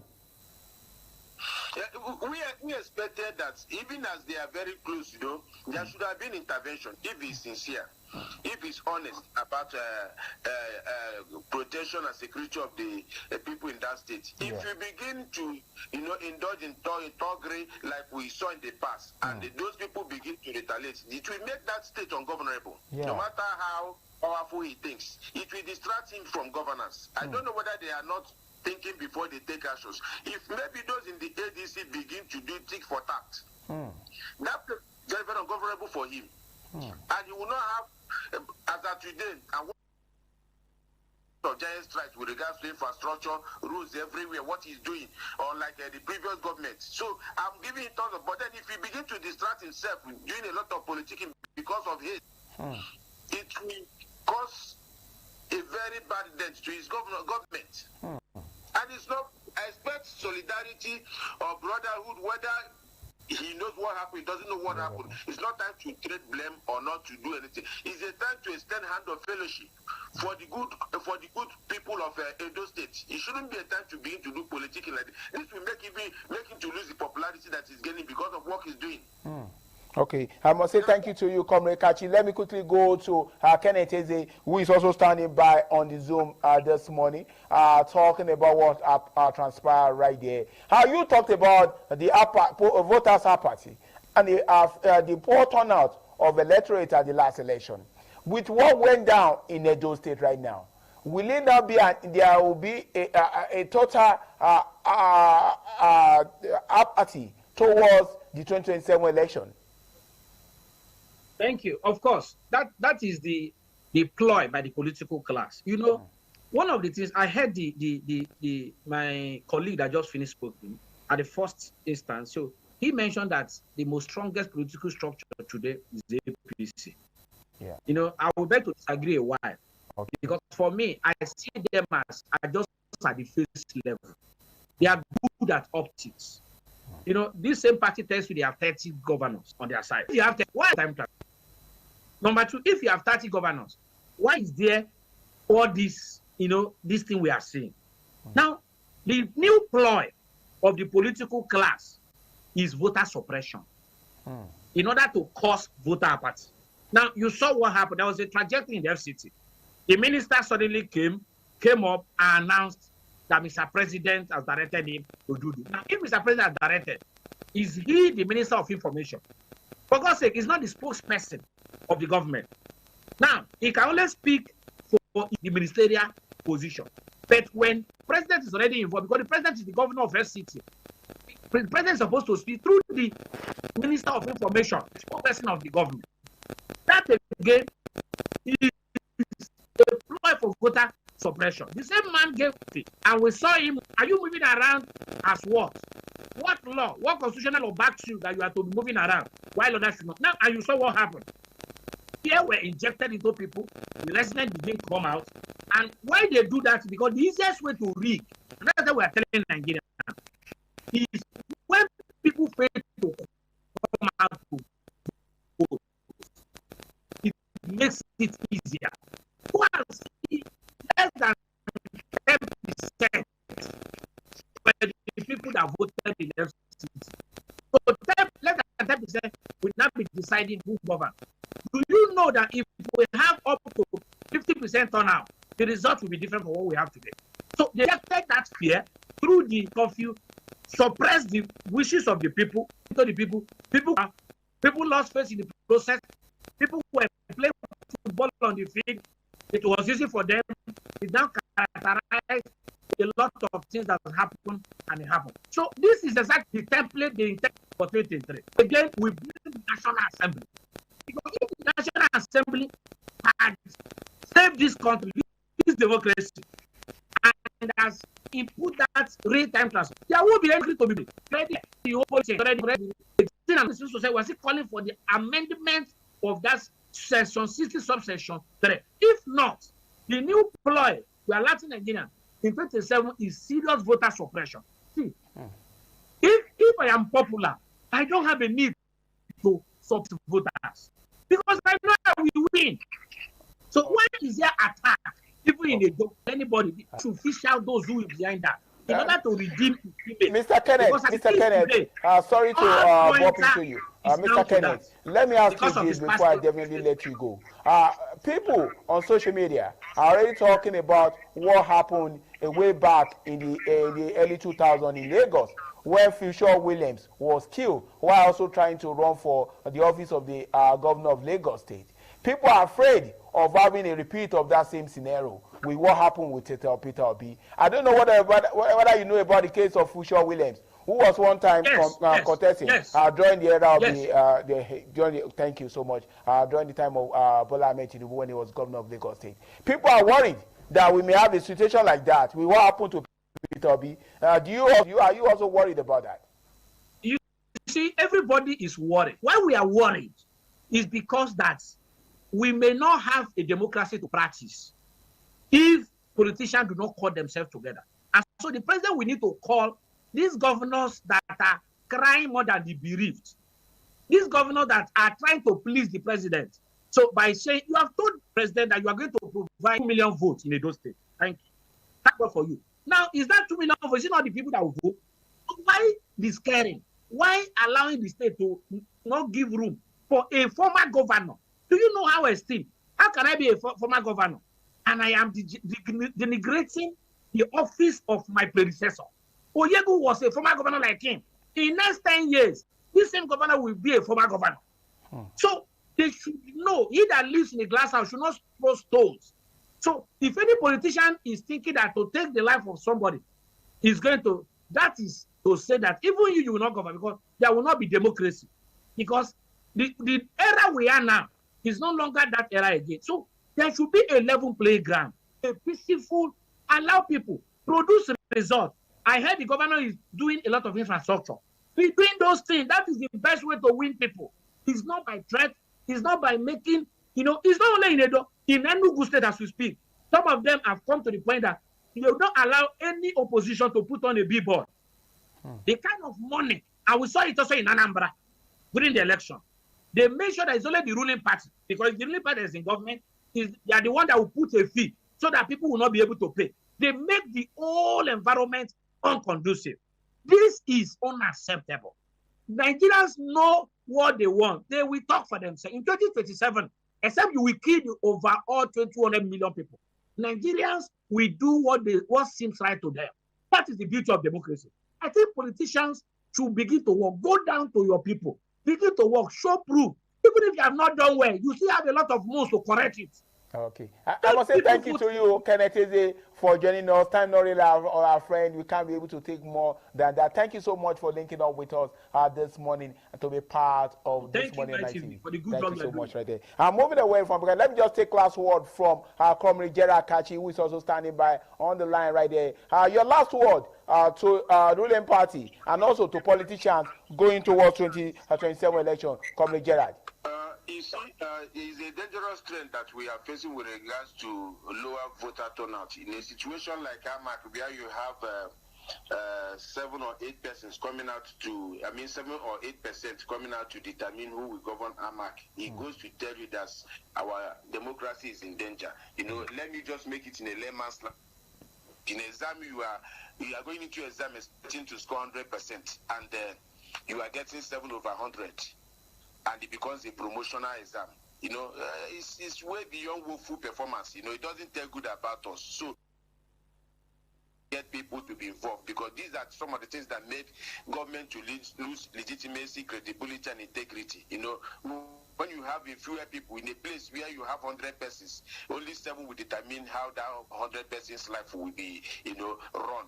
So it doesn't tell good. The earlier we begin to, do away with things that will make people to lose confidence in the society, do away with things that make people to lose interest in participating, especially in election, which is the most basic thing to do. The earlier we start that, the better for us to begin to end legitimacy among the Committee of Nations. I must say a big thank you to you, Comrade Gerald Kachi, for joining us this morning and for being part of the discussion. You've done wonderfully well right there, shedding light on this and looking ahead to 2027 and the implication of the attack on Peter Obi and also the former governor of Edo State, talking about Mr. Oyegun. Really sad one right there. But let's also hope that will be the last of it. So much from the Abuja Network Studio right there. Let's link up with our Lagos Network Studio, where Ms. Lena is also standing by to continue with the conversation on this morning on ITV. Thanks so much that it got to the president's news, and they had no choice. You can't keep a man like that, especially a man who you've been managing, who was supposed to have left a long time ago. And so what you saw yesterday was just a picture of his, like, after you, this I cannot help you anymore. If you know what's good for you, just drop the towel. You have overstayed. Just leave. And that's what happened. Because we saw that few days after the meeting with the president, he resigned. Yes. So, and he had to leave. So now there's an appointment. Now this appointment is another controversial thing as far as I'm concerned. Okay. The president has been accused of nepotism. He has been accused of working with so-called city boys, his Lagos boys and all that. And a Yoruba man has left, and you are bringing another Yoruba man. Are there not other people from other tribes? And they are going to sacrifice 8 DIGs in order to get to Tunji Disu. I don't understand why the president is not being sensitive. Frank Mba, an Igbo man, is there. We have people from other parts. There's a Tiv man there. There's people from different parts of the country. And then you jumped everybody, and you're going to get Tunji Disu, a Lagos boy. In his own right, he's qualified. There's nothing wrong with it. But you see, the way the military and the forces are arranged, hierarchical, turn by turn. So you think there are other people he would have brought on? Yeah, yes, he could have done that. Just for the of it just looks right. Let me put it that way. You cannot say he couldn't have gotten. He has worked with somebody like Frank Mba, for instance, right from Lagos State here. Frank Mba, I'm not an advocate for Frank. I'm just saying, if it's about loyalty, his loyalty has been tested. You understand what I'm saying? Over the years, they have worked together. He has been first PRO. He worked very well in Lagos State and all that. Worked with several governors here and all that. So he's also a good Lagos boy. This for the optics, they could have at least just picked him out. There are so many others, you know. Pick somebody else, but you just come one Yoruba man to another Yoruba man. It doesn't sound too good, you know. So although the Egbetokun has finally been has been removed, you know, it's long overdue, over 2 years overdue, you know, or more. But and then the person who has been now, guess what? He was born April 1966. That means he'll be 60 by April. And unless I'm wrong, and I'm open, if I'm wrong, I apologize, but I think the retirement age is supposed to be 60 or 35 years, whichever one comes first. This person you're appointing should be due for retirement again by April, because it should usually be by your anniversary in civil service. Okay? So, at 60, which means by April, he should be due for retirement. But guess what? He will not be retired. We are going to lose 8 DIGs now because of him. Now they are going to keep him for 2027. Why do we keep doing this? So let's look at insecurity in focus. Yes. Yeah. So do you think this new leadership will change the whole narrative? Okay, this is me just trying to be on the lighter side now. Okay. The new IG has a black Dan in judo. Is it black Dan? I don't know what this is, but he's a judoka. The national champion, he has represented Nigeria. So he's a judoka. So if fighting crime is by judo, then we have the best man for the job. just be on the light side. So, but we know it goes beyond judo or beyond martial arts. I don't know what he's bringing to the table. Not here to. I think that everybody who gets a job, I believe that power ultimately comes from God. So I'm not going to fight his appointment. It's just like I talked about. It does not sound right, and it discourages those in authority. Question. Okay. The main cause of corruption is because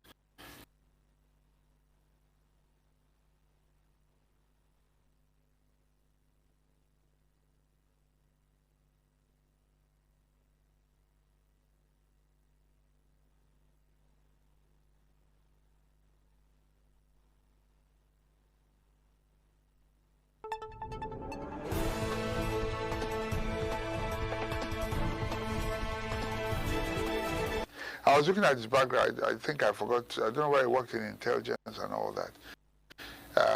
And I think intelligence is very, very important for policing. We had, among some of the other DIGs, we had some who were champions in community policing. One of them in particular was very, very good at it, and he received an award for community policing. I don't remember his name now. But this one, I think, is an intelligence person. And so intelligence is very important for police work, because you're only as good as the information that you have and that's at your disposal. So I'm hoping that when it comes in, you'll be able to deploy some of that information and that experience, you know, in the policing duty. And what happens when you're on the block, they come one point. They want to turn things around. They want to come up with fresh ideas and all that. The fact that he fought corruption, I'm hoping when he comes, he will fight corruption. He fought Egbetokun, or was seen to have been one of those who was exposing what was going on in the system. I'm hoping that it will mean that he will come in and want to also perhaps clean up the audience table. I'm hoping that happens. I'm also hoping that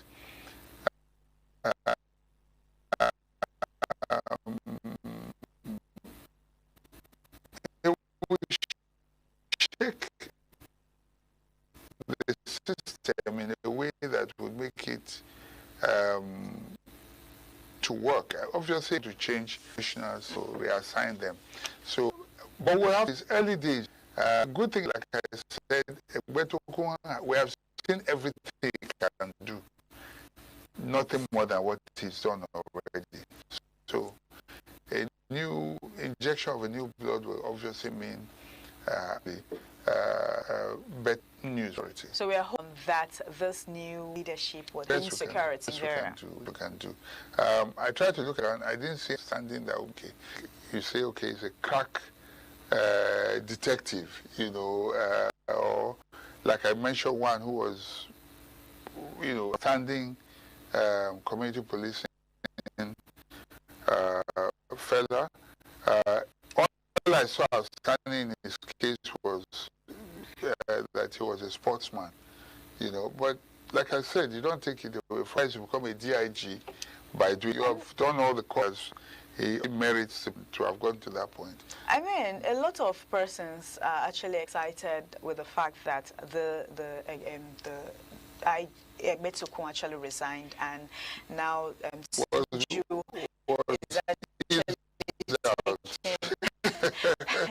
has taken the position, or is now the new IGP. For instance, Sowore. Okay, let me use Sowore as an example, because he had an issue with Egbeto. You know, some persons cited. Sowore is excited about other persons too, especially Sowore, because I saw a video of him. You know, he drove to when he got to the office, the police station there. He got there. He was asking, "Oh, I want to see the new IGP. I want to see." I mean, Egbetokun was still there, and he was like, he wants to see the new IGP, and the person he met there, oh, the new here yet, we're here, and he was like, it's what I mean. Where's he's still doing that?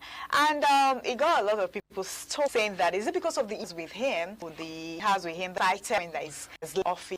Maybe there's that we know. No, see, I think the thing to understand is this: for Sowore is a victory, not just for him, but for the Nigerian people, because ab initio he has been against the tenure elongation of Egbetokun. It is illegal. It is wrong.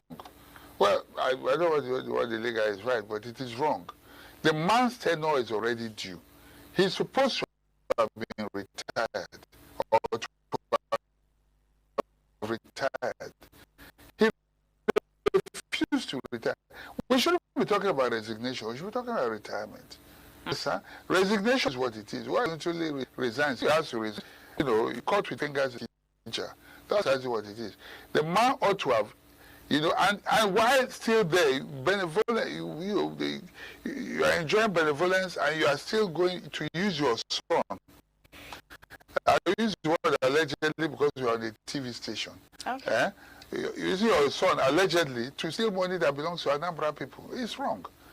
I hope the investigation, this doesn't just end. The matter is investigated, and that, you know, we go to see that the matter is taken to the roots.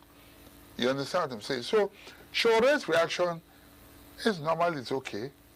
First, the man he wanted out, who should have been out, not because he wanted him out, because that's the right thing to have been done. The man who ought to have been retired a long time ago, but refused and stayed put courtesy of the president, is finally out. That's number one. Two, the man who used his son to want to collect money of the Anambra people that was meant for security for Anambra State, using his son, and then he brought it out, and then the man tried to fight him and suppress it, and got court judgment against him and started victimizing him. That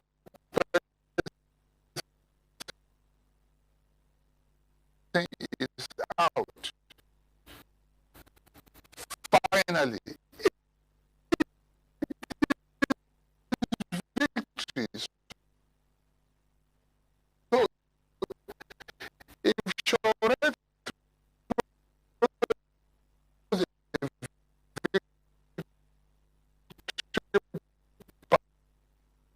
party,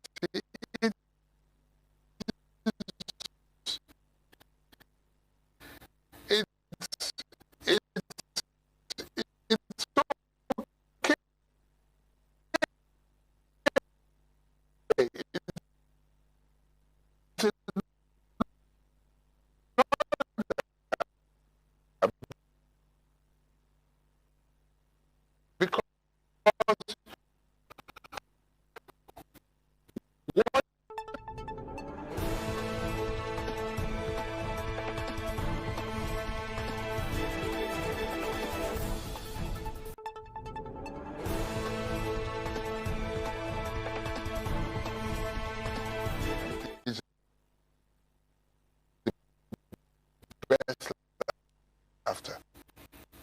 And that's why, you know, so if you see him gloating, it's also okay. It didn't matter who. It's not about Disu, it's not about, it's just the fact that finally the has. All right, Victor, could this up for how I said? We're not praying about potential. But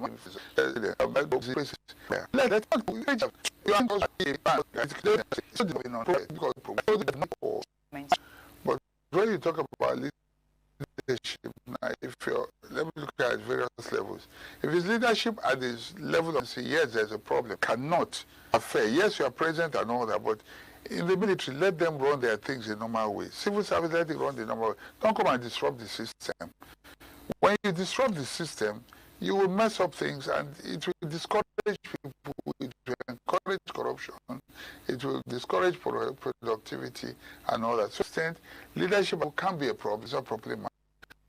But at the police level, leadership be a problem where you have a person who it encourages impunity when you think you have politicians backing you and you think you have a godfather somewhere, and so you can do and undo, which is what we give a man courage to go and collect money that is meant for security for the whole state government. State government security money, you want to divert it into personal use. First, there's a problem there. Realistically, Doctor, will it change in leadership in profile?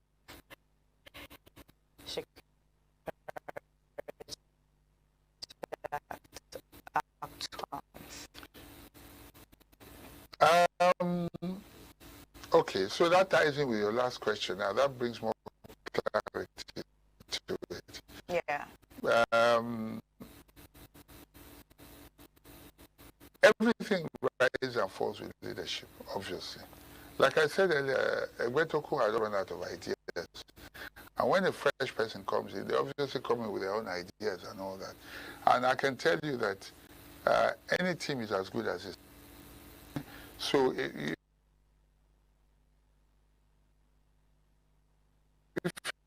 you have the right person there, if you can scale it down, everybody down the line will want to adapt, to the new leadership style. If a man who gets there, I guess what this is what happens when people get appointments in government. As soon as a man comes in, then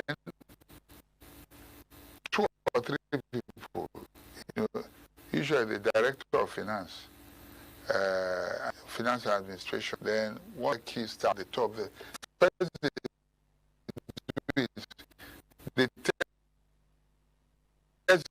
politician.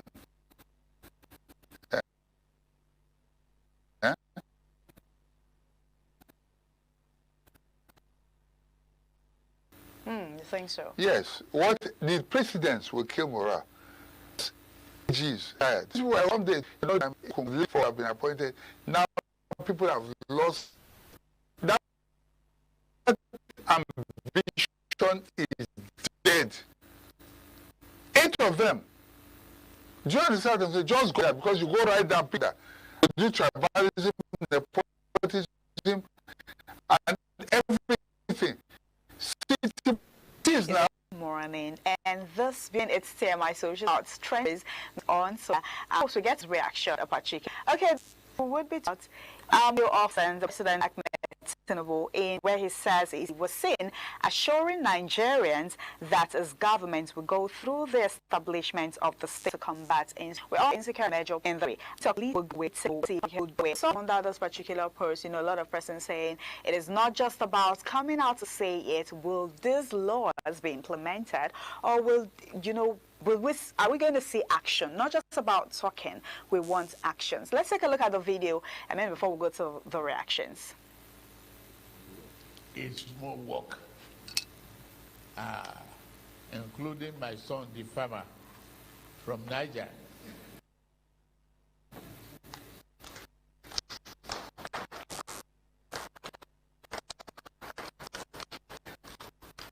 There are a lot of complaints and commendations coming from all angles. They will come from this admin too. As we better and better to rescue this country. The best is yet to come to Nigeria. Interesting. Let's take a look at people's reaction about this particular video. This person said, "No nation prosper without security. Strengthening Nigerian security architecture must be an urgent priority. Economic growth, human capital development, a long-term stability depend on it." All right, let's take a look at another reaction. Oluwafemi says, "State police will rather go after Yahoo boys than combat terrorists. They may even sell their weapons to terrorists." In support of Tinubu's government, I still believe that one of its greatest sources will be state police if it could successfully allow it. Let's take a look at some reaction. This other person says, "Which one is pledged against me? You pledge before you rush. You pledge before you rush. Sign electoral law." Okay, let's take a look at another reaction. Big step if implemented well. Nigerians just want to see real change, not headlines. Okay. That is for that. We're still on CMI Social. Our next story, a video of it's in the Constitution that you don't drink and drive. You're offering to get them alcohol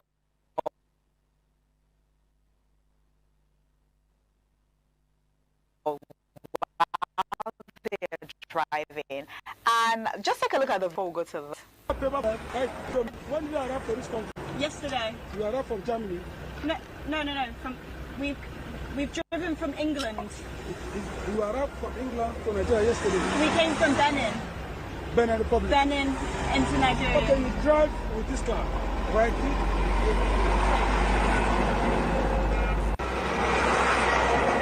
How many days are you going to spend in Nigeria? Pardon? How many days are you going to spend in Nigeria? We don't know. We have how many days? 30 days. We have 30 days. 30 days. From here, which country are you going? Cameroon. You go by car? Yeah. I would have arrested you. Why? We don't practice this. Yeah, but we're just temporarily. We're only. I mean, we really do not have time to show you the full video, but you can go on the internet to see the full video. I mean, there are some questions the police officers was actually asking this tourist, and a lot of persons on the comment section said it is actually necessary. Let's take a look at the comments. This person says, "We're just tourists." Okay, tourists, those people that used to catch animal in the bush. This is so embarrassing. It got to a point where the police officer actually made the statement. He asked the people, "Who are you guys?" And they said, "We are tourists." And the police officer says, "Oh, tourists, those people that used to catch animal in the bush." Interesting. This is actually embarrassing. Okay, this other person says, he actually stated well, some questions are valid. Try traveling by road through your European border and see what you objected to as a black person. But the ending was indeed poorly executed. Look at another reaction. This other person says, "What a clown." Daniel says, "What a clown. Just look at how his poorly representing the uniform and Nigerians. This is more like an interrogation. What has Choris got to do with Bush, and what is his business with their relationship status, or how are they going to buy fuel? While on their journey, left his job and started harassing foreigners. Let's take a look at another reaction. This other person, Warrior of Lagos, says, this is why we need effective governance, because I don't think there's any way in a civilized world where a police officer will interrogate commuters with such baseless questions. Make unnecessary remarks like tourists catching animals in the bush, and on top of it all, offer to haul for a dog and a look at some people man the insult cause their white black man problem. Know how their place also harass Nigerians and other people in their country. Okay, let's have a reaction. There's another person campaign that the law says don't drink and drive, but police at Nigerian police men want to buy alcohol for a driver driving on the highway. Of all countries in the world, God wants to bring alcohol. Interesting. This said the off-road German where how they've driven Nigeria projections had likely. Are we satisfied with how he earned those? No. Was this display? Absolutely not. Okay, let's take a look. That is all the reaction for that. Our next story we'll be looking at today, we saw what happened at Edo State yesterday. Peter Obi and Odigye escaped alleged assassination attempt in Edo State.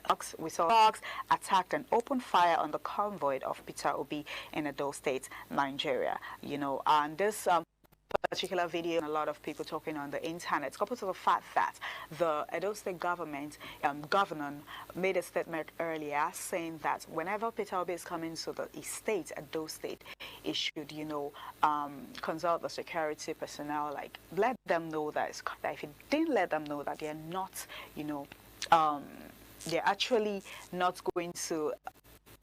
I mean, this particular video got a lot of people talking, coupled to the fact of because of the statement he made earlier. You need to let us know that you're coming to the Edo State before you can come in. And a lot of persons have been talking about this particular video. So the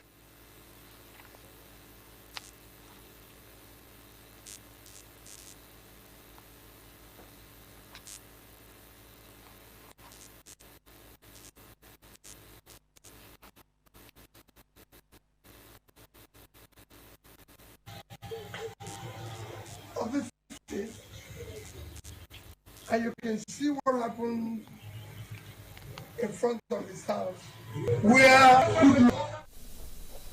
All right, thank you, Messalina. Well, this is how we round up the program today, this morning on ITV. My name is Evan Sunokugie. On behalf of my co-anchors in Benin, Anolu Wakbo and the Wilson Omar Show, we say thank you. So until the same time tomorrow on the same program, goodbye and God bless you.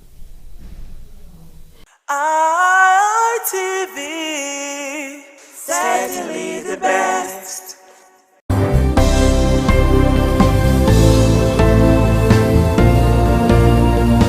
Thank you very much for joining us on the program, Healthy Living. What is the kidney? The kidney is an excretory organ in the body, which is for metabolism. Tuberculosis affects many organs in the body, but the common ones it usually affects is the lungs. Epilepsy is a neurological problem. Okay. It is an injury in the brain, which causes someone to begin to convulse, to go into fits. It is curable, but the cure is a long-term thing. If you eat well and avoid those risk factors that will make your immunity to be down, then the risk of contracting tuberculosis will be reduced. If you're healthy, then you're wealthy.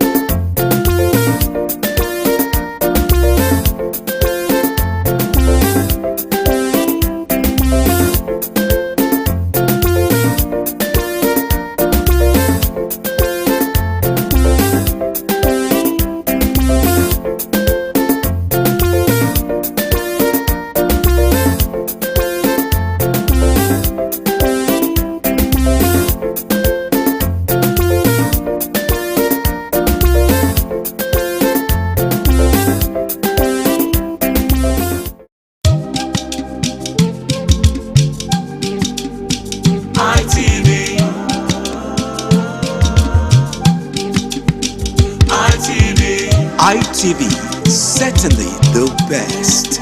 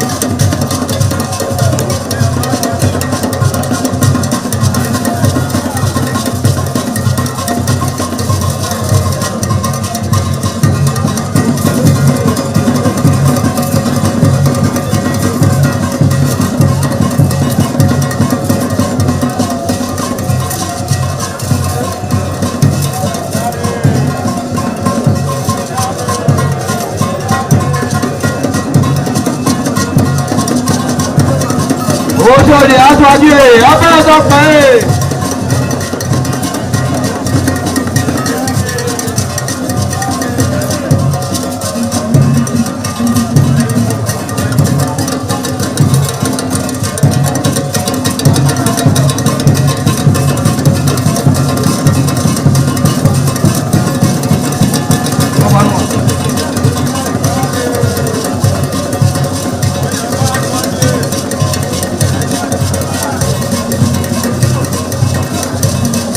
Olha baixo aqui, abaixa rapaz.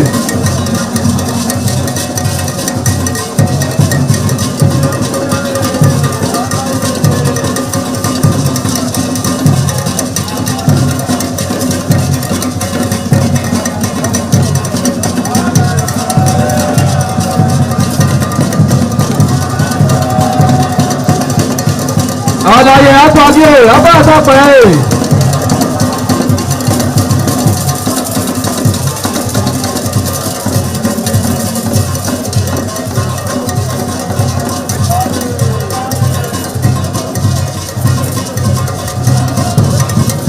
Guajua!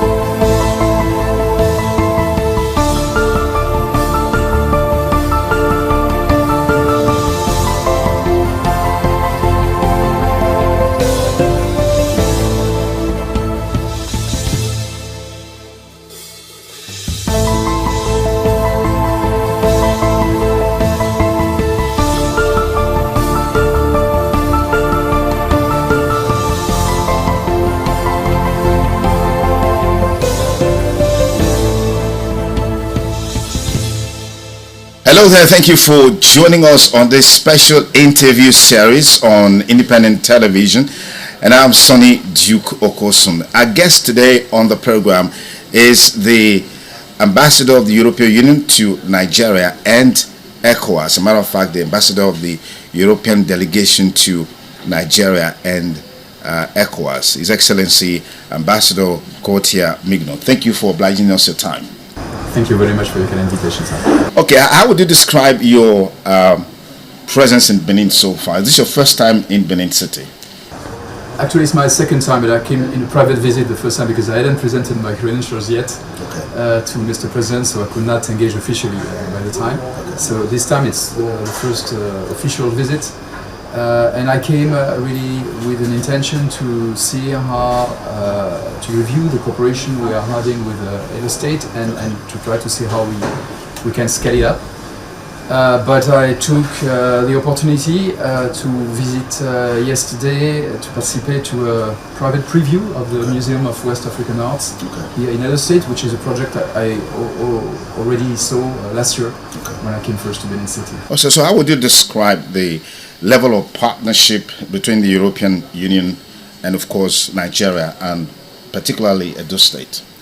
Well, with Nigeria, the European Union, together with its member states and its development banks, which we call Team Europe, I think is the first partner, is Nigeria's first partner in many areas, in trade and investment in particular, and also in cooperation in many areas.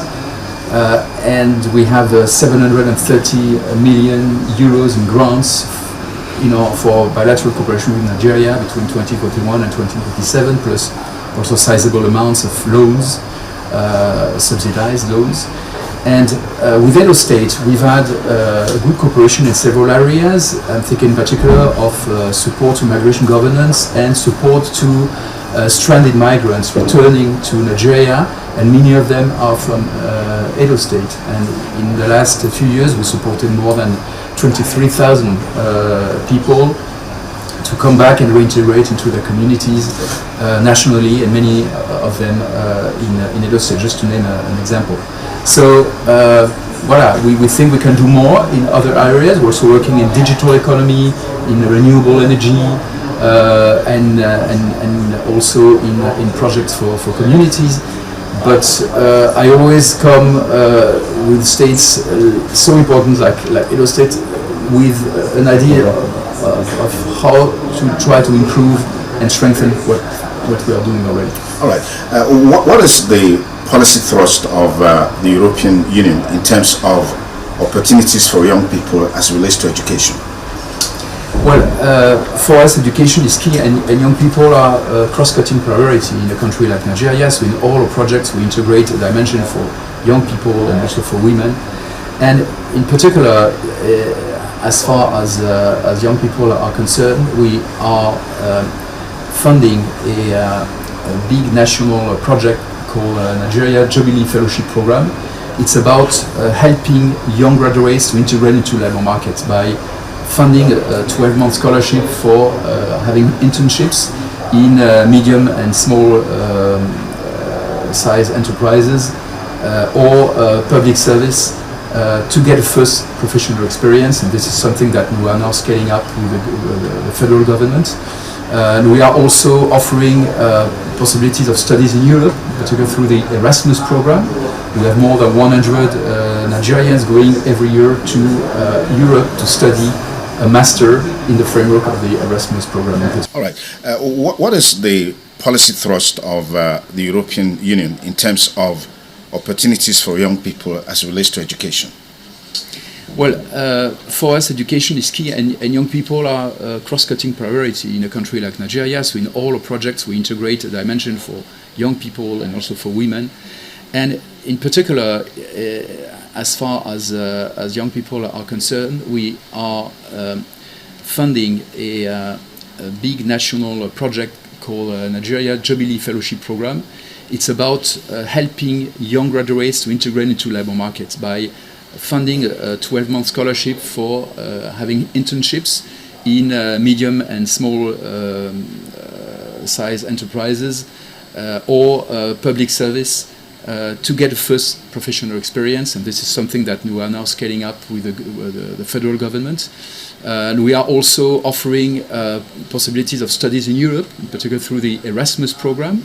We have more than 100 Nigerians going every year to Europe to study a master in the framework of the Erasmus program in particular. Fantastic. If you just join us, we have with us the ambassador of the European Commission delegation to Nigeria and Africa, who is in Edo State currently on a private visit, engaging him on a wide range of issues, looking at the partnership between the Commission and Nigeria, and particularly Edo State. Ambassador Migno, let me quickly take you on a trending issue in Nigeria right now, which has to do with violence, extremism, and the talk around genocide against Christians is gaining momentum across the world, particularly in the US and several other places.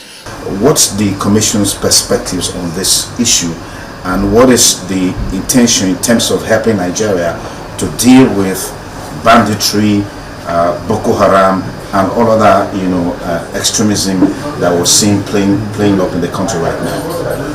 I think it's important not to exaggerate or oversimplify situations which are very complex in Nigeria in terms of violence and insecurity. Of course, it's a big concern for everybody, including for us. We are very much committed with freedom of religion and belief in particular, and of course, any attack against communities or individuals because of their religion must be condemned, unacceptable. But at the same time, we stand in solidarity with Nigeria, with the victims of the attacks, of course, and with the overwhelming majority of Nigerians who are willing to coexist peacefully beyond ethnic or religious differences. And so we stand in solidarity with Nigeria to fight the many drivers of violence and insecurity, and religion is only one of them. And we've been supporting Nigeria for many years through many projects of peace building, of de-radicalization, demobilization of former members of non-state armed groups, for instance. And we are ready to do more. The European Union some 12 years ago received the Nobel Prize for Peace, and so we always feel the necessity to be up to this great distinction that we received, to work on peace building, to work also and strengthen our relationship on security and defense with Nigeria, but in a spirit of partnership and of respect for Nigeria's sovereignty. Fantastic. You're here specifically because of the Museum of West African Arts, MOA, which of course was launched just a few days ago. But what's your take on the current issues surrounding the Museum of West African Arts, particularly against the background of some of the things that happened there, during the inauguration of the center? You were there. I was there. It was not an inauguration of the museum, actually. Okay. It was just a private preview, because the organizer, I think, very wisely decided, as there were some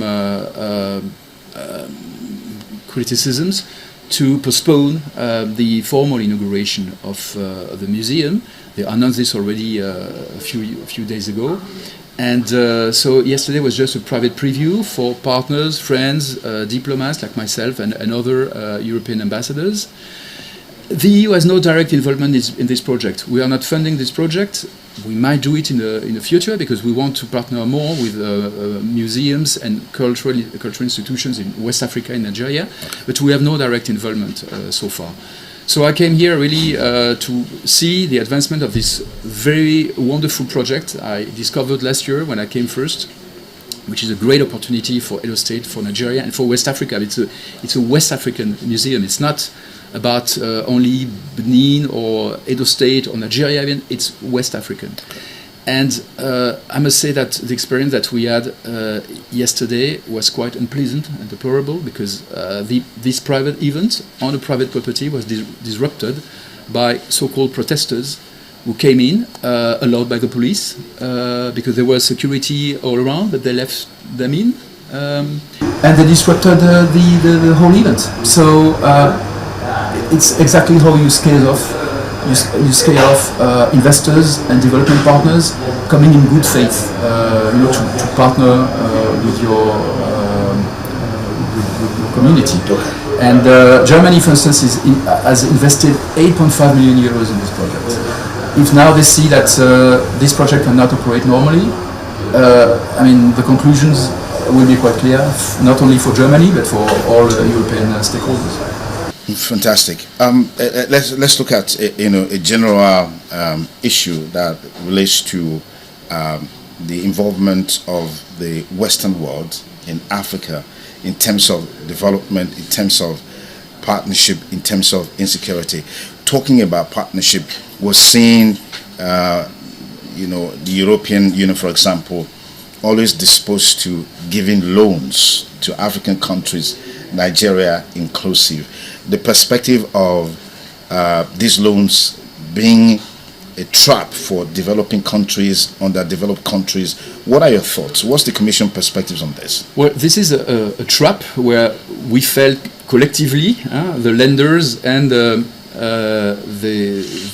our African partners 30 years ago, and we had at the time to pardon part of this debt, to do a whole work to get out of this situation. So now, through, in particular, our new cooperation strategy, which is called the Global Gateway Strategy, we are very attentive not to fall again into this trap. So we limit the level of indebtedness of partner countries. We give subsidized loans. We don't want to fall again into this trap. And what we are seeing with concern is that African countries, some of them, are falling again into this situation with other lenders, not the European Union, because we've learned from our first experience. So this is why now we work very much with financial instruments, blending loans with grants, for instance, subsidized loans which create revenues for the country, so making sure that they can be reimbursed. So it's really a point we are very attentive to. On a global scale, we've seen the disappearance of peace, so to speak, at the global level. I mean, the Hamas-Israeli crisis there's a ceasefire, there's some sort of agreement, but we're still seeing some measure of violence. We saw recently the RSF activities in Sudan, particularly in Al-Fasher. That crisis is still going on.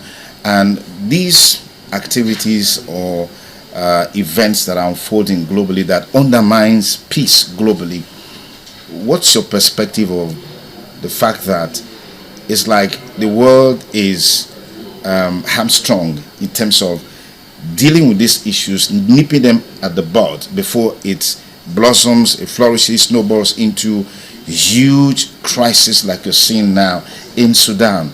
Hunger is there in Hamas, there's starvation, there's poverty, and all of these issues happening. Why is it so difficult for the world leaders to have a consensus in terms of how they can collectively respond to these issues?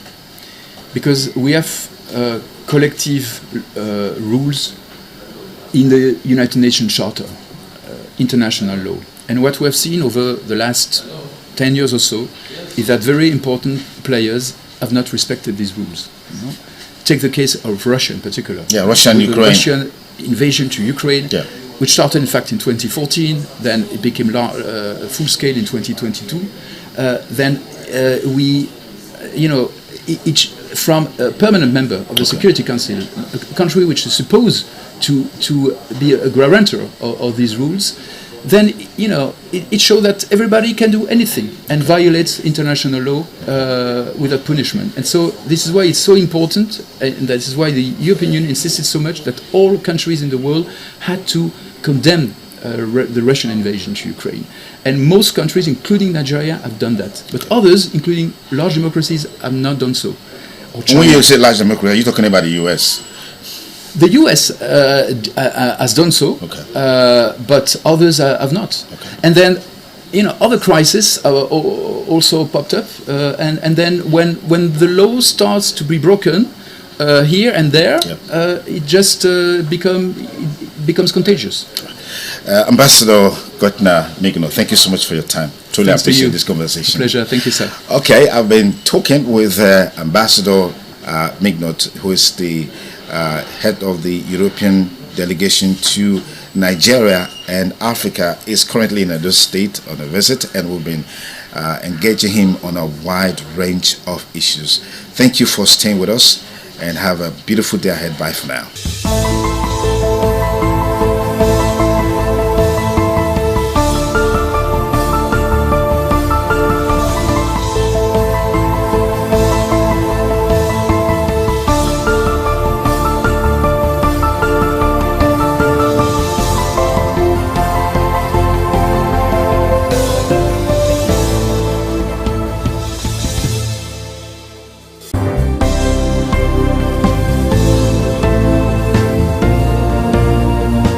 Thank you very much for joining us on the program, Healthy Living. What is the kidney? The kidney is an excretory organ in the body, which is for metabolism. Tuberculosis affects many organs in the body, but the common ones it usually affects is the lungs. Epilepsy is a neurological problem. Okay. It is an injury in the brain, which causes someone to begin to convulse, to go into fits. It is curable, but the cure is a long-term thing. If you eat well and avoid those risk factors that will make your immunity to be down, then the risk of contracting tuberculosis will be reduced. If you're healthy, then you're wealthy.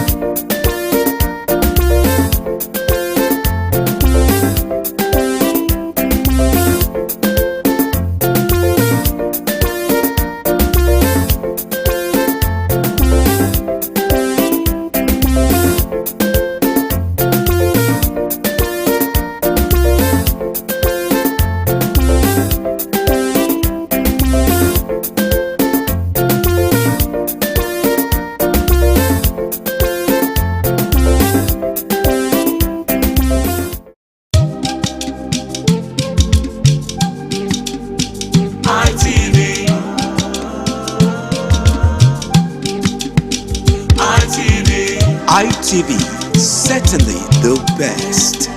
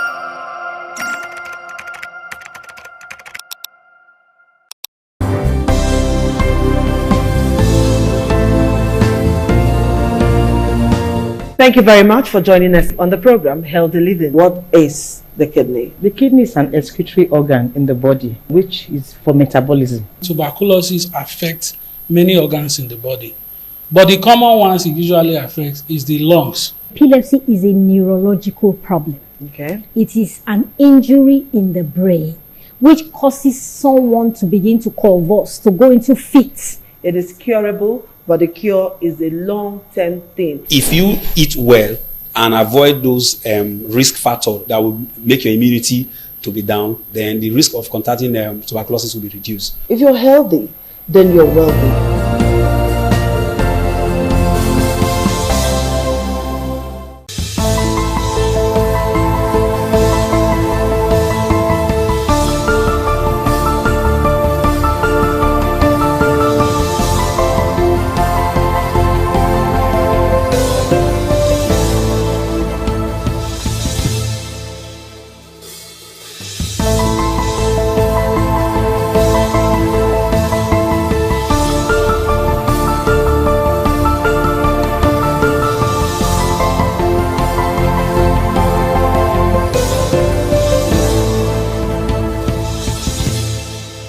Hello there, thank you for joining us on this special interview series on independent television. And I'm Sonny Duke Okosum. Our guest today on the program is the Ambassador of the European Union to Nigeria and ECOWAS. As a matter of fact, the Ambassador of the European Delegation to Nigeria and ECOWAS, His Excellency Ambassador Gauthier Mignon. Thank you for obliging us your time. Thank you very much for your kind invitation, sir. Okay, how would you describe your presence in Benin so far? Is this your first time in Benin City? Actually, it's my second time, but I came in a private visit the first time because I hadn't presented my credentials yet to Mr. President, so I could not engage officially by the time. So this time it's the first official visit. And I came really with an intention to see how, to review the cooperation we are having with Edo State and to try to see how we can scale it up. But I took the opportunity to visit yesterday to participate to a private preview of the Museum of West African Arts here in Edo State, which is a project I already saw last year when I came first to Benin City. Also, so how would you describe the level of partnership between the European Union and, of course, Nigeria, and particularly Edo State? Well, with Nigeria, the European Union, together with its member states and its development banks, what we call Team Europe, I think the first partner, is Nigeria's first partner in many areas, in trade and investment in particular, and also in cooperation in many areas. And we have 730 million euros in grants for bilateral cooperation with Nigeria between 2041 and 2027, plus also sizable amounts of loans, subsidized loans.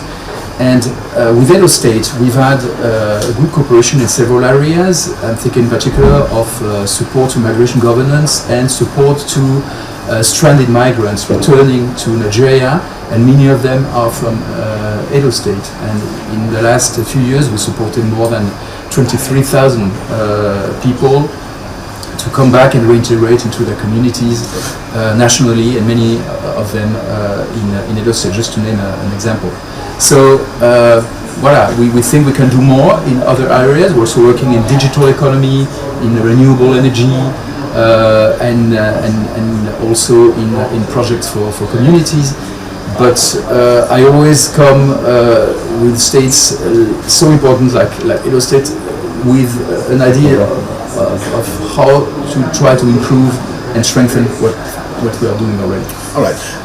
What is the policy thrust of the European Union in terms of opportunities for young people as it relates to education?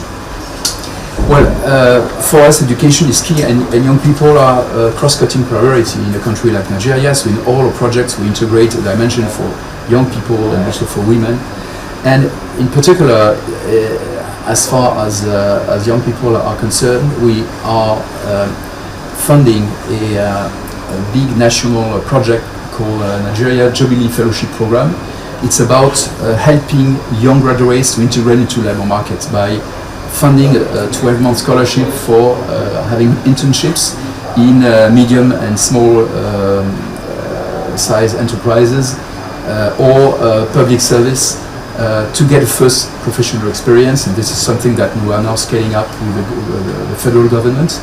And we are also offering possibilities of studies in Europe, particularly through the Erasmus program. We have more than 100 Nigerians going every year to Europe to study a master in the framework of the Erasmus program. All right.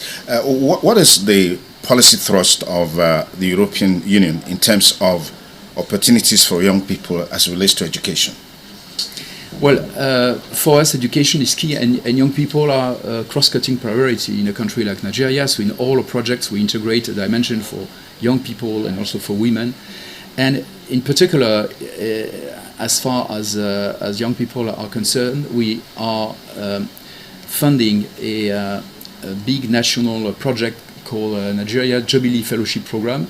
It's about helping young graduates to integrate into labor markets by funding a 12-month scholarship for having internships in medium and small size enterprises or public service to get a first professional experience. And this is something that we are now scaling up with the federal government. And we are also offering possibilities of studies in Europe, in particular through the Erasmus program. We have more than 100 Nigerians going every year to Europe to study a master in the framework of the Erasmus program in particular. Fantastic. If you just join us, we have with us the ambassador of the European Commission delegation to Nigeria and Africa, who is in Edo State currently on a private visit, engaging him on a wide range of issues, looking at the partnership between the Commission and Nigeria, and particularly Edo State. Ambassador Migno, let me quickly take you on a trending issue in Nigeria right now, which has to do with violence, extremism, and the talk around genocide against Christians is gaining momentum across the world, particularly in the US and several other places.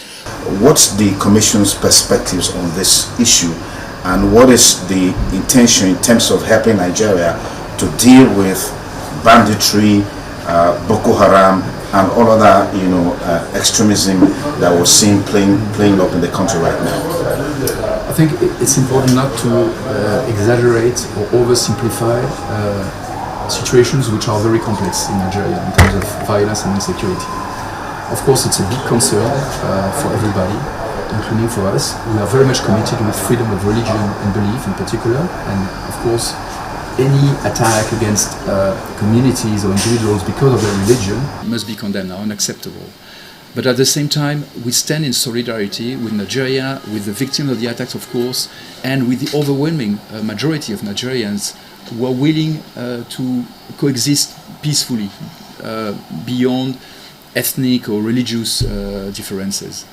And so we stand in solidarity with Nigeria to fight the many drivers of violence and insecurity, and religion is only one of them.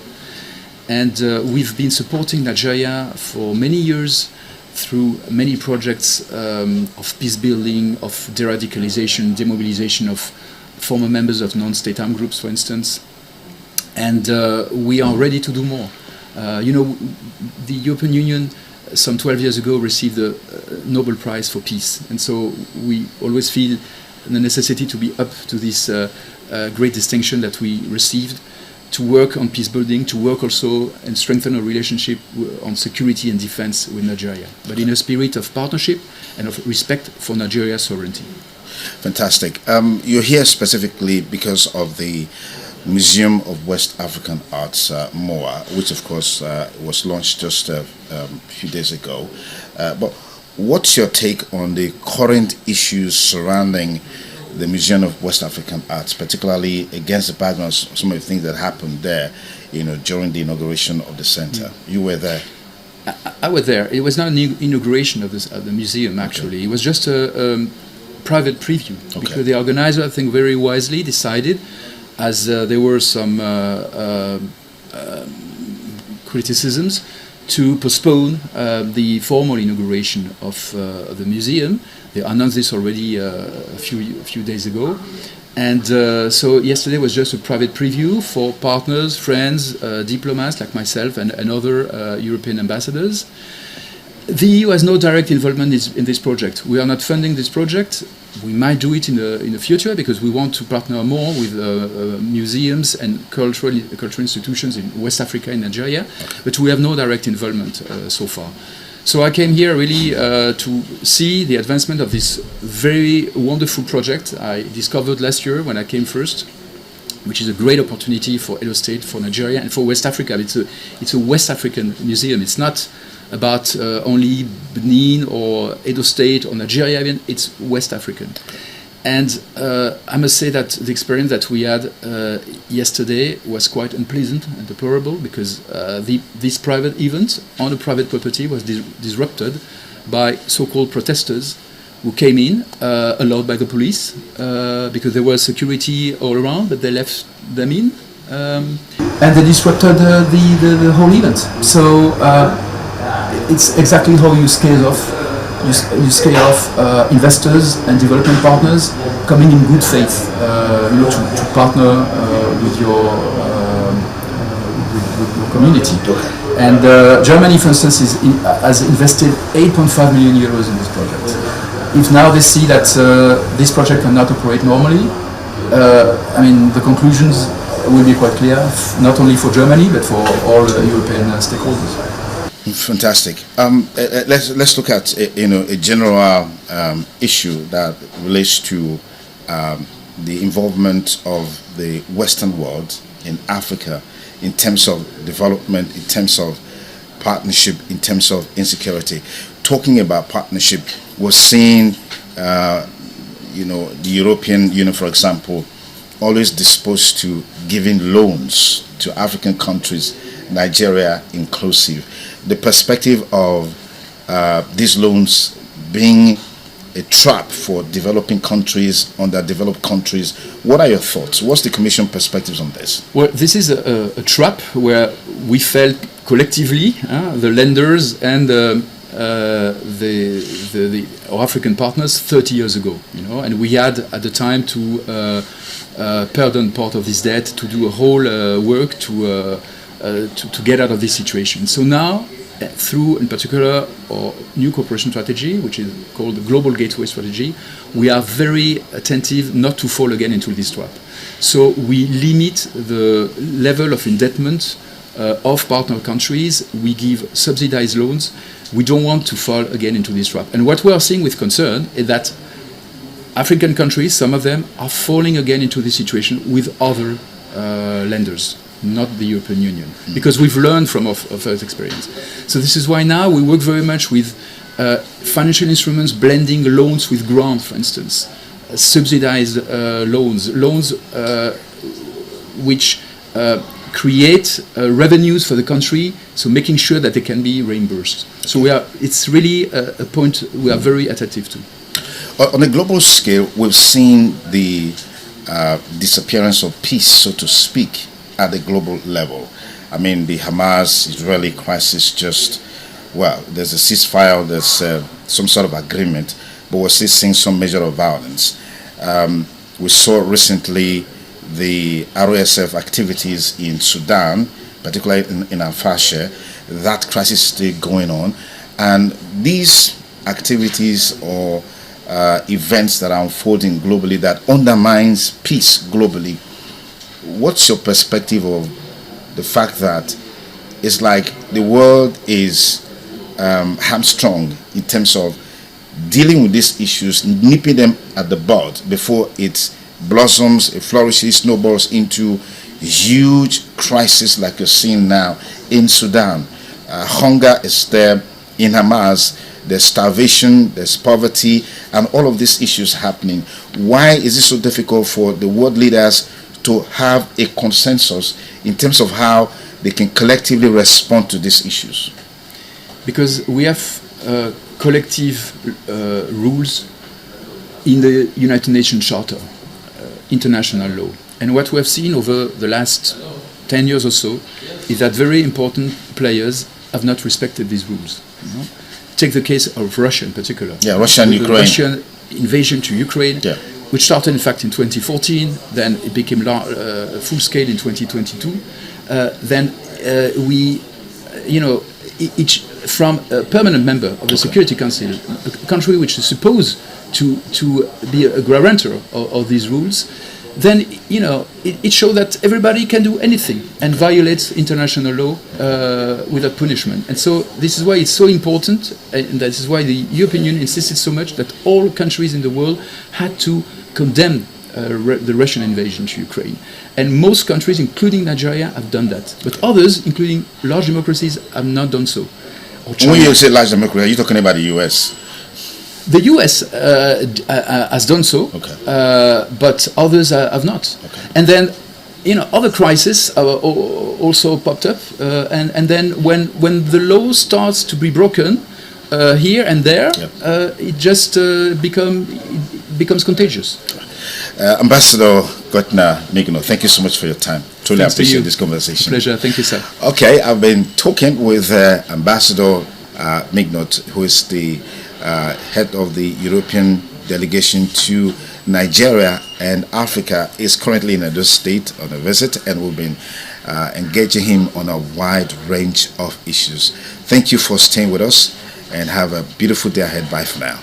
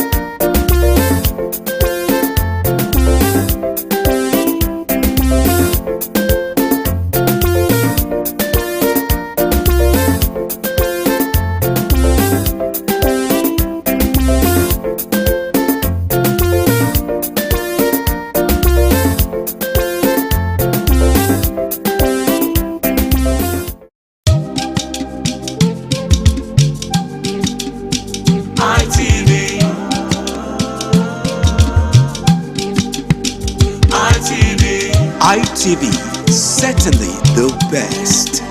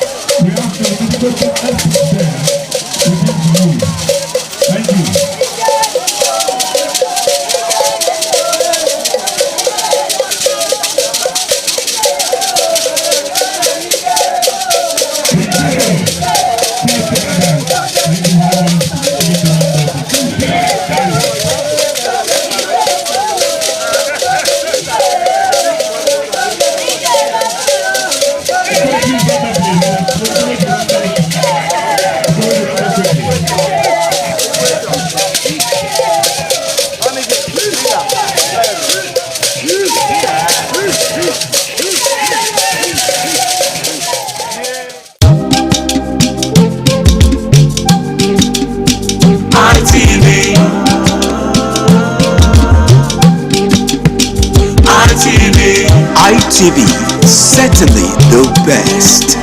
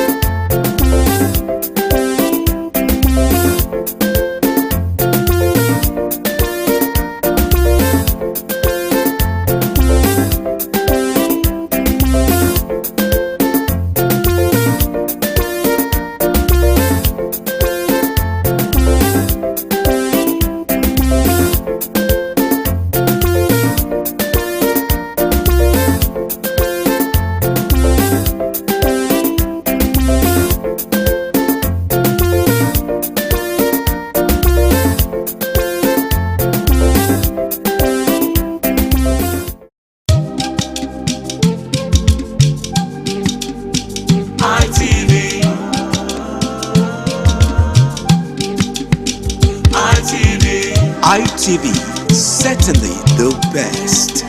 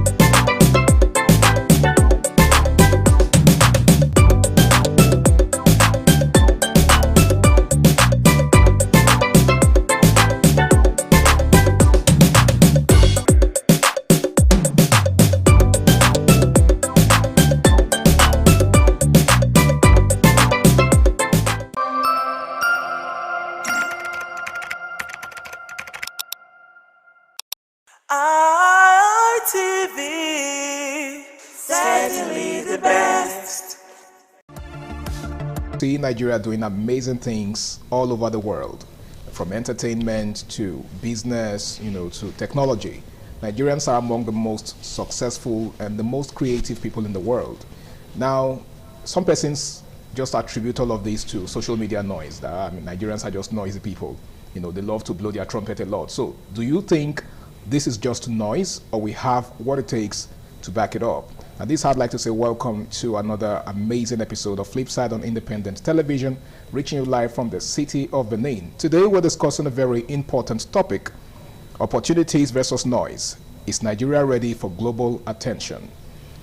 My name is Harry Aigboje, and it's a pleasure to have you join me on this episode of the show. Now, I've got two gentlemen in the house with me, and you know, these people are social impact commentators, and you know, they are quite grounded in this field. To my far left is someone who is a public affairs analyst, and he goes by the name of Kingsley Ikeke. Welcome on board, sir. Good to be back. It's been a while. Yeah, it's good to be back. It's good to have you on the show. Thank you very much. All right, thank you, sir. And of course, seated next to him is Favor Sadzi. He is a social impact commentator. Welcome on board, Favor. Always a pleasure. It's a pleasure having you. All right, so opportunities versus noise. Is Nigeria ready for global attention? Now, Nigerians are the loudest people in the world, and that's a fact. Loudest in terms of we are not just successful, we are not just doing well, we blow our trumpet a lot. And I don't think there's any other people in the world that are as loud as we are. But the question is it just noise, or we have what it takes to back it up? So the first question I'd like to ask is Nigeria's growing global visibility driven by genuine progress or just social media noise? I'd like you to take the first shot. Favor.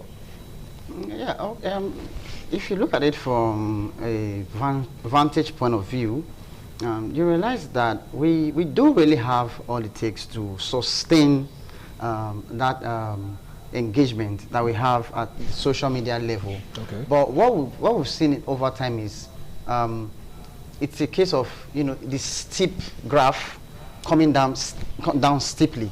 Okay. So we grow so very high, and we reach climax so fast, and the drop is steep. And that is evident in the fact that if you look at most of the online celebrities, influencers over time, there's a continuous recycling.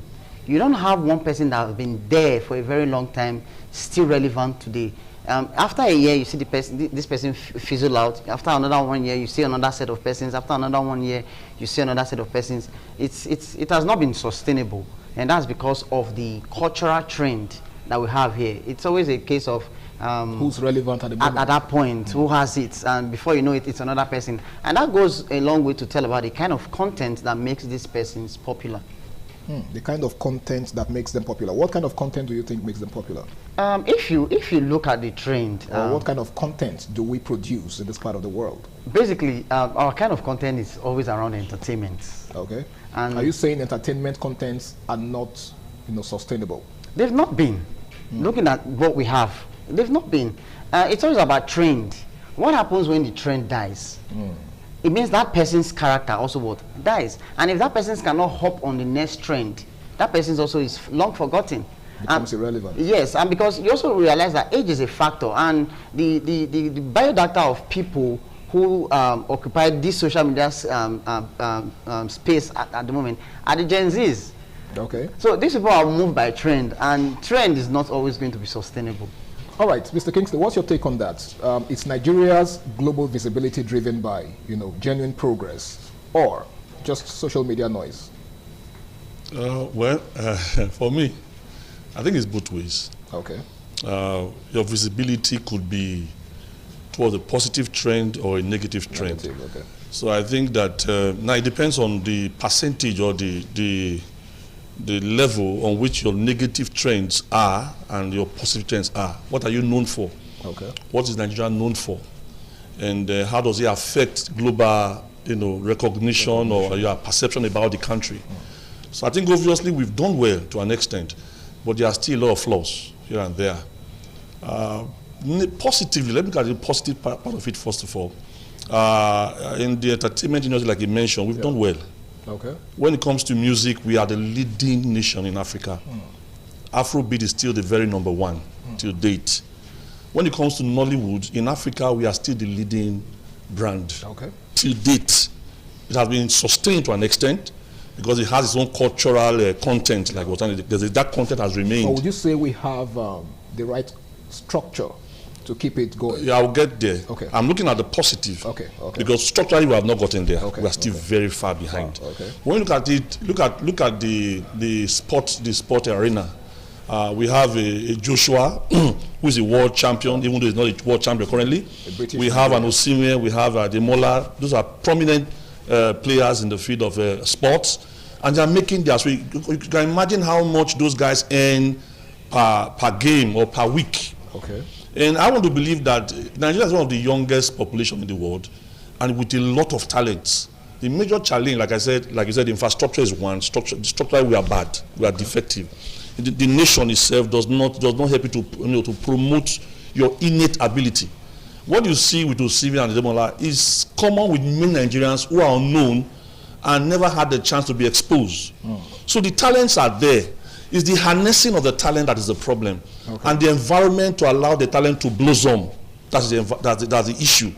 Globally, we have done well. Look at the digital line, the tech line. We are still the leading in Africa. We are among the very best in Africa. So I guess it's safe to say that Nigeria is at the forefront. Yes, but if you look at most of those things that we are leading on, you will see little or no government contribution. It's pure raw talent from individuals. That's why I say structurally we have not gotten it right. So it's the private sectors that are driving this? Private sector, personal endowment, your raw talent, God-given talent, your passion, your crave, your exposure has been our major. It has shown that ordinarily we are gifted, we are talented, we are driven. Like you said, we're not noisy. Well, we make noise. It's just that we're trying to let you know what we carry. Though the environment try to limit our capacity, we know what we carry. And you can always attest to that when we shift the environment. Go to the US. I was reading an article recently where Trump was commending a Nigerian lady, one Wonkolo, who is part of the aerospace team. At 26, she had a PhD in the US, not in Nigeria. She's one of the best aero scientists available as we speak today. And there's so many of them like that. And most times we don't even know them because they're not in the social media, so we don't know that we have such challenge. Resident in foreign countries, driving the economy of those countries. But we have them. So, but you know, when you look back home, you now look at what are we selling from the home front? The perception of people outside, that's not very good. It's not done a very good job. The image is not good. There's trust issue. There's the Yahoo issue. There's the kidnapping issue, there's the banditry, so many things that are not allowing these potentials to flourish to the maximum. So there's so many factors limiting us. But ordinarily, we are endowed. We are among the most blessed, I keep using that word, most blessed nation in the world, both human resources and mineral resources. We are about the most blessed. There's no other nation that rivals us. If we had our potentials right, we should not be, within the first three most productive country in the world, we should fall among the first three. In the world? I'm telling you the truth. Interesting. We should. Okay, we should. All right, now he just talked about rivalry. And Nigeria's image on the global stage, is one that comes with mixed feelings, right? As Nigerians, we are proud people. We are proud of what we've accomplished so far. And like he said, we are just vocal about what we are or who we are, right? So it's not necessarily that we are noisy, but we just love to, brag about what we've achieved. And I think that's one of the issues that some other African countries have with Nigerians. If you take a look at some of our neighboring countries, like Ghana, even some countries in far away South Africa, do you understand? Countries like Namibia, they have issues with Nigerians. They have issues with the fact that Nigerians are doing very well, and they are not just doing well, but they are very vocal about their achievements. How do you think this impacts on us on the global stage? How do you think other people from other countries see Nigerians in the light of what you've analyzed so far? I think perception for Nigerians or Nigeria has been self-inflicted. I'll explain what I mean. I read some recently in the news where one Favor Philly was having issues, and somehow she dropped the Nigerian team and was now running for Turkey. Okay. Yeah, Turkey, yeah. And I was, okay, let me delve further to see what the problem was. And I realized that she issued a statement that was tagged under the Nigerian Sports Federation statement that said at the point she was becoming uncontrollable, and therefore they removed her from the list that was supposed to feature in the competition twice on 2 different occasions. By uncontrollable, do they by any means mean insubordinate? Maybe that was what they meant, but when I read further, it further buttressed the fact that she was becoming insubordinate. Okay. But to what extent do you sacrifice a country's reputation for ego? Because all I see here is ego. because she hasn't been subordinate to Nigerians. It's just a few number of persons that have that perception about her. She has always been ready to play for the country. Okay. So at what point did the uncontrollability or whatever it is called now come into play? You understand? So now this is not a perception that has been created by a few Nigerians for Nigerians. This is a perception that have been created by a body that represents the nation with authority. So outsiders looking at that act by the Sports Federation. Okay. No, not favor now. Okay. The Federation itself. All right. By yanking her name out on several occasions, and even when she appealed, she wasn't giving response. She was embarrassed in publicly. That embarrassment would have been to her, but it was a national disgrace. It was an embarrassment to the nation. But that perception is there and will always be there, because what people will see for Nigerians or see Nigerians as people who are not serious. So I guess her loyalty has been switched to Turkey now. Without even asking questions, it did switch, and they accepted her with open arms. They didn't even discriminate. We would have discriminated. Even in Nigeria here, we discriminate against Igbo, Yoruba, and Hausa. But they accepted that. Would we accept a Ghanaian to come and run for us? The nation will run and say, no, no, no, no, how be it? You understand? So these things are, before we look at internal problems, we look at the people who are placed at the helm of affairs to run the country. They have not been doing a good job. Okay, so the people at the helm of affairs have not been doing a good job. They haven't been doing a good job. Well, as we progress on the program, you'll probably open our eyes to what needs to be done by the powers that be to ensure that the global image of Nigerians, takes a positive turn. Well, it's still Flipside on Independent Television. We have to go on this break now. When we return, the program continues. Please stay tuned. ITV.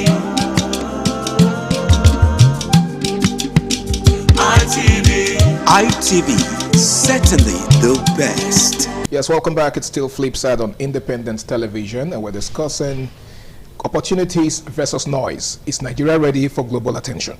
Now, here's the next question, and it has to do with the economy. I know you glossed over it earlier, okay? How prepared is Nigeria's economy to handle the increased foreign investment and scrutiny? Because nowadays we see lots of people saying they don't want to come to Nigeria to invest. How does the economy, or what role do you think the economy has to play in this? I think the drivers of the economy have not done the very best of jobs. But I also checked and I found that there are some level of improvement. For instance, the CBN is something that the current government did that even though I may not like the way they approached it, that I still appreciate. For instance, the harmonization of the exchange rate is a blessing. Okay. Because you cannot just wake up one day and the next day you are a billionaire without doing anything, because you get your official rate from the CBN, and the next day you go to the bureau de change and you make an exchange. Nobody wants to come and invest in such an environment because it's not a true test of the economy. Okay. So CBN has done something good there to harmonize the exchange rate, and even the removal of subsidies, also a blessing. It allows people to think. But that came with a lot of controversy. Yeah, because it was not planned. The way it was introduced was draconian. There was no human face. You don't just come on the very first. You saw the way it rocketed when it was announced. Yeah. You ought to have had a master plan that allowed the people to gradually, conform to the new new directive. Because a lot of persons have made themselves billionaire through this subsidy issue. Okay. You get fuel for an amount abroad, imported to Nigeria. You are paid. And that same share is smuggled to a neighboring African country is the height of corruption. So removing those things have given some investors some confidence. So on the positive, they've done some good job. But let's look at the structure. Let's look at the infrastructure, for instance. Do you know that as at today, the entire major capital cities of states are not connected by train? It's an aberration. In fact, your road network is part of your economic viability. So if somebody has a product, to move them from one point to the other is a challenge. From one city it's a challenge, to another. Then the issue of insecurity, you're asking investors to come and make investment in a place that's not secured. Somebody comes from abroad, we're talking about foreign investors. We're talking about Nigerians abroad who are well-to-do. We have lots of them abroad who are well-to-do, who would have loved to come and invest in the country. But even when they come, where is the land? If there's a land, where are the access roads to the land? So there are challenges. But like I said, the economy digitally, the young men have done well. You heard of Flutterwave. Flutterwave is owned by a Nigerian. You've heard of Paystock. Paystock is held by a Nigerian. You have OP. As I said, we are the biggest. When it comes to digital economy, we are the biggest. Because we have the population, we have the age brackets. In fact, Nigeria ranks among the first 5 countries that are most prominent in the social media. In fact, if you want to get the Nigerians population, go to social media. They are always there. And when you have a young, vibrant country like that, with this this number of youths, active youths, you have a very vibrant economy. So what we see play out is that the youth on their own have done well. Okay. I just mentioned a few, they've done well on their own, but some of them are limited, some of them are talented, but they don't have the finance for exposure. We don't have the forum where their talents are harnessed and promoted. Because if you look at the Nigerian foreign earning templates, at the time, when I was following it there, at the time, diaspora remittances was the second largest foreign earner after oil. Okay. That's those Nigerians working abroad, what they remit to the Nigerian coffers. But today, it's the third, it's not the second. Now, the non-oil sector, the agric and some other areas have now taken over the second position. Wow. Now, I was talking about digital economy just now. Nigerian digital economy, for what I gathered, is almost 20% of the GDP of the country. Now, imagine if government, they are planning to, they have some programs they have announced, like I don't have problem with their policies. Most times what I have problem with their implementation. Okay, you have a program here. We don't have a policy problem. No, we have never had a policy problem. We have some challenges in our policy, but then it has never been policy per se. Okay. It has been more of what implementation of those policies that were enacted. That's where the challenges are. You see, so what we have gained so far, like I said, is just a product of people's passion, vision that are driven by passion. Yeah, creativity and their passion. So they've done well. The GDP today is almost over 90% non-oil. Okay. The arrival of Dangote, I think some boy is working on something else, of private refinery, has practically reduced importation of oil. Imagine taking your currency. That we are gradually moving away from over dependence on oil. Not really. We are moving, but it's very slow. Okay. Right now we used to be more than 90% revenue coming from oil. I think now it's about 80 to 90. Yes, it has declined a little bit. The non-oil sector is coming in. Digital economy is coming in. Okay. But the pace is slow, because of many factors. And among the factors I've not mentioned, the one that has the multi-hydra head is the corruption we talk about. Is the biggest of all the problem. All right. Thank you so much, Mr. Kingsley. I saw you laughing, Mr. Favor. Now, I would like you to speak more to the issue of structure that he mentioned, and then he also made mention of corruption as a factor, responsible for the slow pace of our movement away from the overdependence on oil, to other sectors of the economy. What do you have to say to that? I'm yet to see some of the benefits of the removal of subsidy. Like he mentioned, he said it's a blessing. Okay. I've not seen it. Okay. I've not seen it. I'm still yet to see it. Don't you think you haven't, taken a more cursory look at it yet? If he would tell me now. he highlighted the fact that there are blessings. Okay. But specifically, he didn't mention any of these blessings. We still went ahead to still discuss more problems. And even the hydra-headed corruption. Yeah. So where's the blessing?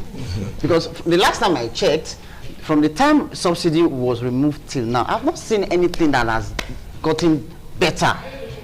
Either in this implementation of the policy, in the standard of living, or what else do we have to consider? I've not seen. So if he says there are blessings, maybe there are some people who are having these blessings, and whilst there are some, it then brings another problem again. Why some persons will be enjoying benefits than some, and that's corruption. So the premise is because I know he made mention of the fact that some persons have become billionaires, out of the benefits of the. Do I give an information? Okay. Right now, what they share at the Treaty of Government is over $1 trillion. Now, what people don't understand is that Nigeria has 3 major executive order: the federal, the state, and the local government. Virtually every state, their revenue gotten from the federal share has been almost triple. Wow. It means we are not holding the right people accountable. And as we learned recently, they've been trying to allow the local government to run autonomously. I mean, have their own structure and run their. Are the right people? So the problem we are having is not that the money is now very much in abundance in the hands of state governors and as well as local government chairmen. Okay. But the issue is that the corruption issue is still there. That's what we're saying. Yes. That how does this blessing affect Mama Chika and New Benin markets? Okay, the common man out there. That's what we're talking about, because when it's time to vote, it is this woman that we go to meet to say, cast your vote. Now, all of these things that he has mentioned are only on paper. And if he had not even mentioned it now, I don't know. Okay. I perhaps might never have gotten to know. Okay. We are talking about reality. What is on ground? How does it affect my next paycheck? So you can't tell me they are blessed. It's like giving me money and telling me you cannot spend it. Of what use is the sense of having money? That's why you say, oh, I've been giving you money. They used to do it to us while we were younger, and they'll dash you money. Your mother will collect the money and tell you. To hold it in trust. You won't finally go to meet her and say, Mommy, that money they dash me, that they tell you all the food you have been eating since yesterday. Which one do you think I used to buy it? Funny corruption. Okay. So if Nigeria is telling us that Nigerians, we are giving you so much money, don't take this money. The day we not decide to spend, Nigeria will not say, oh no, all the foreign whatever we've been doing, it was from that money. Please don't spend. It begs the question why we have this money. So structurally, there are a lot of questions that will be asked that we may never find answers to. The system is corrupt. The next generation is corrupt. The one after that generation is corrupt. The one before is corrupt. Everybody is waiting in line in that corruption trend. So it is a case of you go, let me do my own. Nobody is there for turn by turn. Oh my God.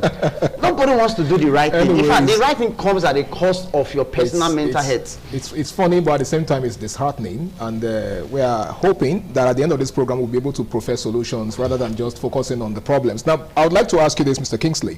Are Nigerian youths being equipped with skills to compete in the global marketplace?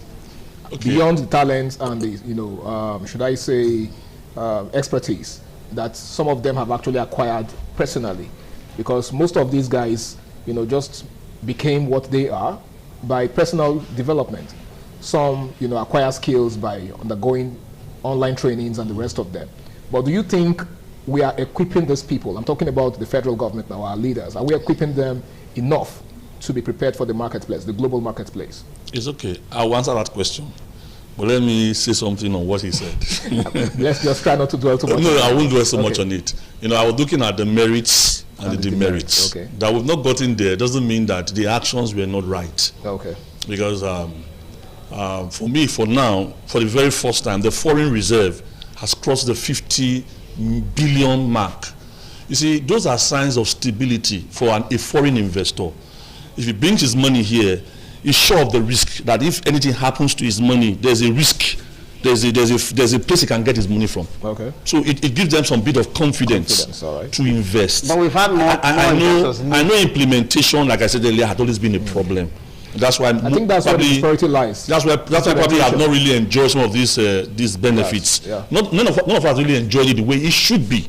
But it doesn't mean that there are no right steps being taken. There are some major shortfalls and there are some right steps. Now I talked about the youth being equipped. There's this NIAR, it's called the Nigerian Youth Academy. I think it was flagged up by this current administration. The vice president did that flag up. The focus is on digital skill, digital literacy, technical skill, and entrepreneurship training for youths. Now, as we speak, I'm in a system, I'm in an institution where training goes on. I mean, Edo State Polytechnic Center. Okay. Now, we have an entrepreneurship center. The way we are going now is that for your semester in school, one semester is devoted strictly for training, not the regular marker and chalk kind of teaching, okay, but acquiring a skill before leaving that place of learning. Okay. And if for any reason you don't get an employment by your certificate, you will not get an employment by your technical skill. So it's not mandatory, starting from this year or thereabout, that you cannot graduate without having a certificate that says that he's a certified tailor, even though he has a diploma in mechanical engineering. He's a certified farmer.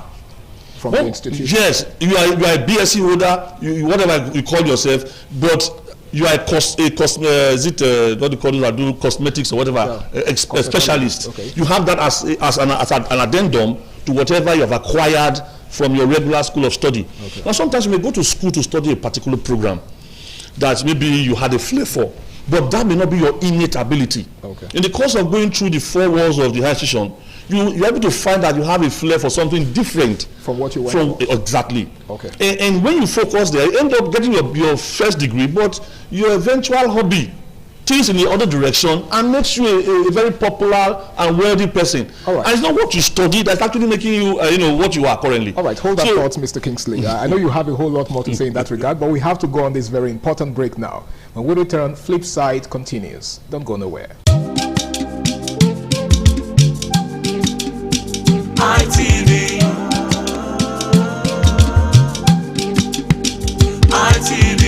ITV, certainly the best. Yes, it's great to have you back. It's still Flip Side on independent television. And Mr. Kingsley was saying something about, the role of the economy in preparing the minds of the youth, to compete on the global level. Yeah, you can take it from there. Okay. Like I said, we're working on that at the tertiary level, trying to ensure that people who are going through the regular schooling trend have the technical skills. And when they add the ingenuity of the tertiary education into their technical skill, we believe they will come out better. Okay. And the government is doing that at the federal level, the state level. I don't know much about the local government level on those matters. But there are challenges. For instance, now, you are doing something that is technical and it needs power supply. Okay. And you have a 1-week program. And sometimes you have 2-3 days there's no light. And you are not having any power available alternative for your program. The whole program is already grounded. And the epileptic power till today is still an issue yet unresolved. And no economics thrive without power. In fact, one of your fundamentals is power. Because even if somebody comes out and starts his own venture, and there's no power to power the business, he goes back to alternative power supply, which is generator and shell.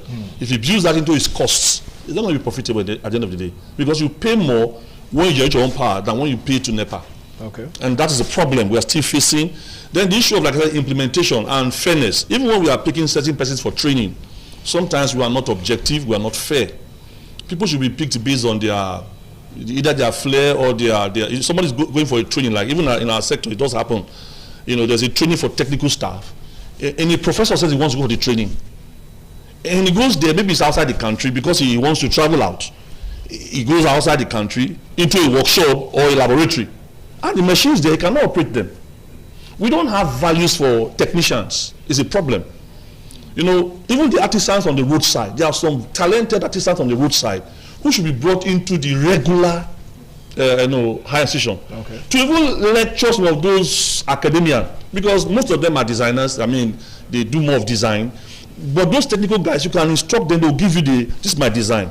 Now interpret my design in real form, in a viable form, so a tangible form. They offer more of practicals than what we. So we're trying to bridge that gap. We're doing that right now, bringing some of those artisans who are skilled, even certificating them where necessary, getting them to work alongside with us. Because you cannot deny the fact that if you go to Aba today, some of the best shoes are there, best outfits are there. Sometimes it takes some of those things outside Aba to neighboring country and label them and bring them back and call it made in China.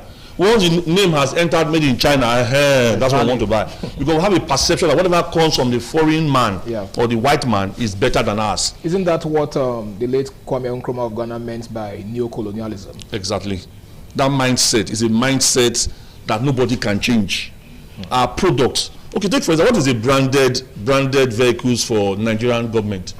I told you there was a time when we had Peugeot as our branded vehicle. Why don't we have some local branded car manufacturers as our branded vehicles? You see, when you don't encourage what you have, it doesn't matter how skillful they are. They will just die local champions. What about people like Innocent?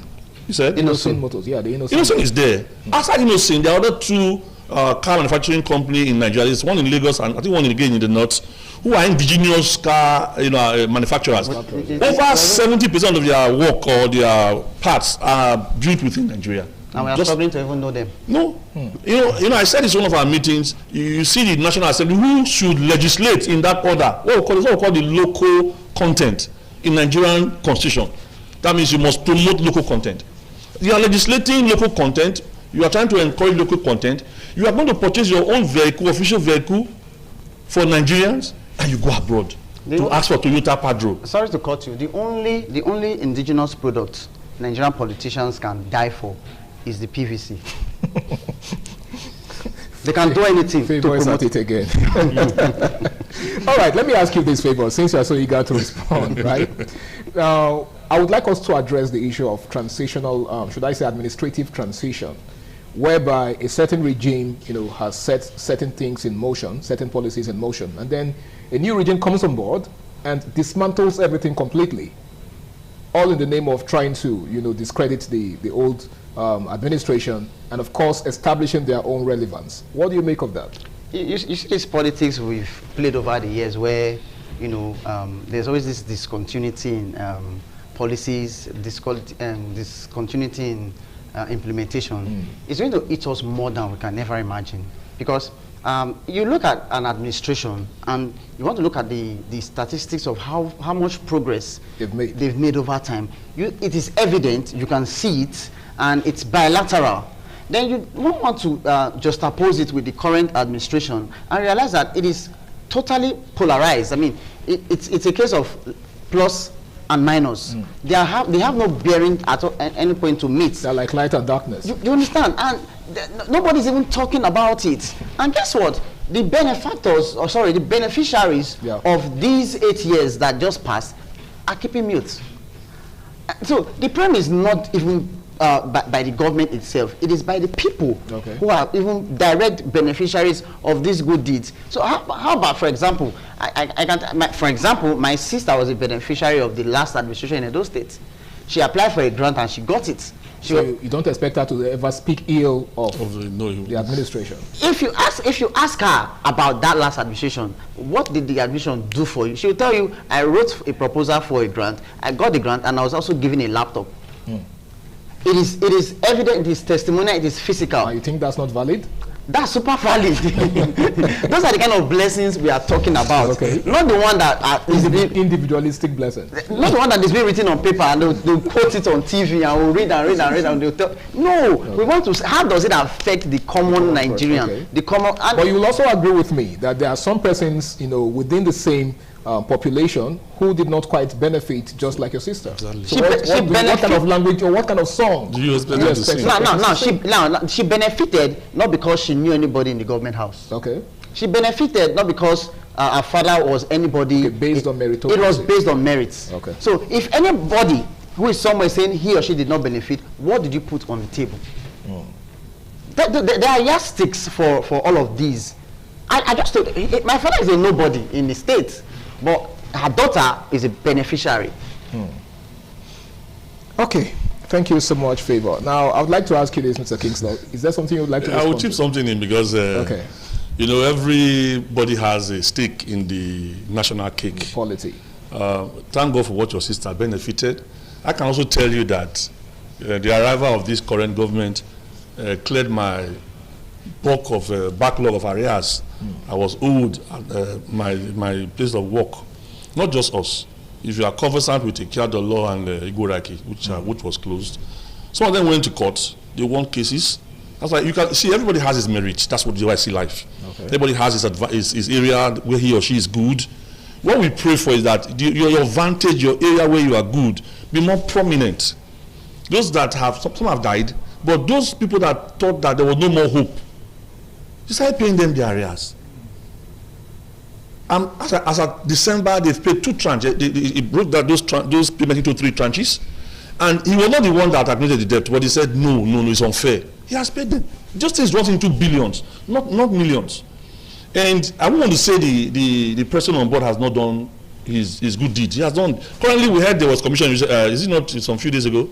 I spoke with a friend of mine who works in the local government. 3 kinds of vehicle, I think tractor, payloader, and there's a third one, grader. Each local government has been given such to ensure that the roads leading to the main roads are graded. That's why sometimes you have to hold some little people. I called my friends, they can't as a majority leader. What are you doing? They said they gave you guys 3 vehicles of this nature. Because what we are doing is that sometimes we put the entire blame on the center. or on the state governor. We forgot that there are other stratas that helps the government to function effectively. There's some of them are so close to who should hold them. Then one reason why they change policies, it's not just about the leaders alone, it's about us. Somebody started a project, very wonderful project. He did a project, started a project, and I came to see that it's good. And I want to compliment, to complete that project. Now, instead of you to also acknowledge that I complimented or completed his project for him, if he's campaigning for his person, he will say, I'm the initiator of that project. I'm the one that, he will not acknowledge me that came to complete the project he left uncompleted. So because of that, and I say, instead of him to take the glory, I start a new project. That's the mentality. See, we should respect each other. If a particular government leaves, look at what they've done well and improve on it. Don't just discard them. Then if somebody improves on what you have done or finish what you have started, accord him the respect that I started this project. Paul was saying, I planted, Apollos watered. Yeah. It's God that giveth the increase. We should have that complimentary attitude. This attitude of trying to bring people down just to elevate yourself. That's why I said if men were God, nobody will be existing. We should appreciate each other for whatever values we bring to the table. And when that is done, and maybe the man on the street, the organizer, feels appreciated, he will do better. Okay. The mechanic that fixes your car feels appreciated. Your megad, your cook.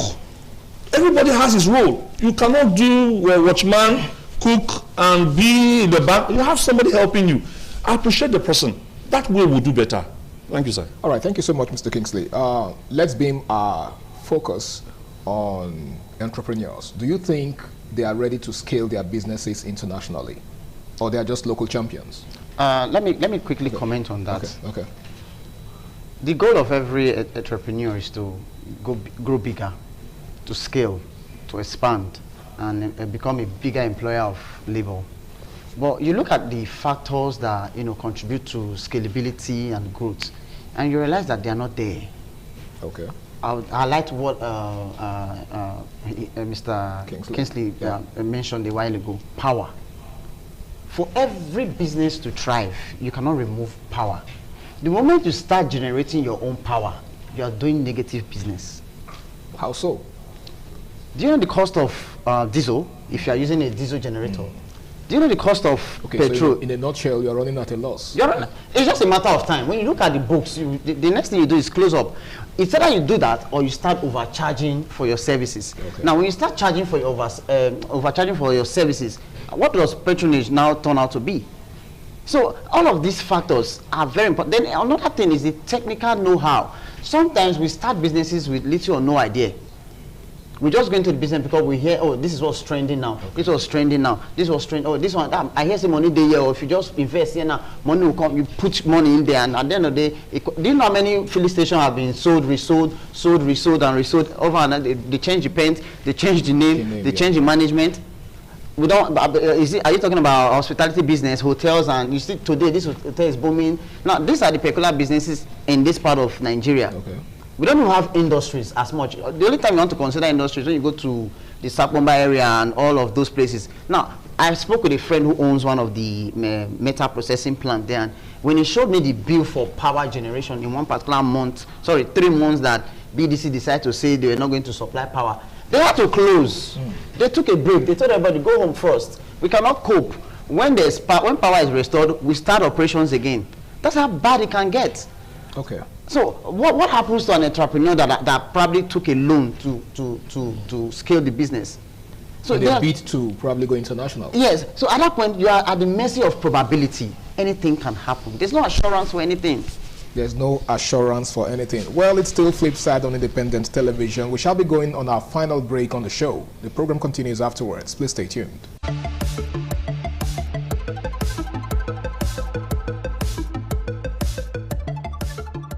Welcome back. It's still Flipside on Independent Television, and like I said before we went to that break, this is the final lap of the show. Now, I would like to ask this question. How does the corruption perception affect our image on the global level? I would like you to respond to that favor. It's a simple thing. You cannot put your money where there are too many uncertainties. At least every businessman wants an assurance for either you make profit or you break even. Okay. So if none of this is in sight, then there's no point in investing. What we've seen over time in the current perception of the country, as far as corruption is concerned, is appalling. It's very appalling. You don't think that's discouraging investors, foreign investors? Of course it is. We've seen investors that even left in the last 4 or 5 years. The ones we even had on ground could not cope. They had to leave.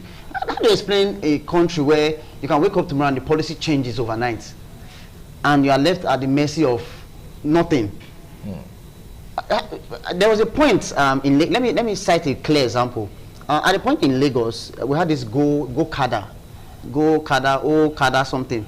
You know, you have an app, you want to take a ride, you book from the app, a bike comes, and you know, you can move about. The employment rate as at that time in Lagos became very high.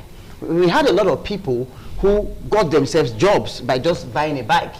But what happened one day? All of a sudden, the government woke up and said, everybody take your bike and leave. At that point, families were devastated. There were people who already were doing well for themselves because they could ride a bike. They went back to square one. They went back to square one. They had to start thinking of other businesses that were not there. Some had to relocate. Some had to take their bike to neighboring states, which of course you cannot compare a system with structure and a system with no structure. In Lagos, there was structure. There was an app. It was organized. It was coordinated. And everybody was happy. So transportation was being coordinated between commuters, riders, and all sorts. Okay. But now what do we have? So in that kind of, and these were Chinese-owned companies. Okay. So when that happened, they laughed and said, okay, good. We'll never make this mistake again. It was possible for them to have moved their app from Lagos State to another state, but did they do that? They went off for good. That's just one out of many cases. So it is a serious crisis to when you realize that, oh, anything can just happen. Anything can just happen. Anything can just happen. Mr. Kingsley, corruption perception. How do you think this affects us on the global stage? And how does it affect our economy in the long run? Well, I think it's the biggest challenge that we have. Nobody, like I said, nobody wants to put his money where he has no certainty. There are no assurances. And that's why I said the foreign reserve has gone up. You know, there are some kind of business that comes into your country. The agreements you enter for any of these possible fluctuations, the country is held liable. Okay. And you can only hold a country liable if there's an asset to hold.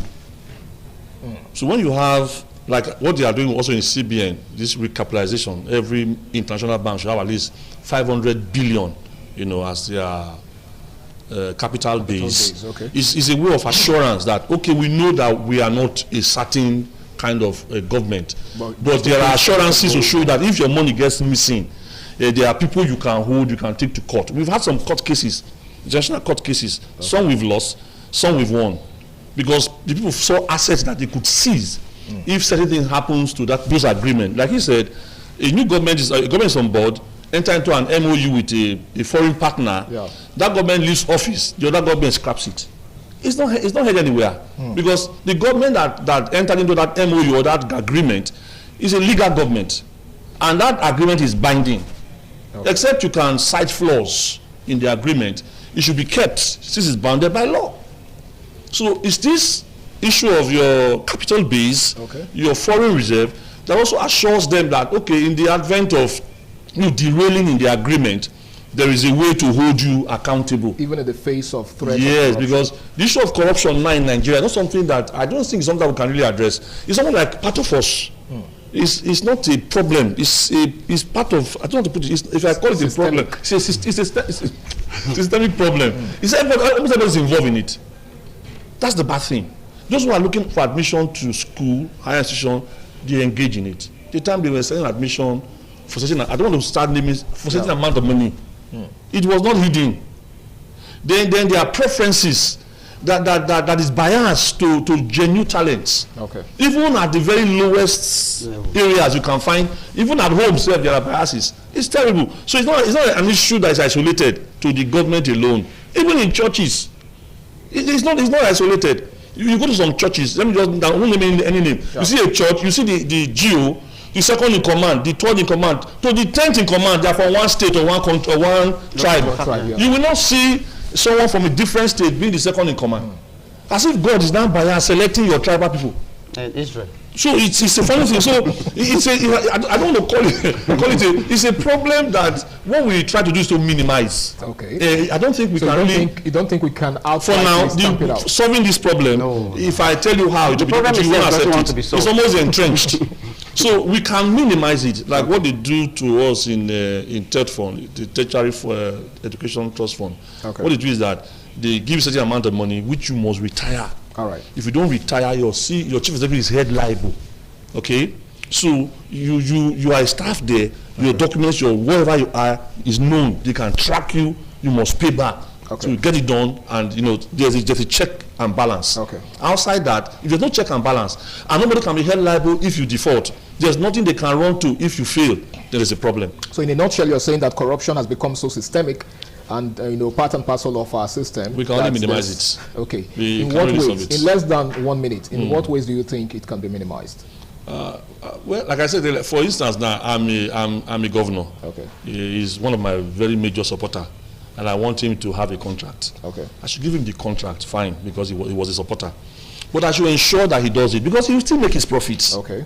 The idea of him just taking the money and there's no execution, no penalty, I think is wrong. So we should be able to tell ourselves certain truths. I'll say something from, I think, a coffee production line, I think somewhere in Taraba by Danjuma. Okay. Even if you steal money, I'm going in that direction now. You are not encouraging the money that you stole, invest it from where you stole it.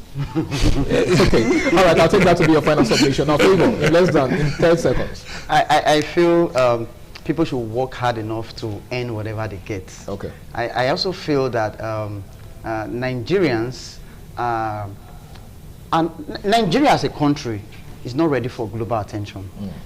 A Nigerian may be ready, but Nigeria as a country, they are not ready. A Nigerian might be ready, but Nigeria as a country isn't ready for global attention. Well, I hope we start positioning ourselves to be ready for global attention, because whether we like it or not, the world is watching us. Okay, so we must learn to start positioning ourselves just so we can meet the world's demands. My name is Harry Aigboje, and I want to say a very big thank you to my guest for being a part of the show today. And of course, a big thank you to you out there too for, riding with us from start to finish. Until I come your way again, same time, same station next week. It's been Flipside on Independent Television. Do the right thing, stay out of trouble, and enjoy the rest of your day. Bye for now. This is ITV.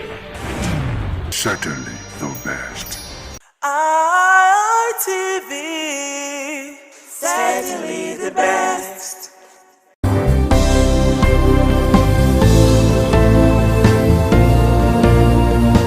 Thank you very much for joining us on the program Healthy Living. What is the kidney? The kidney is an excretory organ in the body, which is for metabolism. Tuberculosis affects many organs in the body, but the common ones it usually affects is the lungs. Epilepsy is a neurological problem. Okay. It is an injury in the brain which causes someone to begin to convulse, to go into fits. It is curable, but the cure is a long-term thing. If you eat well and avoid those risk factors that will make your immunity to be down, then the risk of contracting tuberculosis will be reduced. If you're healthy, then you're wealthy.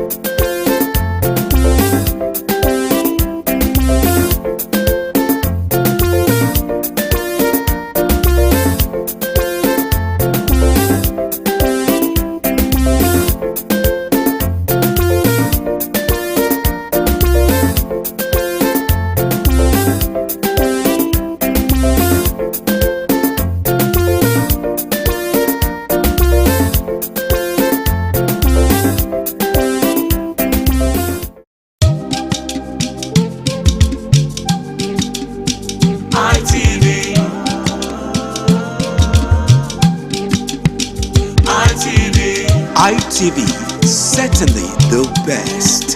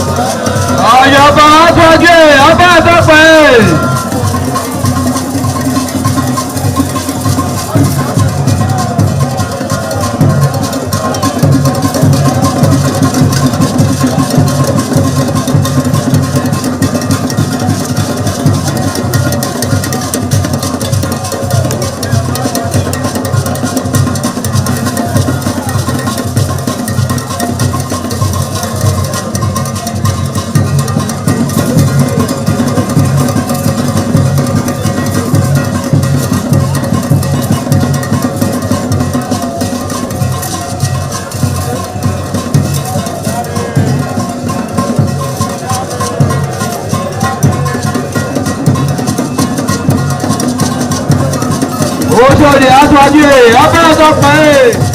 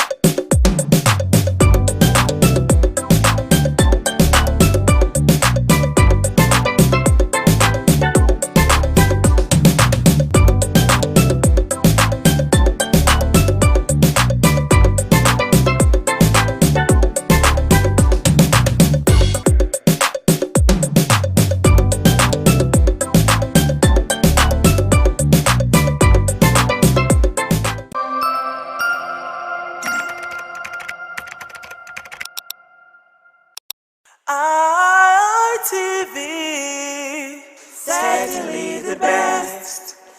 Today on the program Woman to Woman, Amadisuwa Osa Uwage. Building strong family relationship through mutual respect is our topic for today.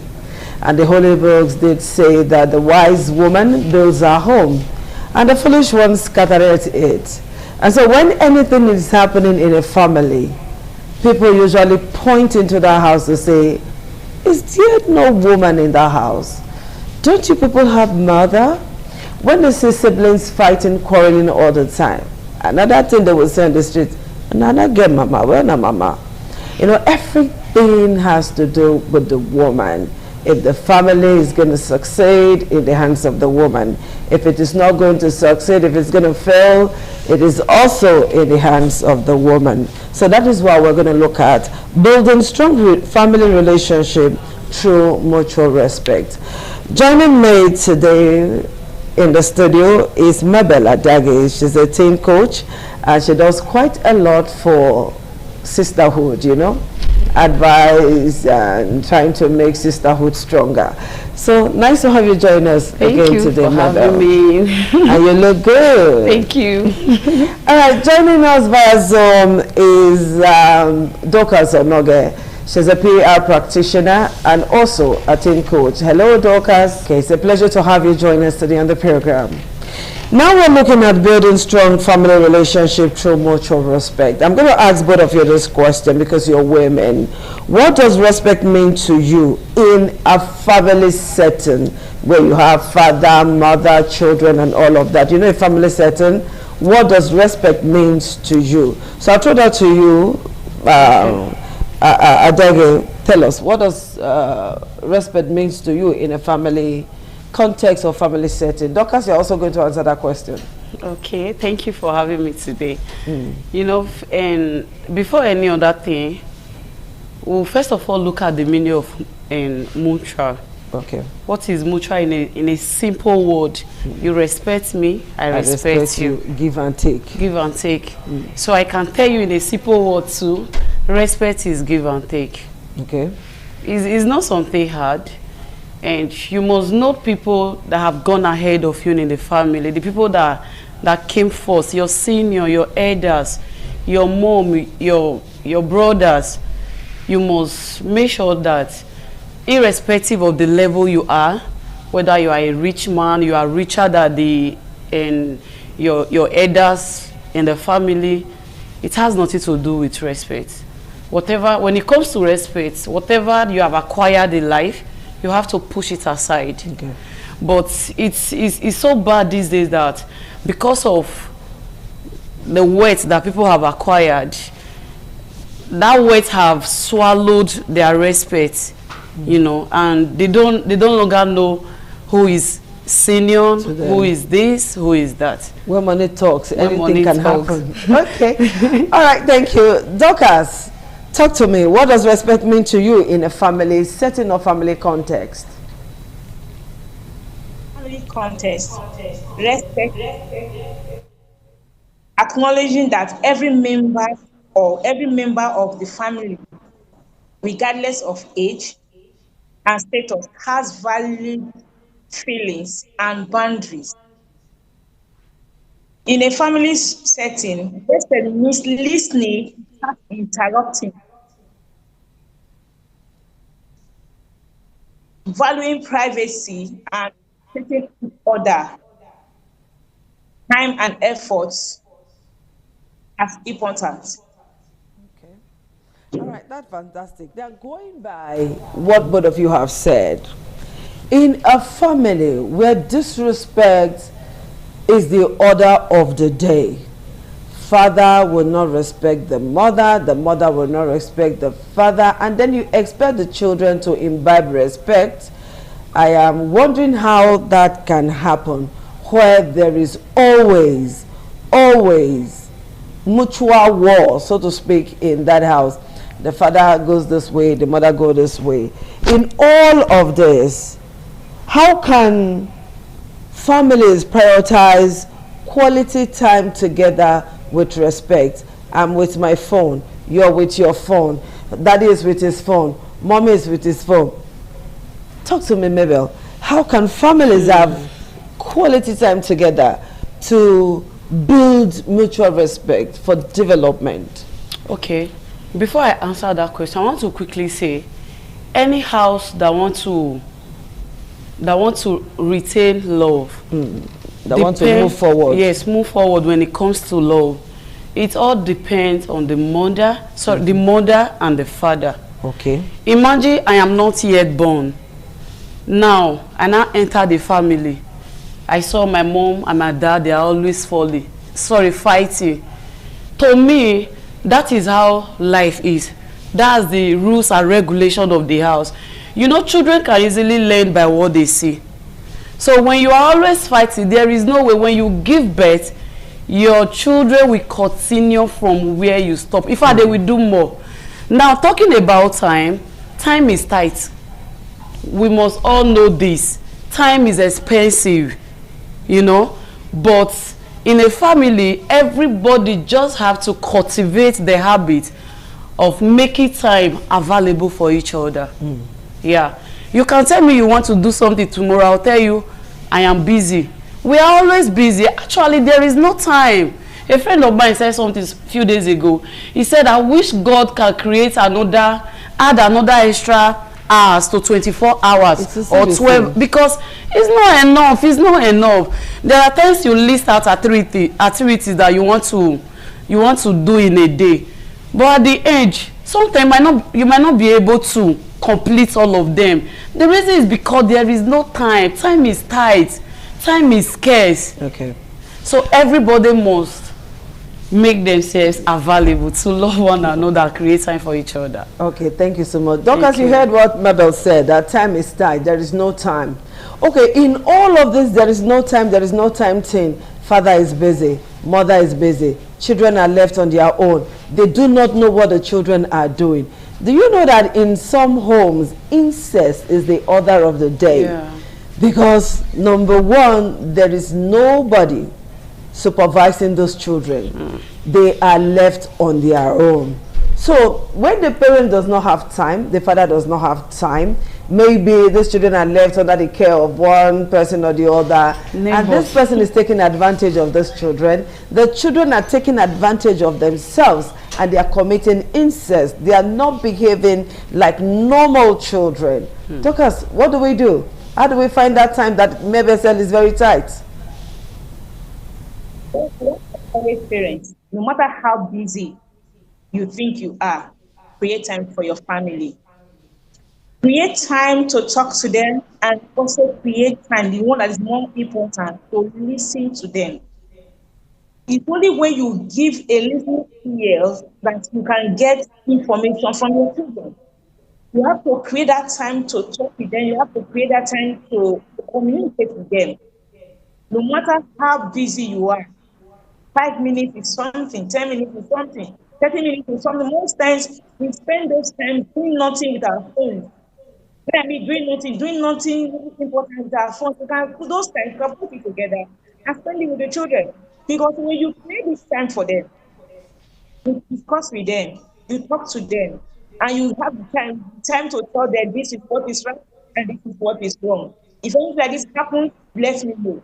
Then you also ask them from time to time, what is it that you want to tell me? What do you want to tell me? What do you want to tell daddy? Give them that listening ear and not that them. When you have time, create that time for them. Okay, you have to create that time. Yes, they should create time. The role of communication can never be overemphasized in a family setting. But unfortunately, communication, the line of communication have been damaged by parents. And the children too are emulating this. How do we fix that, Mabel? Okay. I think I will focus this to mothers, because this is now our problem. Okay, focus. Let me focus it on women out there.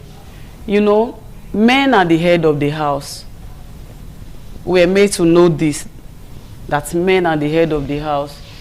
But of recent, they say women is the neck, while men is the head. But I want every woman out there to know that without the neck, there is no head. The head cannot stand. Every woman out there should make sure that they create time for their children. Because if you are waiting for your husband, when it comes to communication to your children, you will miss it. There is what we call love 77. I beg, explain. Love 77. Law, L-A-W, 77. 77. Before you leave in the house, before you leave the house in the morning, every mother is expected to talk to their children 7 minutes. Okay. When they are back from work or school, you are expected to talk to them for another 7 minutes. Then before they go to bed, you are also entitled to that 7 minutes. And this 77 laws of a Law 77. I like that. Yeah, goes to the working class lady out there, and those that will leave home around 6 a.m., especially the market women, and return back 6. It's now 6 to 6:30. Before you come, your children are already parabolating. Some, if they can stay, they will stay because they are hungry. And there is another thing too. Children always have this nature of a thing, like nature kind of character. But it is expected of the parents in the house to nurture them the way they want the children to be. You must not leave them to their nature. You must nurture them to the way you and the society, quotes, want them to be. Okay. All right, we'll take a short break, and when we come back, we'll ask more questions. Do stay with us.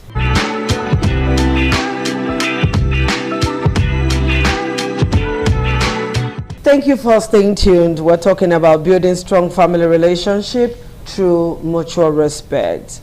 Okay, Dorcas, you heard what Mabel said. Now, let me ask you this question. In a home where the children behave like how do I put it now? I don't want to be disrespectful to our children or use derogatory words. They behave without proper home training. You see children fighting on the street. You see children fighting themselves. The senior brother is not talking to the junior brother. The senior sister is not talking to the younger sister. This one is doing her own. That one is doing her own. They are behaving like children from Banana Republic, so to speak.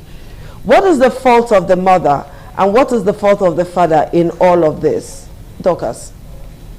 When you look at situations like this, you come to realize that from the beginning, they have what we call favoritism to some children. And with that, when they are being corrected, they feel my mother is in support of what I am doing, my father is in support of what I am doing, who do you think you are? And before you know it, it will grow out of hand. When parents see their children victimizing another child in the same house, they should correct them with love and try to inculcate in them that spirit of love, no matter what. You let them know that yes, you will have your differences, but you know what? You must love your siblings, you must respect them, you must take them for who they are. Because when we nurture our children to live with their siblings, with their irrespective of their uniqueness, you will understand that yes, you will see the one that is more intelligent, you see the one that is more beautiful, you see the one that is very active, you see the one that is very quiet and all that. The parents should make the children to understand that everybody cannot be the same. Being the most vocal person doesn't mean that you are better than any of your other siblings. So with all this attitude, when you inculcate it in your child, when they are growing up, so when they come out to the society, they will also see every other child as a unique being and treat them the way they are. But is it possible for a parent to love their children equally? Is it possible for a mother or a father to love their children equally? When you show them the same love, irrespective of how they are, their talent and their show them love. They will know that this is who they are and they are loved for that. But when you as a parent or as a mother, as a father, you are beginning to push a child aside. You are too slow for my liking, go away, you know. But that's the nature of that child. The other sibling will take suit.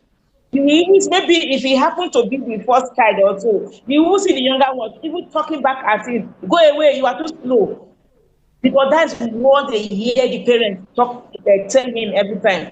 So, but when they show that kind of child love, the other ones that are growing up also grow up to love him for who he is. Give it as an example now. If it's a girl child that is very smart, this is your smartness, everybody wants to show love. No. When you love your children equally, irrespective of their talent, irrespective of their ability, you will make it easier for them to blend with the society. And also to make it easier for the younger ones, for the siblings to grow together. That's fantastic. That's why you are a teen coach, though. All right, let me deviate a bit. Now, do you know that some children are older than their parents? In the sense that they dictate to their parents what they want to be done. Particularly that child, that teenage child who brings money to the house. And the parents are not really bothered where the money is coming from. You know, so there is what is called, should we call it role changing now? The mother is now the daughter and the daughter is now the mother. You know, how can we handle that? Mabel? When people don't big person, I don't want to use the word that it will be very hard, because it is the mother that places herself in such situation. These actually happen on a daily basis. When you go to some home, especially where they have youths or big teenagers, they can go outside and fetch money from guys out there. automatically, whether the character of that child is wayward, automatically that child will become the best child, the most cherished child in that home. Why? Because there is already I don't know the right word to use, because that one is the parents are already benefiting from that child. Automatically that child can do anything. You want to eat, you are asking your child, Alpha, what are we eating today? What are you bringing to the table? Meaning you have sold your rights as a mother to your child, and you are not the child, while the child is not the mother. I'm just wondering how that child can respect the mother. Yeah. Okay, let me ask you this question now, Dorcas. What are some family values that we can instill in our children to foster this much talked about development and love and bonding that we want in a family? What are some family values that you think can be instilled as a teen coach? Like as I was saying before, that spirit of respect, teach them to respect mother. No matter what, they should be respected. When I mean respect, the mothers, being the parent or wherever you are in the family, even that smallest child in that house needs to be respected.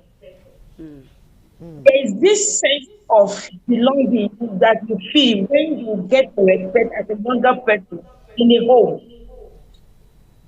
And as a mother, or yes, as a parent, you should ensure that you treat your children equally and teach them to respect each other. We have the loud ones in the home, we have the quiet ones in the home, we also have the one that like fighting in the home. So it's your duty to always tell that child that, look, this thing you're doing is wrong. Stop fighting your other siblings. Okay. And you know what? They love you. You should always correct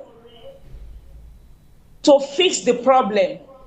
Okay. Don't correct to start to becoming so judgmental about what has gone wrong. Okay. All right. So how can we now show love and respect in our daily interactions? How can we show love and respect for one another in a family in our daily interactions? One, we have to give ourselves a listening ear. Let's listen to ourselves. We have to listen to ourselves, and we have to reduce. We have to teach our children how to be sorry for what they have done. When you say respect, you also have to teach them that no one is above mistake, and if anyone should make mistake, that one should not be the reason why that one should be to automatically become the black sheep in the home. Dorcas, Mabel, let's hear your own before we wrap up. How can we show our children respect? Everyday interaction. You show love.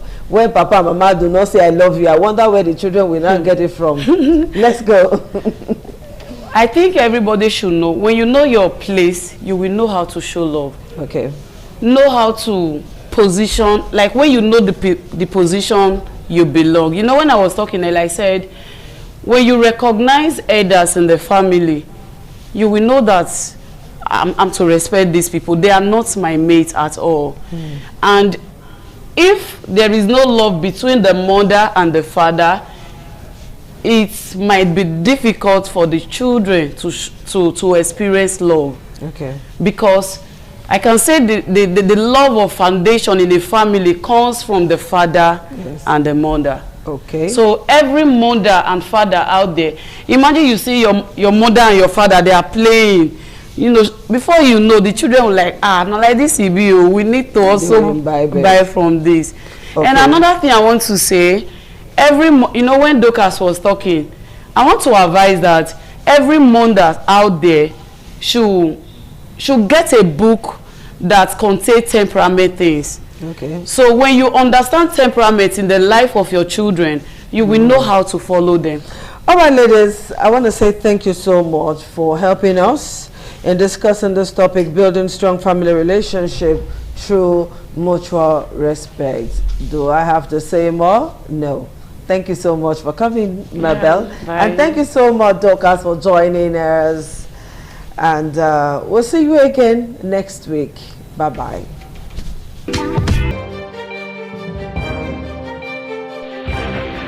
This is ITV. Certainly the best. ITV. Certainly the best.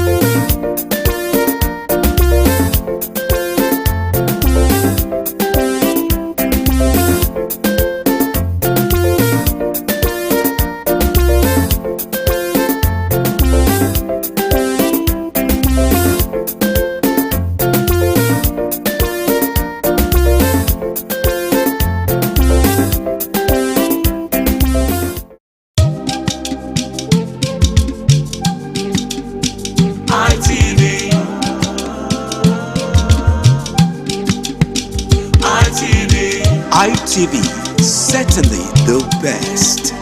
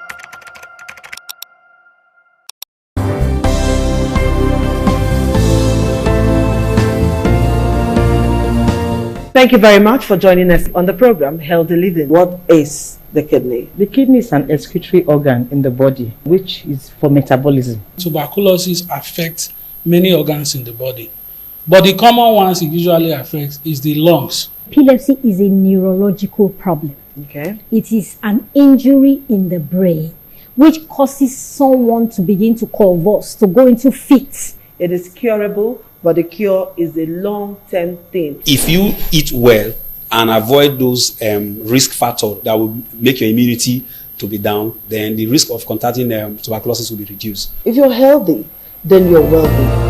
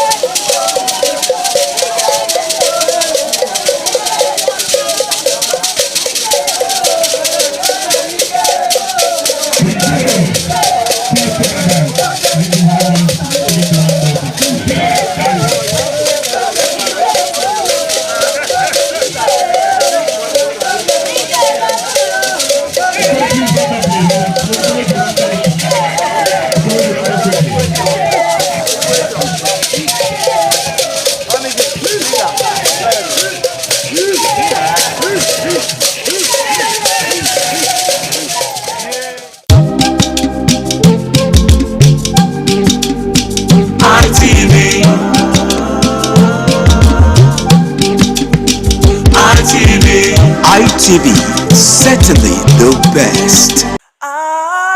ITV, certainly the best.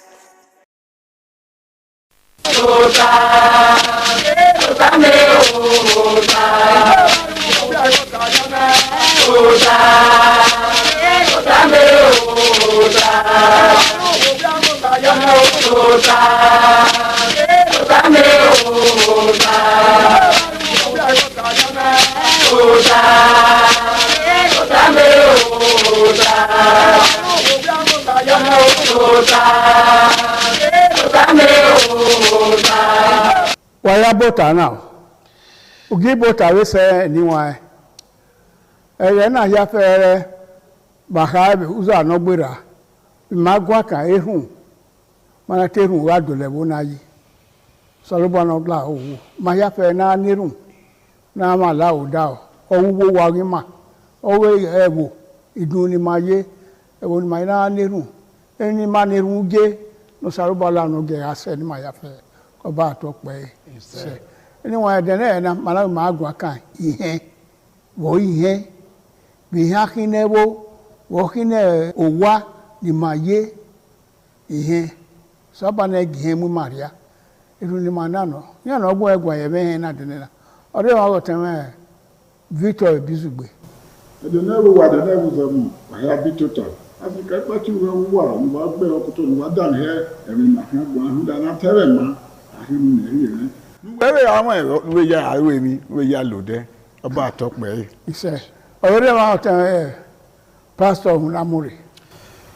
Ìwé ẹ̀dùnọ́gùn mi wà bí ní ẹ̀ka yìí òfin ìbùsùn ọba gọ̀ ẹ̀yà rọ̀ wà bí dàn yìí ọ̀sà ọba ẹ̀gì màmí òkú yẹn rẹ̀ gbé o ọba àtọ́pẹ́ yìí. Iṣẹ́ ìyẹn mẹ ọ̀sà ọba sẹ́yìn jẹ́ inú yẹ o lórí ẹ̀dọ́ba yọ̀ọ́kọ́ àwọn ẹ̀dọ́ yàfẹ́ ẹ̀ náà bẹ̀ ọ̀ká ẹ̀gbọ́n ilẹ̀ yàfẹ́ mẹ̀rẹ́gì òtú wáyà sábàánúlá ọ̀nà mọ́kù yẹn rìnrìn ẹ̀dọ́ yàfẹ́ ọba àtọ́pẹ́ ẹ̀tọ́ ẹ̀nìyàn ìhẹ́n ìrìnàkín ìmáyẹn ó ní èbòtẹ̀ kọ́s ẹ̀ má ẹ̀ nà tiẹ̀ n'obi ọ̀ma ẹ̀ nà tiẹ̀ n'ẹ̀wọ̀ ẹ̀ nà gúvẹ́ ẹ̀ nà tamọ̀ yà tìyẹn yọ gbèlúwẹ̀ náà ẹ̀ wọ̀ wẹ̀mí ni wọ́n náà wà yà tìyẹn yọ ìhẹ́n ni ọ̀rìà ni.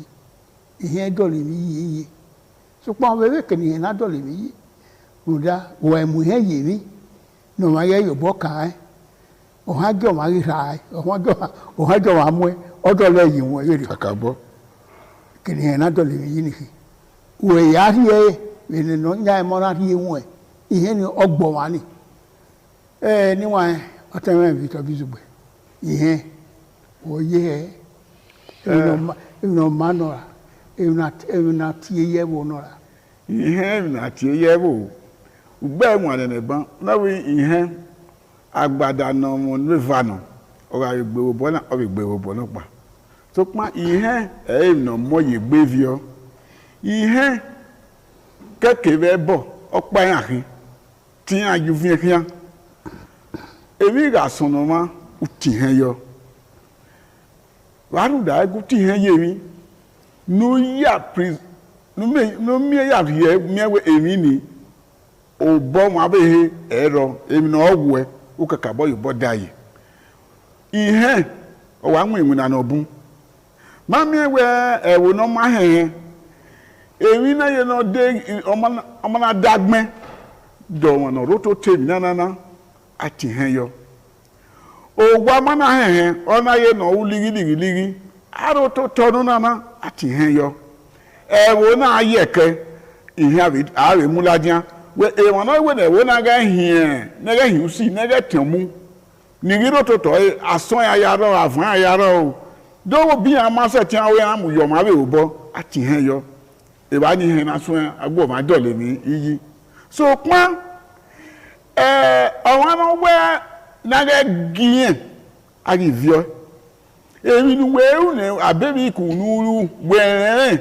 ugo re no usie gburuwa ayamu here okeki oho ema ihe ni are ologo owo awo bi oyi ni aye temtem ni awulo popo hu ni ihe na tie me hin awo no ya ra na ya kokin ani ogbin ani osi oba to pe ise ma yibu wedi o te pastor ihe mewe zebe omusa loboa ebi no movement we ya gwani ihe no na te bible ihe no so ero gbesonia a record I view gunda dia be we e bible have ohun e ve ba pe ya gi ogbeso muda edigun opa we e bible ihe no e bible no domono wa talk me edono pewo won tare magwa kana no dawe ma na oyi ihe ke we oriaki na mie iriaki na mie bi ihe ke oho na tie repercussion no olowo ma no le lo ko yan no nda wa nyise afia gbelele hia wa wo iyen lele hia e ba no salo bana ka bu we bi no wa we iyen ye yoto aro ke bu we zokpa eri afia gbe be roto afia gbe ke bi yen we zokpa wa we mi yen o mi yen wa mi we mi erun e bi afia gbe o we mi afia gbe bere ri mata ba be bi no wa o salo bo ayagbona je onwe iyen ilele ya fe no na te 10 commandment no ile ori gbe ni no ro iye ora okike thou shalt not kill ura ki ne oni uriye abiye okike ema we no ti me ka e ba no ka we emi na ko aro ayiso emi wa akoro ema yo bo ma ko aro wa kini ete egbo ma odeno do zori egbo ma wa lelu obo ni oyiwe na ge benu tai ba ge no tolo ma gbe not irepe wa fi ewugbo una finri eso wo mana kan ya tun mu won irepe oreba obi bomme nyawe obo na ebe tolo we be duburo bo yege mi sunu da we o sika muene eriye mi iyeki o eze po ye ne gbe fia we ken we bon we tolo ano we ya tolo nu ya ewu egbe ya ne inwi na rene egbe ya tolo wa ne o wa ni ye ma eveil e ameve la ko wa we ye ga so agripa aso be na igepe ya ba e ya gon sama yo egbe ne eriye mi iyeki we ga wene ni ozetigari eniyan emo okeke ema nu da iyen tosio makoto iyen oyo ma mita iyen ogbo ma di neyimi iyen osio logo ma yo ma gbe lopa emi opa no gire egbin yen e ma ni bunro emi we lagbera ni o ba ge mi yen no unda so pa je mi fe newe ewe urawe urai uri yen ewo na ugawe uriene beno be aye webe no wa ege ne ke na gbotion ege ebe ye na bom egboa ona wo mo pa ma de yin unda era ro wa yero wa ye gi kia osalo wo do no dege ne bro pa ma ri egbe la na ona tie ege eke ogi gba odu ona we ha ona we no sa oba tie we ona we won ya kinu wo we mi ya ona wo tun wo no pe na tie ebe ogun yon maka gba ore be yon maka be ri e oboje oye dado okun re iyen ne ogbugbo eri ebe iyen no re oso won na we ya boy ka be lodo pa ona we wa we ogun ma me ni we ona wo ma iye we ni ka ma na we iye enu baba iye de nu aduza ona we esagion tun enu to mi ovie buye ga de ne ona we gin ta ma wona we ebe bo akiyan ona wo nda ebe akporu edi wa ona wo yen ro e dagbon no ri mi o kan afiru gbegbo kan owa ube la ma wa ma be la wo wa wo sa me no ma won ma be nwa me no ko bo were ona ti ran de ne aba we gbe mi ade ke to afie de na na unda ori yen ne o sa no go do ati yen wa gbo ma u ya ri azigo u gbe emu fua o u gbe emu fi eze o we ga o ga ma mi no dere we iyen ni de o ga logo ma ni emi ezo oba atokpe ise anyway wadan matana wani gbama wadan matana wano gbera gbiye wadan matana u vara ko o yue akara ni yue abio u gboma ni awe no gboma we wa u ya ari azen igo u mekena fe u mekena bowa u mekena himoto ihe niki ọwa no nyami nu we yari o be tin enwe ihe ma won ebedo awe bo yaro awe bo ni na ya meti abege no yo amu wa we aya tie bo na yo we no fi aye ohwa he isago ehia bo ya fe ni redo ima awe bo ni no mi kena no yo amu wa no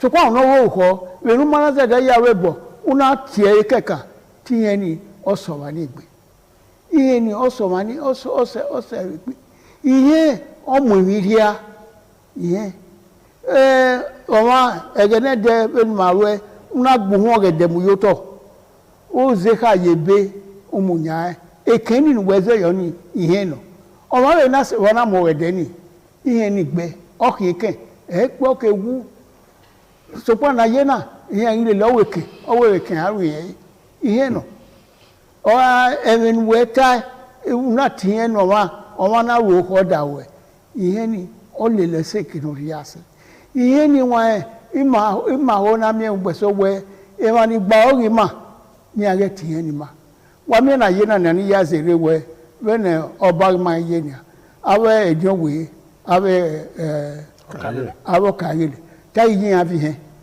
so pa kare le so yin ti e kwaro o wo ni eni efe yo eni efe bu veni enu aru odo fie wori e la to ma e gwebo tele yi awe no bion we wo pa ikin to ori ge fi epo ben we we kin o ma se awe no ma ko se de ye gba o ma da ro ba o ma da ro wo we o la to ma be wa vi osisi ai agun ahon ai mi ai ko ekule akwawebo so po we wo ni o we bo he aye ekere ni ga vi ese ebobo wede ebode na aduwa edolo pe mo da we emi ni he o yin mata na we ma no ma ri he o te bizugbe ihe ma me na wa gun na ihe na wa ha na asubo ye gbe ihe oyere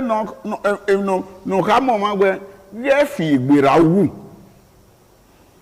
nebuche SSS o da we yi nu we hu da e ma so wa re wo o wi atun ba gbebo mu ye liwe ni ra ri to ya atun be ro wa mu ogbe ori wa o ga kian so pon be ni amana ra we ya amana du o yi hu da we etigu we ara mewe iya mawe ropo na gbin abere o we na ba ya ogi asin de mi he ya sin ka ni gbin yin ya ti hen mara gele we wi na ni mari o ya yi na o ya ti hen yo mami ihe ona be mu yo we negi o ma we eni gbera ekenu pe ise o to na we 50 by 100 we go pa wa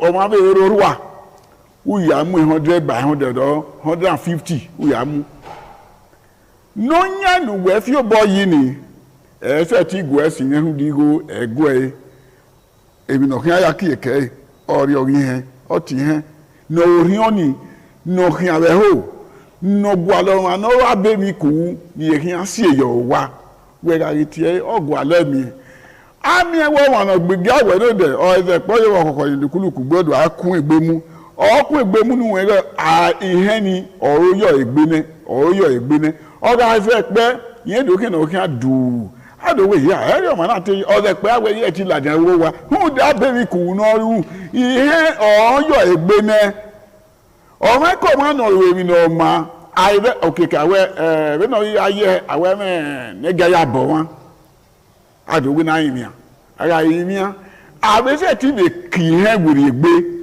ba we do yimia yo ne bowe no le be no wa we u ya confess why make a confessional statement ya mi eko masalobua osalobua yabo we eri obe ye o ma no we ni ihe na oyo wa ni la egbe ne ona do mi eko ona ki egburi egbe bo awe se o we fo egbere hu do ni o ke ni ma yo bo wo we ya le ni he ma ke ni ma de yegbegbe hu da e na yegbe vio igbano e legbe wi o ma ko wa no ga we sarieti ni o ma wu ya ri awo o wu ya dole wo yi etinari enu we ni we na ya dole wo yi ihe wa esike edugboru we ye ara owo mo na wa be mi ku una fi aito una ari ya webo ewe wi ropa so pa o ma ni na fi gbogbo yi dode ra o na samo ogo ba meze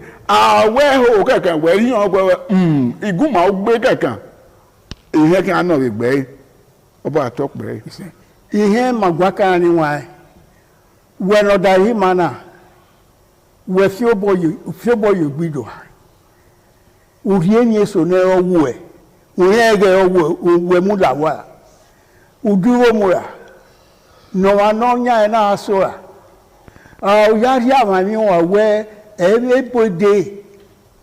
ebode uda ihe ofian utome ona te so mi pi ya gboso won wo owo kigbesi ya gboso no won imanibu yan wa pa ma ka wo yan gbele yan o but ni bu wo yan fi obo yido o yan ro no ma keke eduna iye emino emi he e na mi we ni wa egenede ka sunu yo via sunu yo kwa eba sunu ye bonibu ti ya muwe na mi we omo ma ro ho wa gele ya ti ani yemi omo no we mi ni iye na fe wo waro wo ma ne do ma ri oko aya bi yen oni emani we me a wera me ya o bi yen gboso owo ko na owo o fi owo yo ha owo e ma fi owo yo ha we do bi yen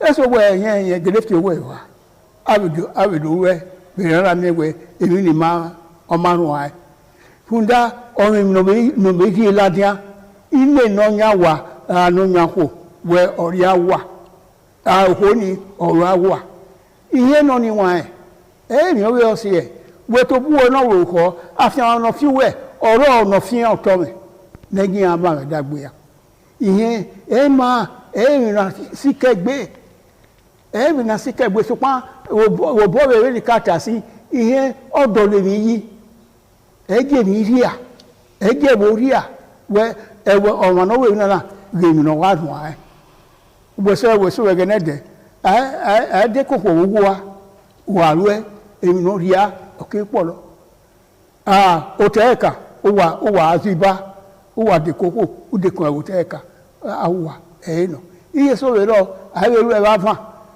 o me no si e ni dade wo we rio na ma me e mama ni o me no si e na mi we iyan ilu ilele na te lo uhi awa ihe elohi. Thou shalt not kill. Thou shalt not steal. Yera ye gbodoyi. Okay, Bible di retala di why. Ihe no udadu hine dado elele wewo ke na lele court ke na lele wowa ke na lele awerima ke na ege baba on emi una ema una we wani ugbe na agbeyo oro so pon ihe ugu emi ame ihe kinema o sabo no mi mafa no mi emo ni ma bi afa wo te awa kiye otan pastor domo onana ebone no wa iwe do wa mi na ya na de sino kan me iye mi no mo kama we kin mi ra no ma egbo o zebo ma na gbo bi do pataki no we kin no ye mi no me mo ave ko won we eni kemi na agbon na me ero wa we mi esi ero wa we dan ero emi yen na esoro na tie o sanowo do ayagmo ona je yunwe erun ohun afia gbe ona be je yunwe iyen nuwe kenu yime ko yime nuwu yin okeke ole lo mani uga yin se afia gbe buwede wa be yonge dan una te iyen ni obi bo mande o salo ba tai ebi no wa wi je yoto aro kewu owezokpa yemeji yoto afian gbe kebiyen wezokpa nunda emi no ma ko oro iye soro na tie no ma wawe esoro na ya bo agbon to agbon oro uwawe uyegbe vio eso yiye ya boebo beneri mata eba aimogo wegbo aiwogo beze aiwogo gaba bi yeso iye no eme soro na mego akwon mi awona ya gwa luto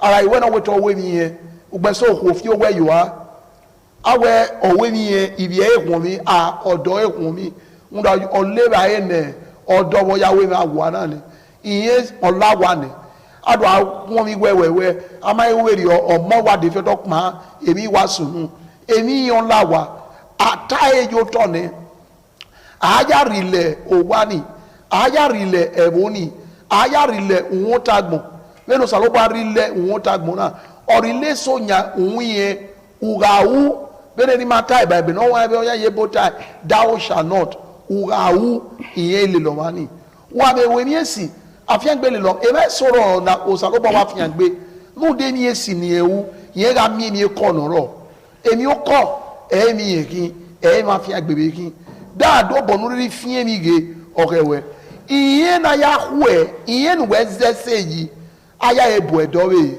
iwe regbe ta iye nu zese yi iye nu we ya hwe kwa aya ebu edowe oyo mana oyo we na ge o ma no regbe dia oji no regbe dia awe na e de kotwe wa ebe seba ave bu edebe yo we edowe na ave mu ezo na be gu ori mari e ma we ta fan for ye yeri gbedi ani ologo mani ye lele kian ede na iwa wewe aze yoyoyo ejoji kai we ofo kwa ya gbewa ede de agi mi won se na la ona zobo bi mi ye nunda okeke oho e ma wesi eni wa na zobo bi koko ko ma edoro pe wa mi eni ni buro ni he si yebo ologo wa ni he si yebo obo sense wa ki ma so bowo na mi we ihe osaba no eje mu eworia awano rebo uhinaji ya se gbabe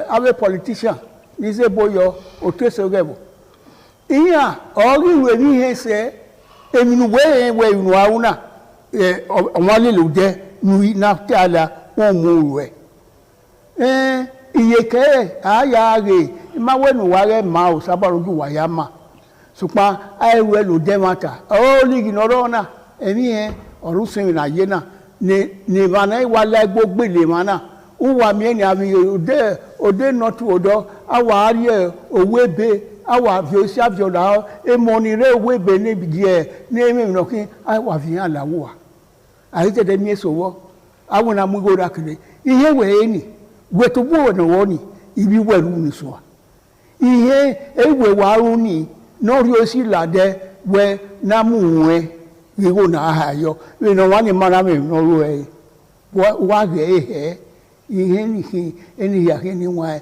ebo na ngwa la wo abe otese gebo waru so no ikose na wari no wari he we no waru no man na ne no when I saw dio webo yo gwe dio fio boye oven okeke are mu na be o ya mu na wa so a ori he ni anyway kan ya wese dono pebo na la wona ye me na we mi o we na teme ma no ma mi ori o ebuku na la wo re iye ma be gbe o se mi ame osuwu osu ipapa osu ologun wa yo wa na la na yo bi ma si emi ni bi ibi o ha dori oja ebo keke oba atope ise otame ihe mi no ma ye gbe de gbe owe unu na ya ti he reye unu na ya ti mi ame ete unu na ti yari ba hu do ni ikepu na yin opa yin oku wa gi ma le ni he ru da were igban re bo ki le gbe wi o no le gbe mi ni ne o ga we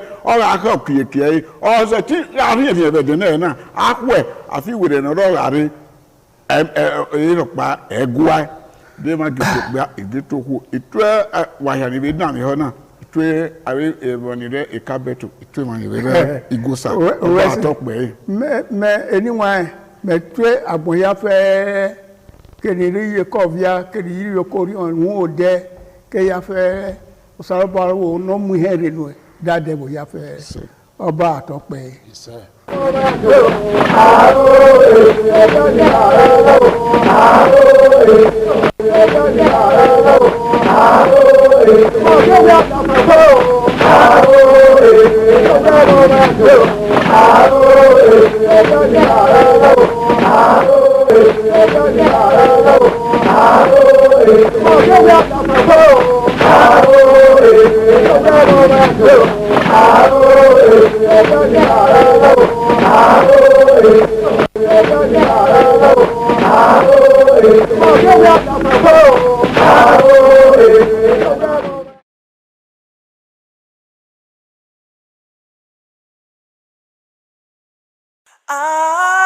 ITV, certainly the best.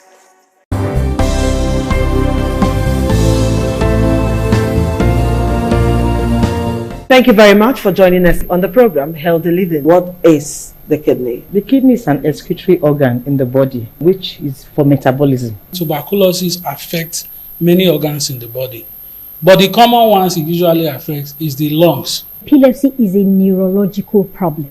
Okay. It is an injury in the brain which causes someone to begin to convulse, to go into fits. It is curable, but the cure is a long-term thing. If you eat well and avoid those risk factors that will make your immunity to be down, then the risk of contracting tuberculosis will be reduced. If you're healthy, then you're wealthy.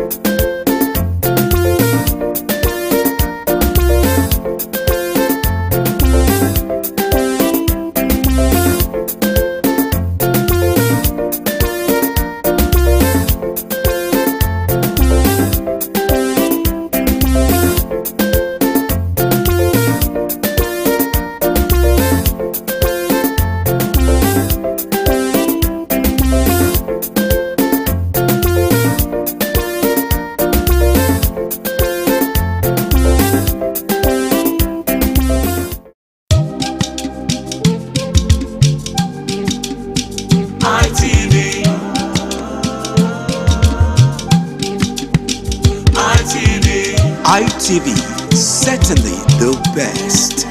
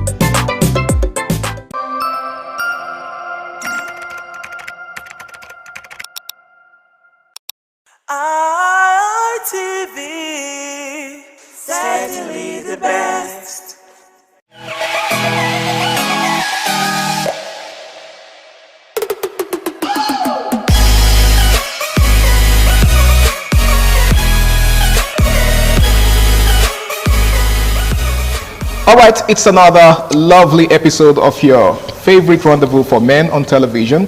And I'm talking about the Guys Hangout Show on Independent Television, reaching you live from the city of Benin. Yes, of course, it's always a pleasure to have you join us on this show because on the Guys Hangout Show, we have very important issues to discuss. Now, tonight is not going to be a different ball game because we have something very, very important to talk about. And of course, I'm not alone. I've got someone in the house with whom I'm going to be doing justice to this topic. He goes by the name of Emmanuel Walter. Welcome on board, bro. Thank you for having me this evening, Mr. Thank you for doing me the honor of being on the show with me. We have a very pressing issue, something that is becoming a problem, or should I say a challenge in the society. The growing rate of crime and criminality among the youth in the society. If you take a look around you, there's always one, story or the other about crime. Okay, someone is either being robbed or being kidnapped, right? And it's something that has eaten so deep into the very fabrics of our society. Now, what do you think is responsible, for the growing rate of crime in our society? A lot of things are responsible. A lot First of all, things. say hi to the viewers out there. Okay, good evening, good day, viewers. It's nice coming here today on Guys Hangout. We're all guys, we chill and stuff like that. Absolutely. So back to what we're saying. Yeah. A lot of things spoil crimes. A lot of things trigger youths of these days to go into crime. Okay. But there are some major factors, you understand? Stuff like unemployment. The rate of unemployment in the country is very, very high. You understand? And you also see, if you check most of these criminals these days, about 80 to 90% of them, they came from what I would say single homes. Single homes? Yes, they were single parents home. They were trained by either a single father or a single mother. Mom, okay. You understand? And drugs is another thing that fuel crime. Okay. Access to drugs. You imagine a 13-year-old kid or 12-year-old kid already having access to drugs, to substance like that. Okay. Yeah. So these things are part of things that fuels crime. You understand? Let's say for unemployment now, imagine someone who has not eaten, who has no job, he has no money to take care of basic needs like shelter, clothing, food. And all those stuffs like that. An idle mind is the devil's workshop. Yeah. You get. So what comes to that person mind now? When he's alone, doing nothing, he's jobless, he's not mentally engaged. Stuff that comes to his mind that, how can I get this to achieve this? For they start thinking, should I do ritual? Should I go and rob? You understand? So what you're saying in essence is that to such a youth, crime is a means to an end. Yes. Crime is like the last option. The end justifies the means. Yes. Crime is like the last option. Then drugs, you see a kid, 12-year-old kid, like I said earlier, having access to this illicit substance and start taking it. The next thing, you see your friends, you can't fund that thing now because you're already addicted to it. You're already addicted to it and you need to fund, you need to keep taking it for you to keep moving.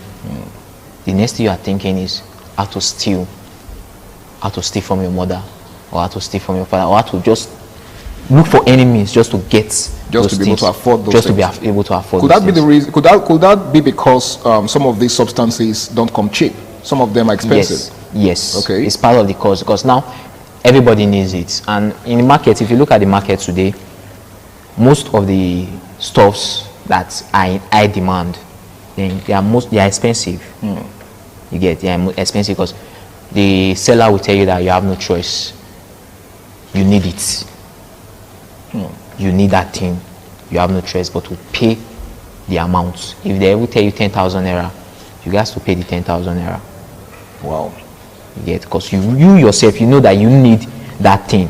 You know what that thing, the value it has for you. So that's the reason most of all these drugs, they come really, really expensive. And now, coming expensive now, youths that don't have jobs, you get, that takes this substances, yeah. They tell you this thing now is 10,000 naira. You have no job. How do you can't even afford 1,000 naira. Yeah. You don't have 1,000 naira on you. So how can you afford something of 10,000 naira? what comes to your mind? Stealing. You get? Yeah. Stealing comes to your mind. Or let's say, okay, you stay kidnapping now. You want to, let's just run one street. Let me use it in their own terms. Yes. More your run something now. We go one or two. We go all put small change for pockets. The next thing, if we just run this hit now, 1M for your come out, 100K for your come out. You get? To them is big money. Yeah. And in most cases, when they do that thing, they won't use the money for something reasonable. They'll squander that money on hard drugs. Wow. You get? Okay, so what role does peer pressure in playing all of this? I'm sure you know what I mean by peer pressure. Yeah, peer pressure plays a lot of role. Okay. For instance, now a child, because let me use myself as an example. I was brought up. I'm asking this question because people say that evil communication. I think it's even scriptural. Yes. That evil communication corrupts good manners. Yes, corrupts good manners. I was brought up by a single father. You get? I was brought up by a single father. So most times, I'm always with my friends because my dad was never available. Okay. Was never around. So most times, I'm always with my friend. So being with my friends, I want to do what they are doing. You get? Imagine in that scenario now, I see a friend. I have like 3 friends. 3 of them, they are smoking. And you're in their midst. And I'm in their midst. This, after I try this stuff, the other one, after I try, within 2 to 3 weeks of associating with them, I'm already in it. Especially since your dad is not around to protect you. Caution me. Yes, I'm already in it. From taking cannabis or those stuffs, we are indulging in other activities, other more dangerous activities. For we start sleeping outside, coming home late at night, clubbing, from clubbing to we start growing. Let me just say we are growing in it, in bad activities, those activities, illegal activities. You get? So that is one of the peer pressure role that plays. Peer pressure, you want to do what your friends are doing. Let me give you another example. Let's say a kid now is in a society where he's not welcome at home. The house is scattered. You get? The house is scattered. So he finds solace outside. And the people he mingles with outside, they are the big boys. The big boys, the big girls. And their means of income or their lifestyle is a wayward lifestyle, illegal means of income. You want to be like them, you want to feel among, to avoid criticism. You get? You want to be with them. That fear of they won't take you as their own. You don't want to be left out. You don't want to be left out. Thank you. That is one of the role peer pressure play. Okay, let's talk about poverty in all of this. Poverty has been known, to be a major, should I say, driving force for crime and criminality. A lot of people that go into crime always, cite poverty as an excuse. Some of them will tell you, they can barely survive. Apart from them, unemployment is, closely linked related to poverty. But you see, beyond unemployment, some people are just poor. They are in abject poverty. And for them, crime and criminality is the only escape route. From poverty. What do you make of that? Yeah, poverty, unemployment, poverty, they are related. You get? But there are some set of people, they were born poor. Okay. They worked their way out. Background. Okay. Yes, they came from poor background. They worked their way out of poverty through legal means. Legal means. So you're saying, in essence, is that you don't have to, take to crime or criminality to break out of poverty. Break out of poverty, you don't have to. So those people that tell you because they are poor, they are just looking for an excuse, or they are lazy people. Let me say they are lazy people. You get? They don't want to work hard. They don't want to go through the legal source. They want a quick. Okay, now let's say social media. Someone who is poor, you and your classmates that went to the same school, was in the same class, good buddies, close friends, tight friends. You get? After school now, you're on social media, you're scrolling through Facebook, and next thing you see, that's your classmates, that was your very close buddy back then in school, is doing well. is doing fine suddenly, and you're like, ow. You get? And then you are probably not doing so well yourself. You are not doing so well yourself. Two things. How you want to link up with that your friend. You get? Or how you want to make your own self comfortable to be like that your friend. Okay. So that when next you guys see, you can measure up. You can measure up. So you don't begin to feel less of the Yes. person in his presence. Yes. You get? So now, when you are thinking those stuff, you are thinking what to do. In most cases, you are able to link up with that your friend. You start begging your friend, Omo, I don't know, I want to use the local man language. Okay. Omo, I broke, I not get money, like father, I never parents, I never chop since money. You get? And now your friend like, Afa, bro, chill, okay, let me put you through, see what I'm doing.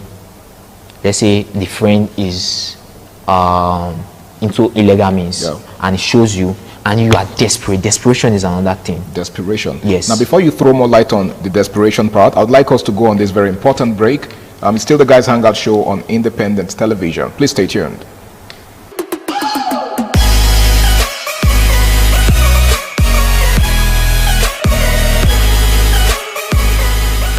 All right, welcome back. It's still the Guys Hangout show on Independent Television, and tonight we're discussing the rising spate of crime and criminality in our society. And I've got Emmanuel Walters right here with me to discuss this. Now, before we went on that break, Emmanuel, you were talking about desperation as a factor, responsible for crime and criminality. Yeah.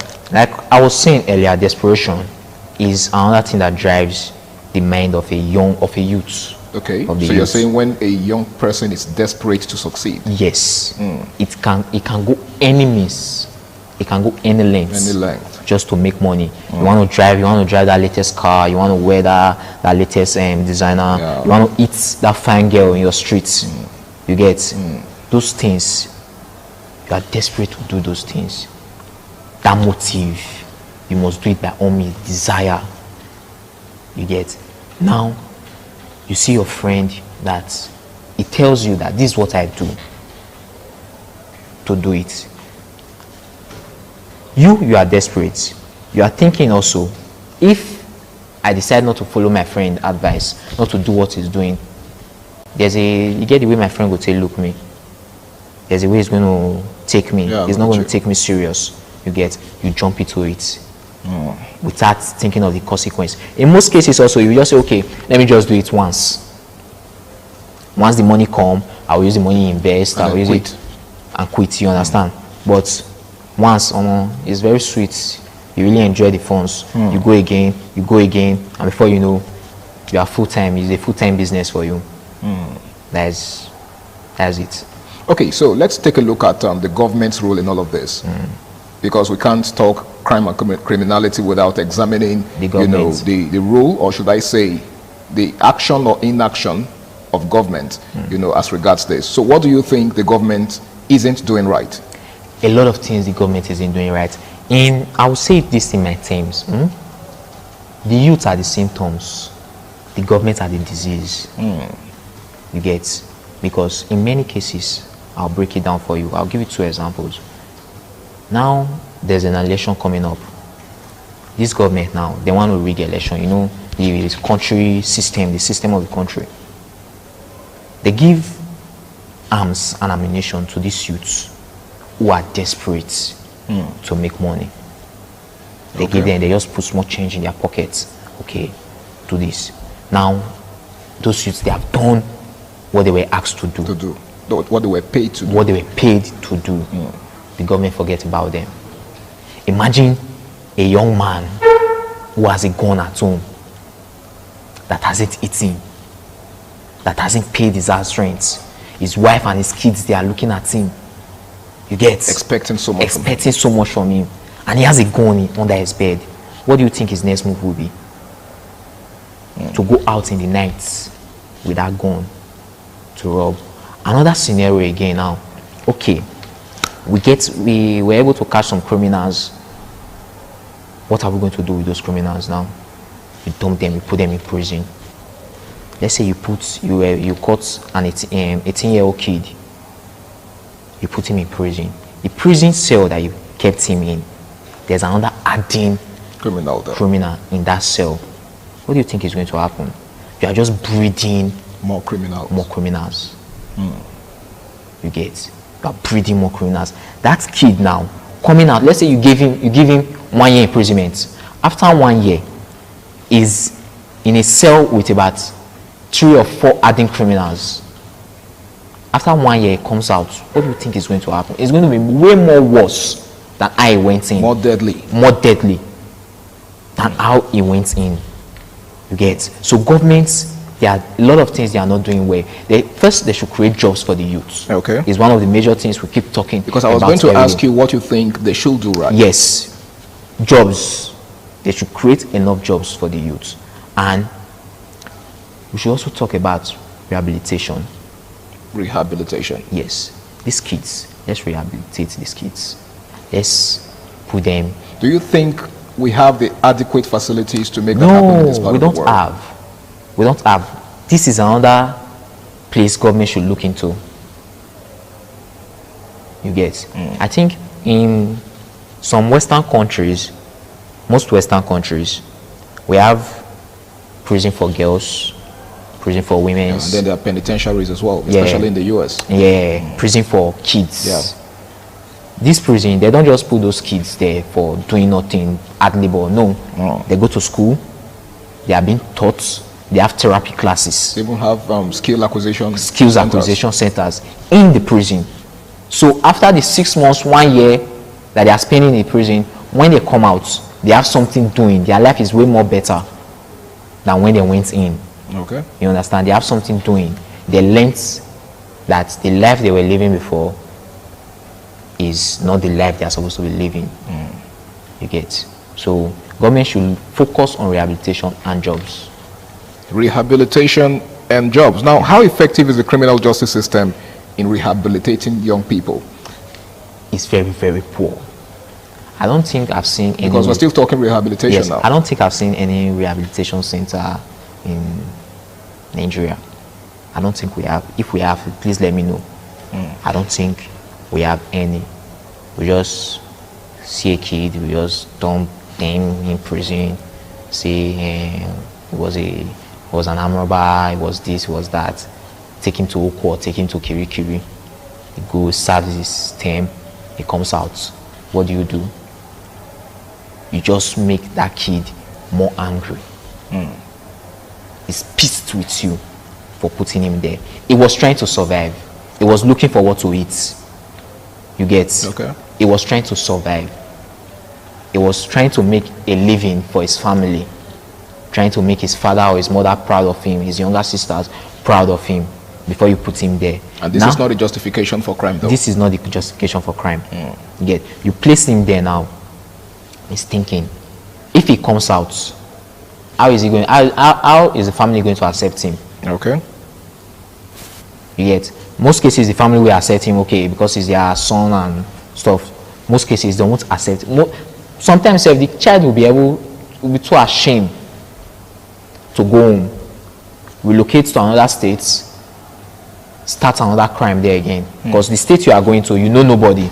Okay. You are starting from square one. It's a neutral place. You understand? Now you are back to the same crime again. So the cycle continues. The cycle continues.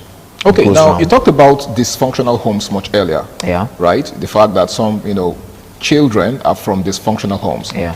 There are children who were exposed to lots of violence as kids, right? Yes. Especially when they were still in their infant stage. Yeah. Right. They saw their parents, indulging in different stuff. Exactly, indulging in violence and all of that. And that, in turn, has shaped their mindset. How do you think this also contributes to crime and criminality? They say, there's this saying that they do say when I was growing up, charity begins at home. Yet, the father, the mother, they are the best teachers. Way more better than those in the school, than the ones we meet in school. Now, I see my father every morning smoking. In the evening, the same thing. Okay.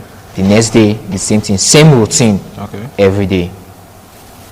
To me, it's a normal thing. Okay. It's good. Before you know, I'll start it. Maybe the one that my dad just kept somewhere carelessly.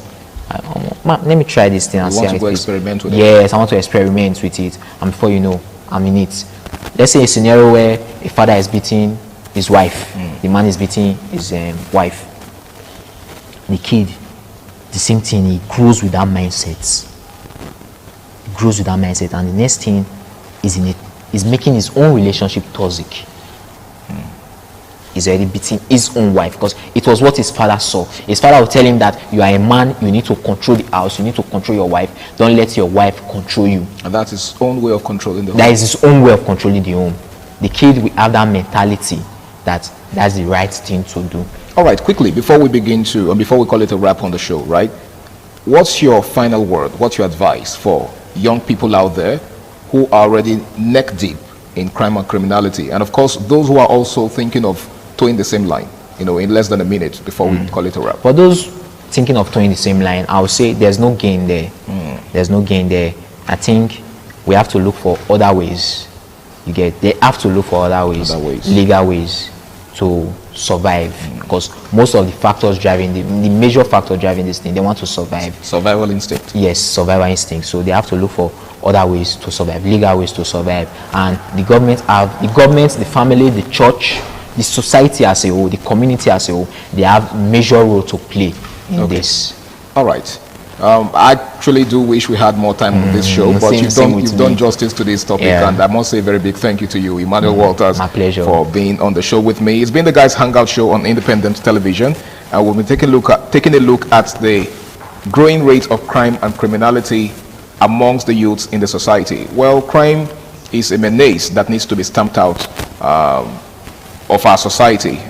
Well, I think that responsibility doesn't just lie on the shoulder of one person, but it's something that we must all rise up, to stamp out of our society. And that responsibility must be taken up by, both the citizens and the government. And the bulk of the responsibility lies on the shoulders of the government.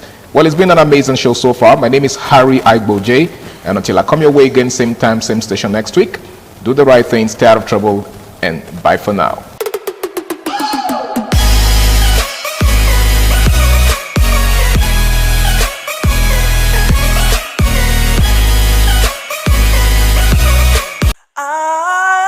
ITV, certainly the best.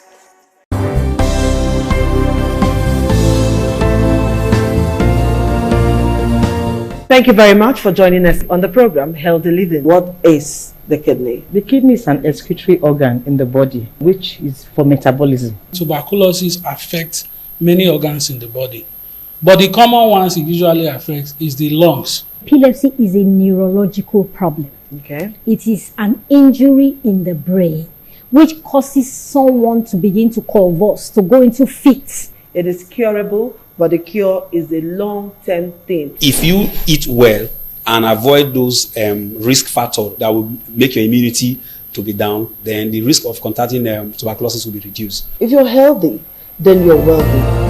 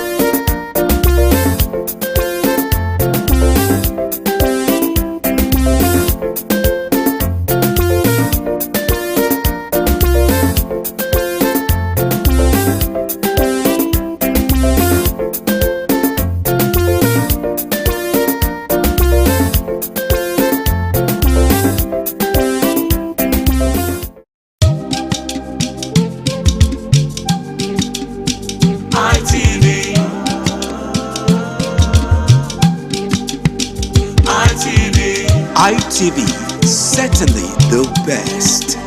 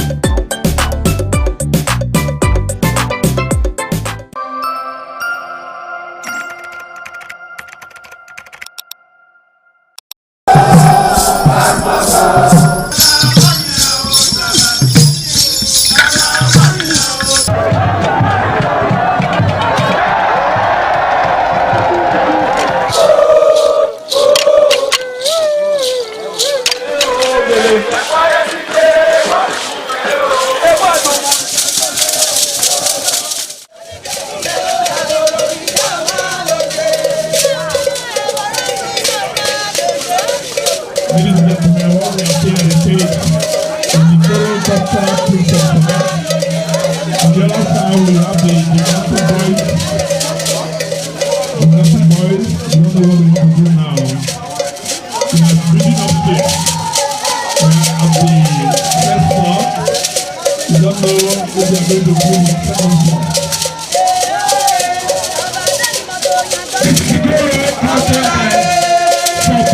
Always.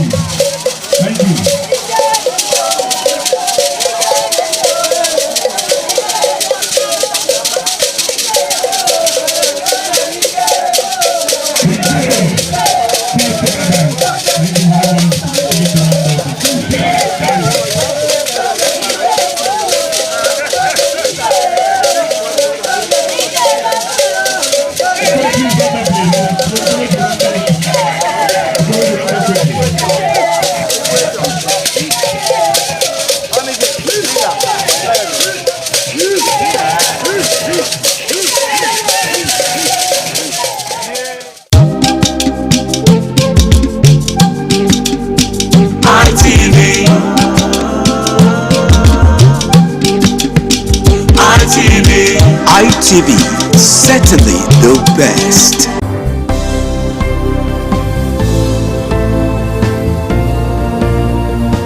Thank you very much for joining us on the program Healthy Living. What is the kidney? The kidney is an excretory organ in the body, which is for metabolism. Tuberculosis affects many organs in the body, but the common ones it usually affects is the lungs. Epilepsy is a neurological problem. Okay. It is an injury in the brain which causes someone to begin to convulse, to go into fits. It is curable, but the cure is a long-term thing. If you eat well and avoid those risk factors that will make your immunity to be down, then the risk of contracting tuberculosis will be reduced. If you're healthy, then you're wealthy.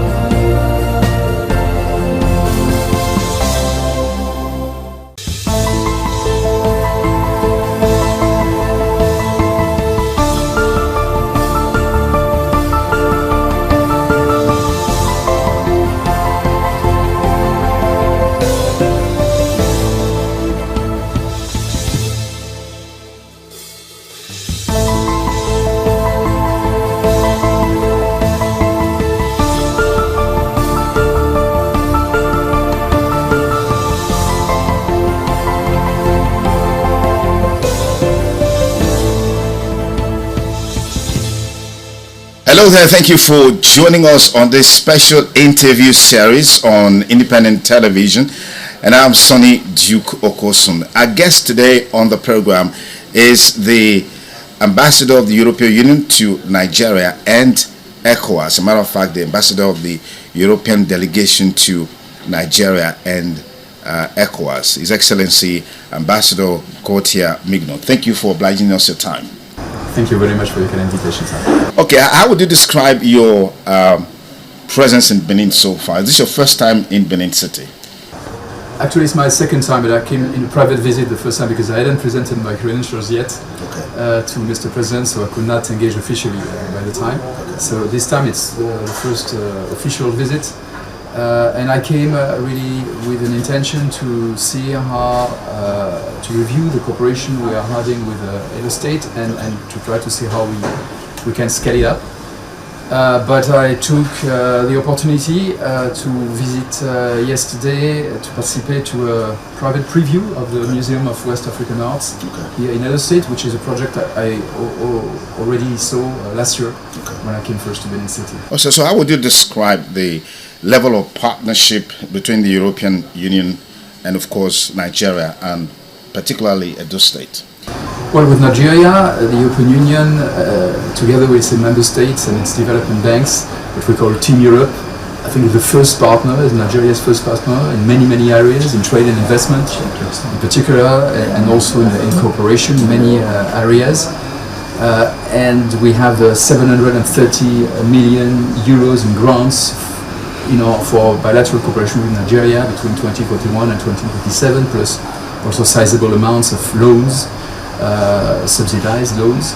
And with Edo State, we've had good cooperation in several areas. I'm thinking in particular of support to migration governance and support to stranded migrants returning to Nigeria, and many of them are from Edo State. And in the last few years, we supported more than 23,000 people to come back and reintegrate into their communities nationally, and many of them in Edo State, just to name an example.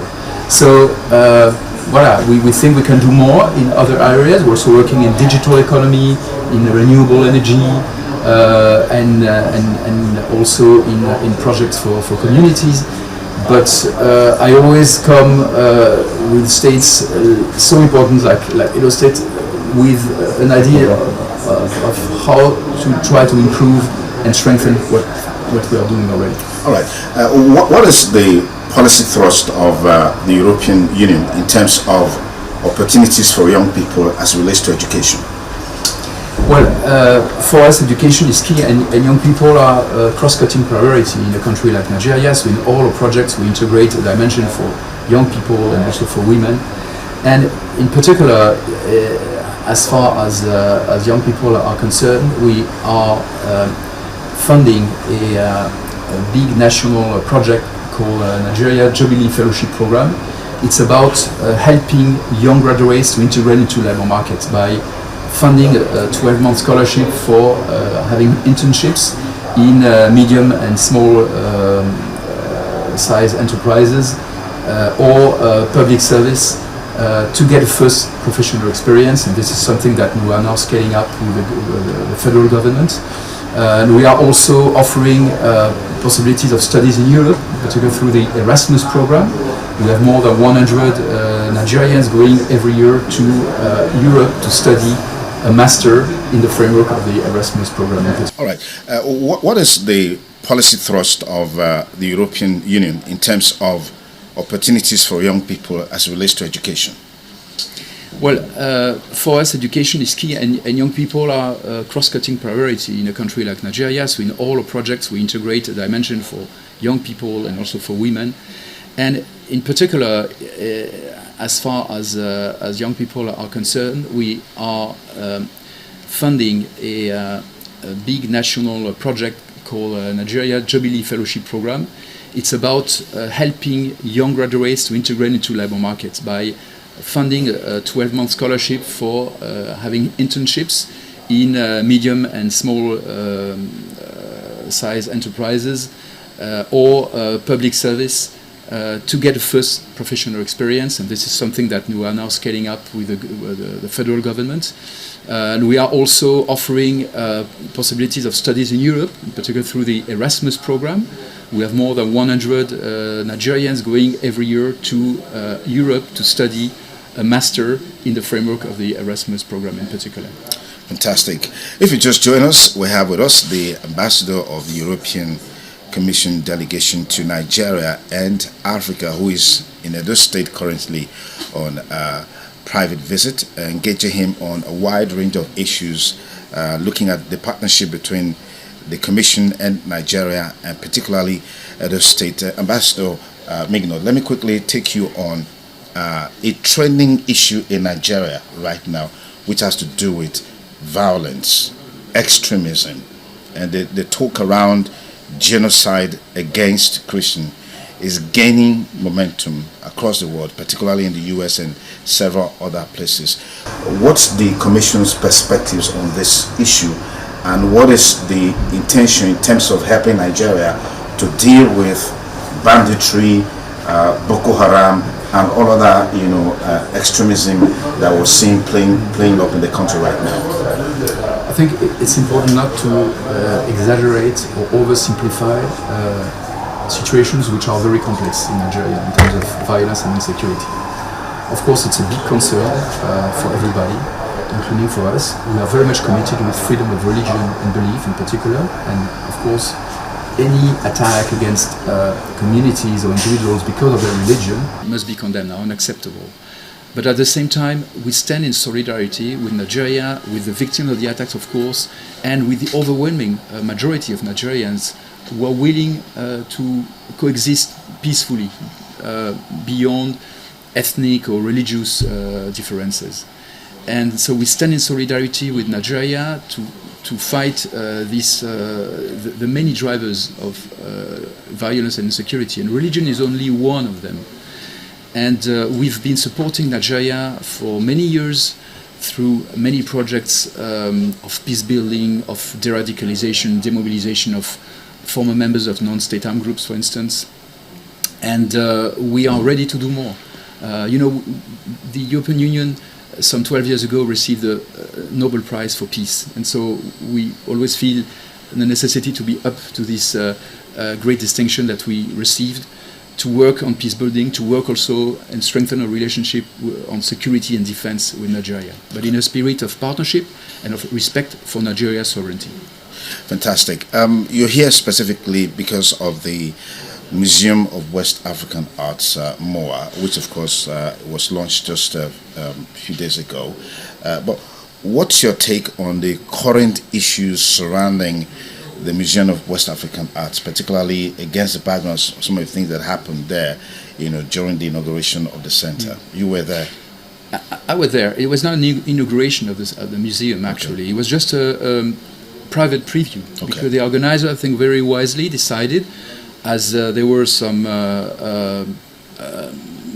criticisms, to postpone the formal inauguration of the museum. They announced this already a few days ago. And so yesterday was just a private preview for partners, friends, diplomats like myself and other European ambassadors. The EU has no direct involvement in this project. We are not funding this project.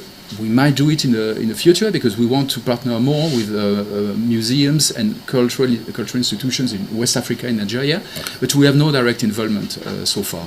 So I came here really to see the advancement of this very wonderful project I discovered last year when I came first, which is a great opportunity for Edo State, for Nigeria, and for West Africa. It's a West African museum. It's not about only Benin or Edo State or Nigeria, it's West African. And I must say that the experience that we had yesterday was quite unpleasant and deplorable, because this private event on a private property was disrupted by so-called protesters who came in, allowed by the police, because there was security all around, but they left them in. And they disrupted the whole event. So it's exactly how you scale off.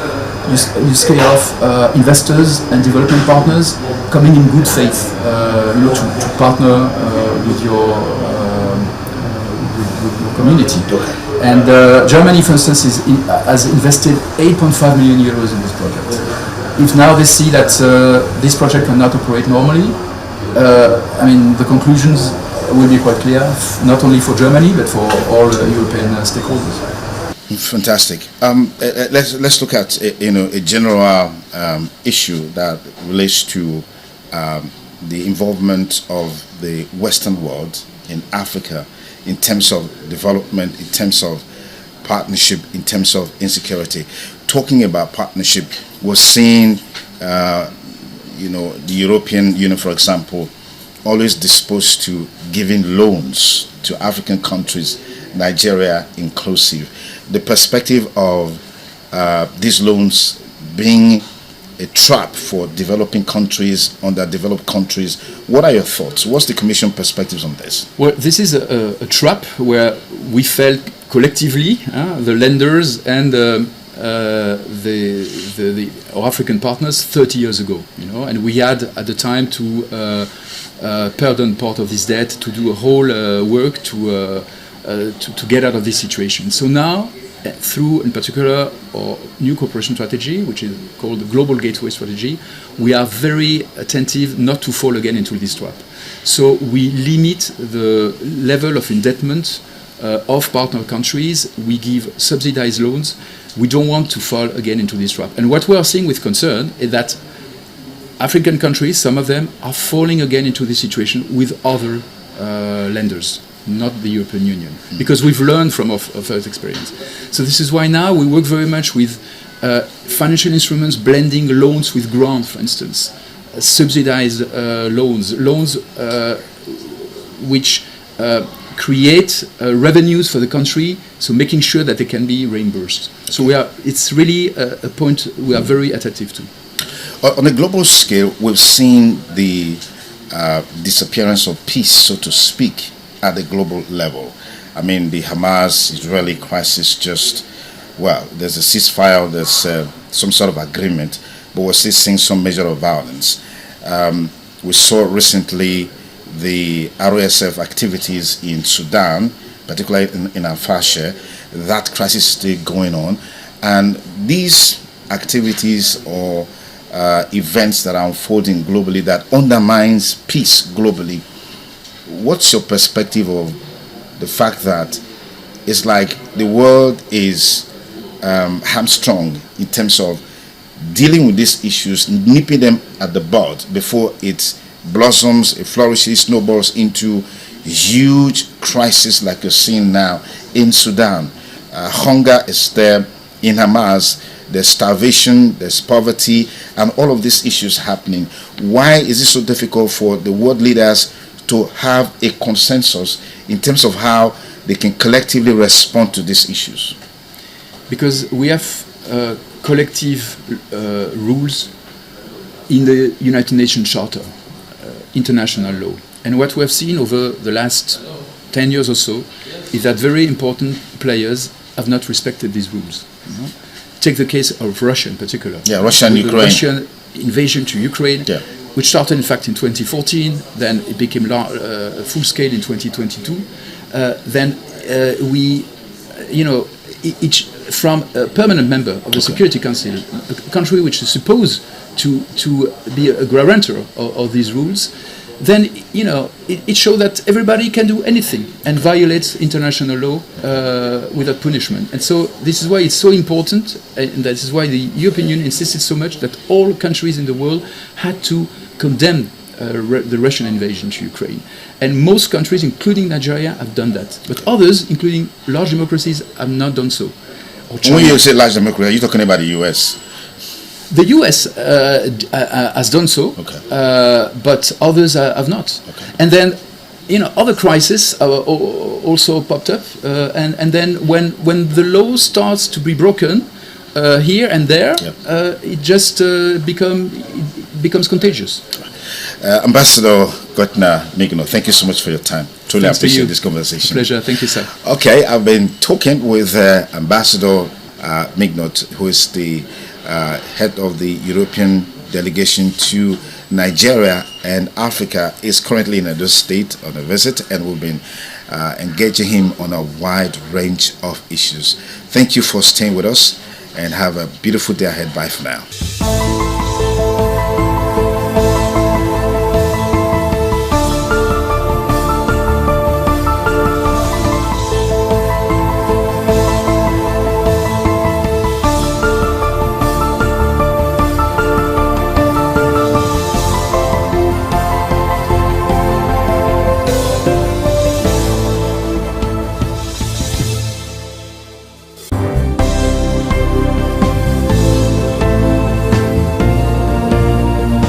Thank you very much for joining us on the program, Healthy Living. What is the kidney? The kidney is an excretory organ in the body, which is for metabolism. Tuberculosis affects many organs in the body, but the common ones it usually affects is the lungs. Epilepsy is a neurological problem. Okay. It is an injury in the brain which causes someone to begin to convulse, to go into fits. It is curable, but the cure is a long-term thing. If you eat well and avoid those risk factors that will make your immunity to be down, then the risk of contracting tuberculosis will be reduced. If you're healthy, then you're wealthy.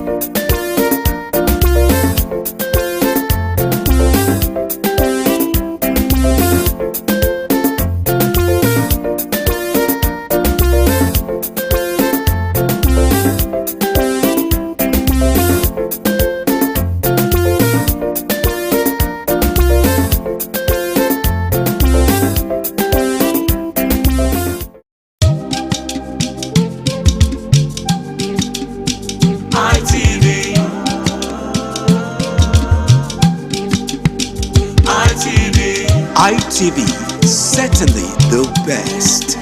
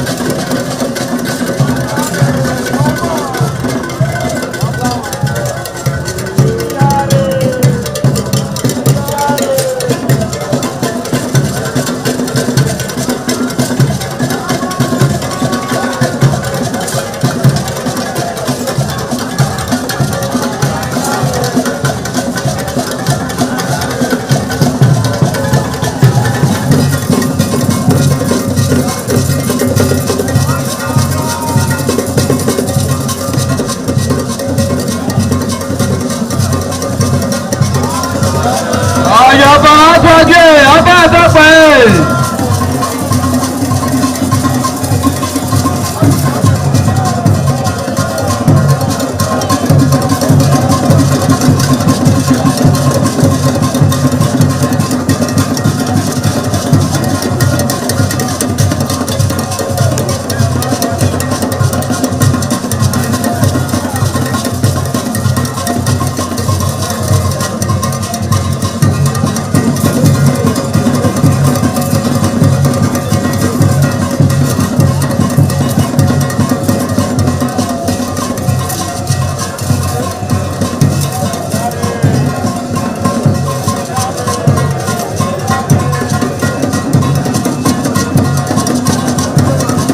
Ojúde Àtọ́jú ọba àtọ́pẹ́.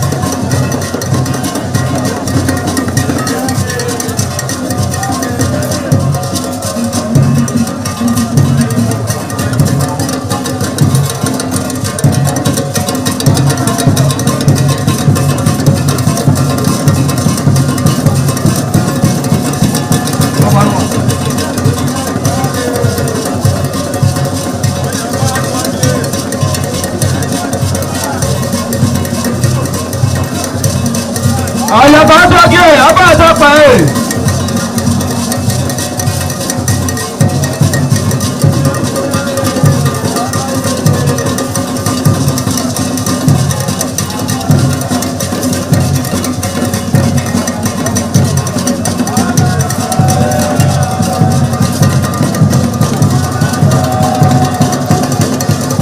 Ọ̀dọ̀yẹ Àtọ́jú ọba àtọ́pẹ́.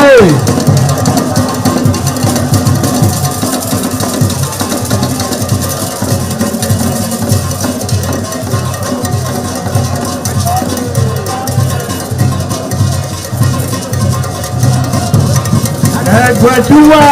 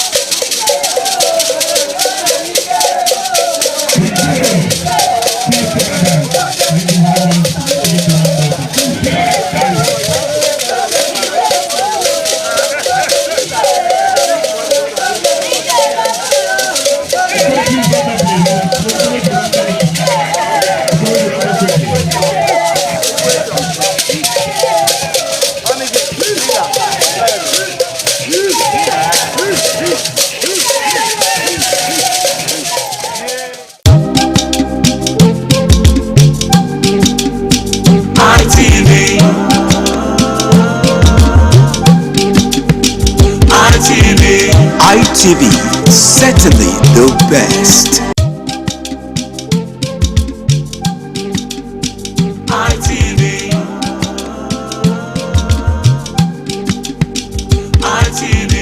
ITV, certainly the best.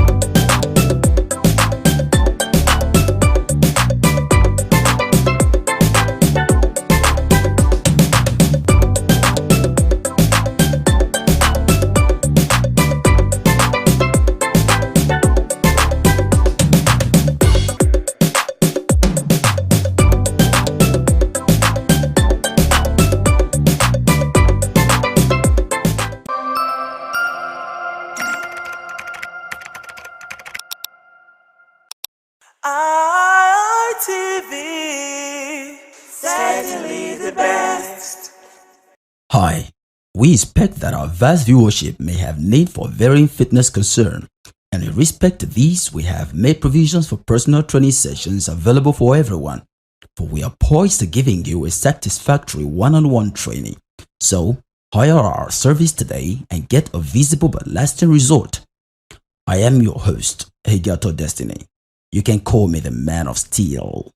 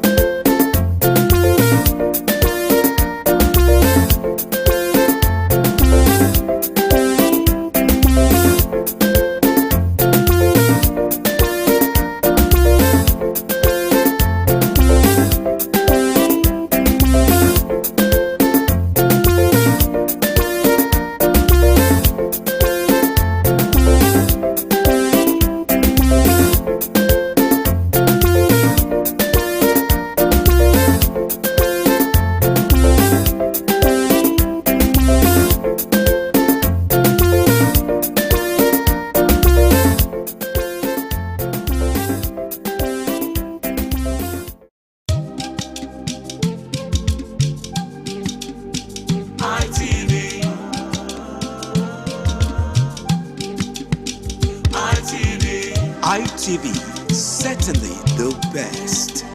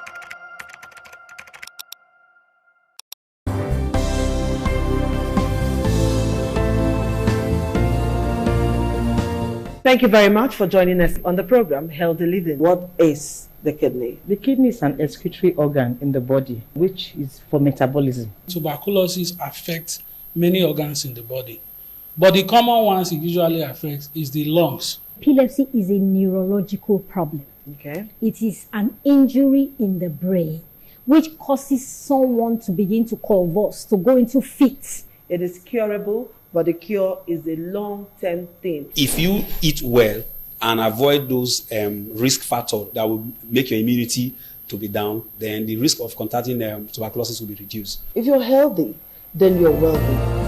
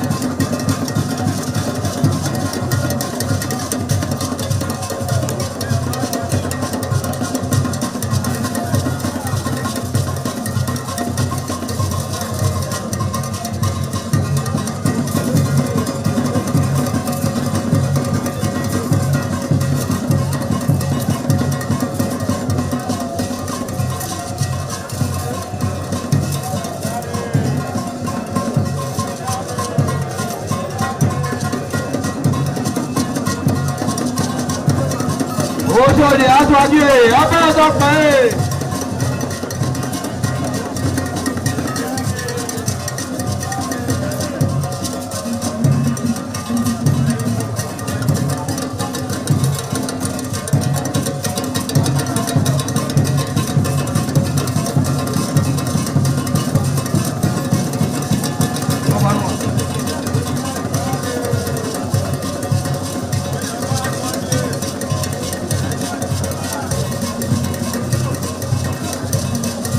Àyàbá aṣáájú ẹ̀ abẹ́rẹ́ pẹ́.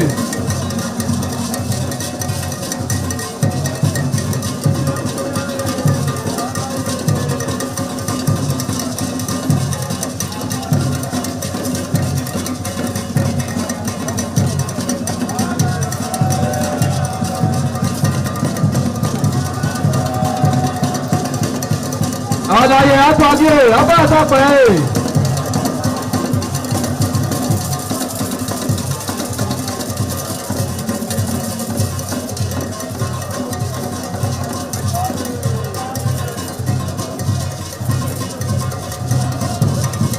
Ẹgbẹ̀túwà.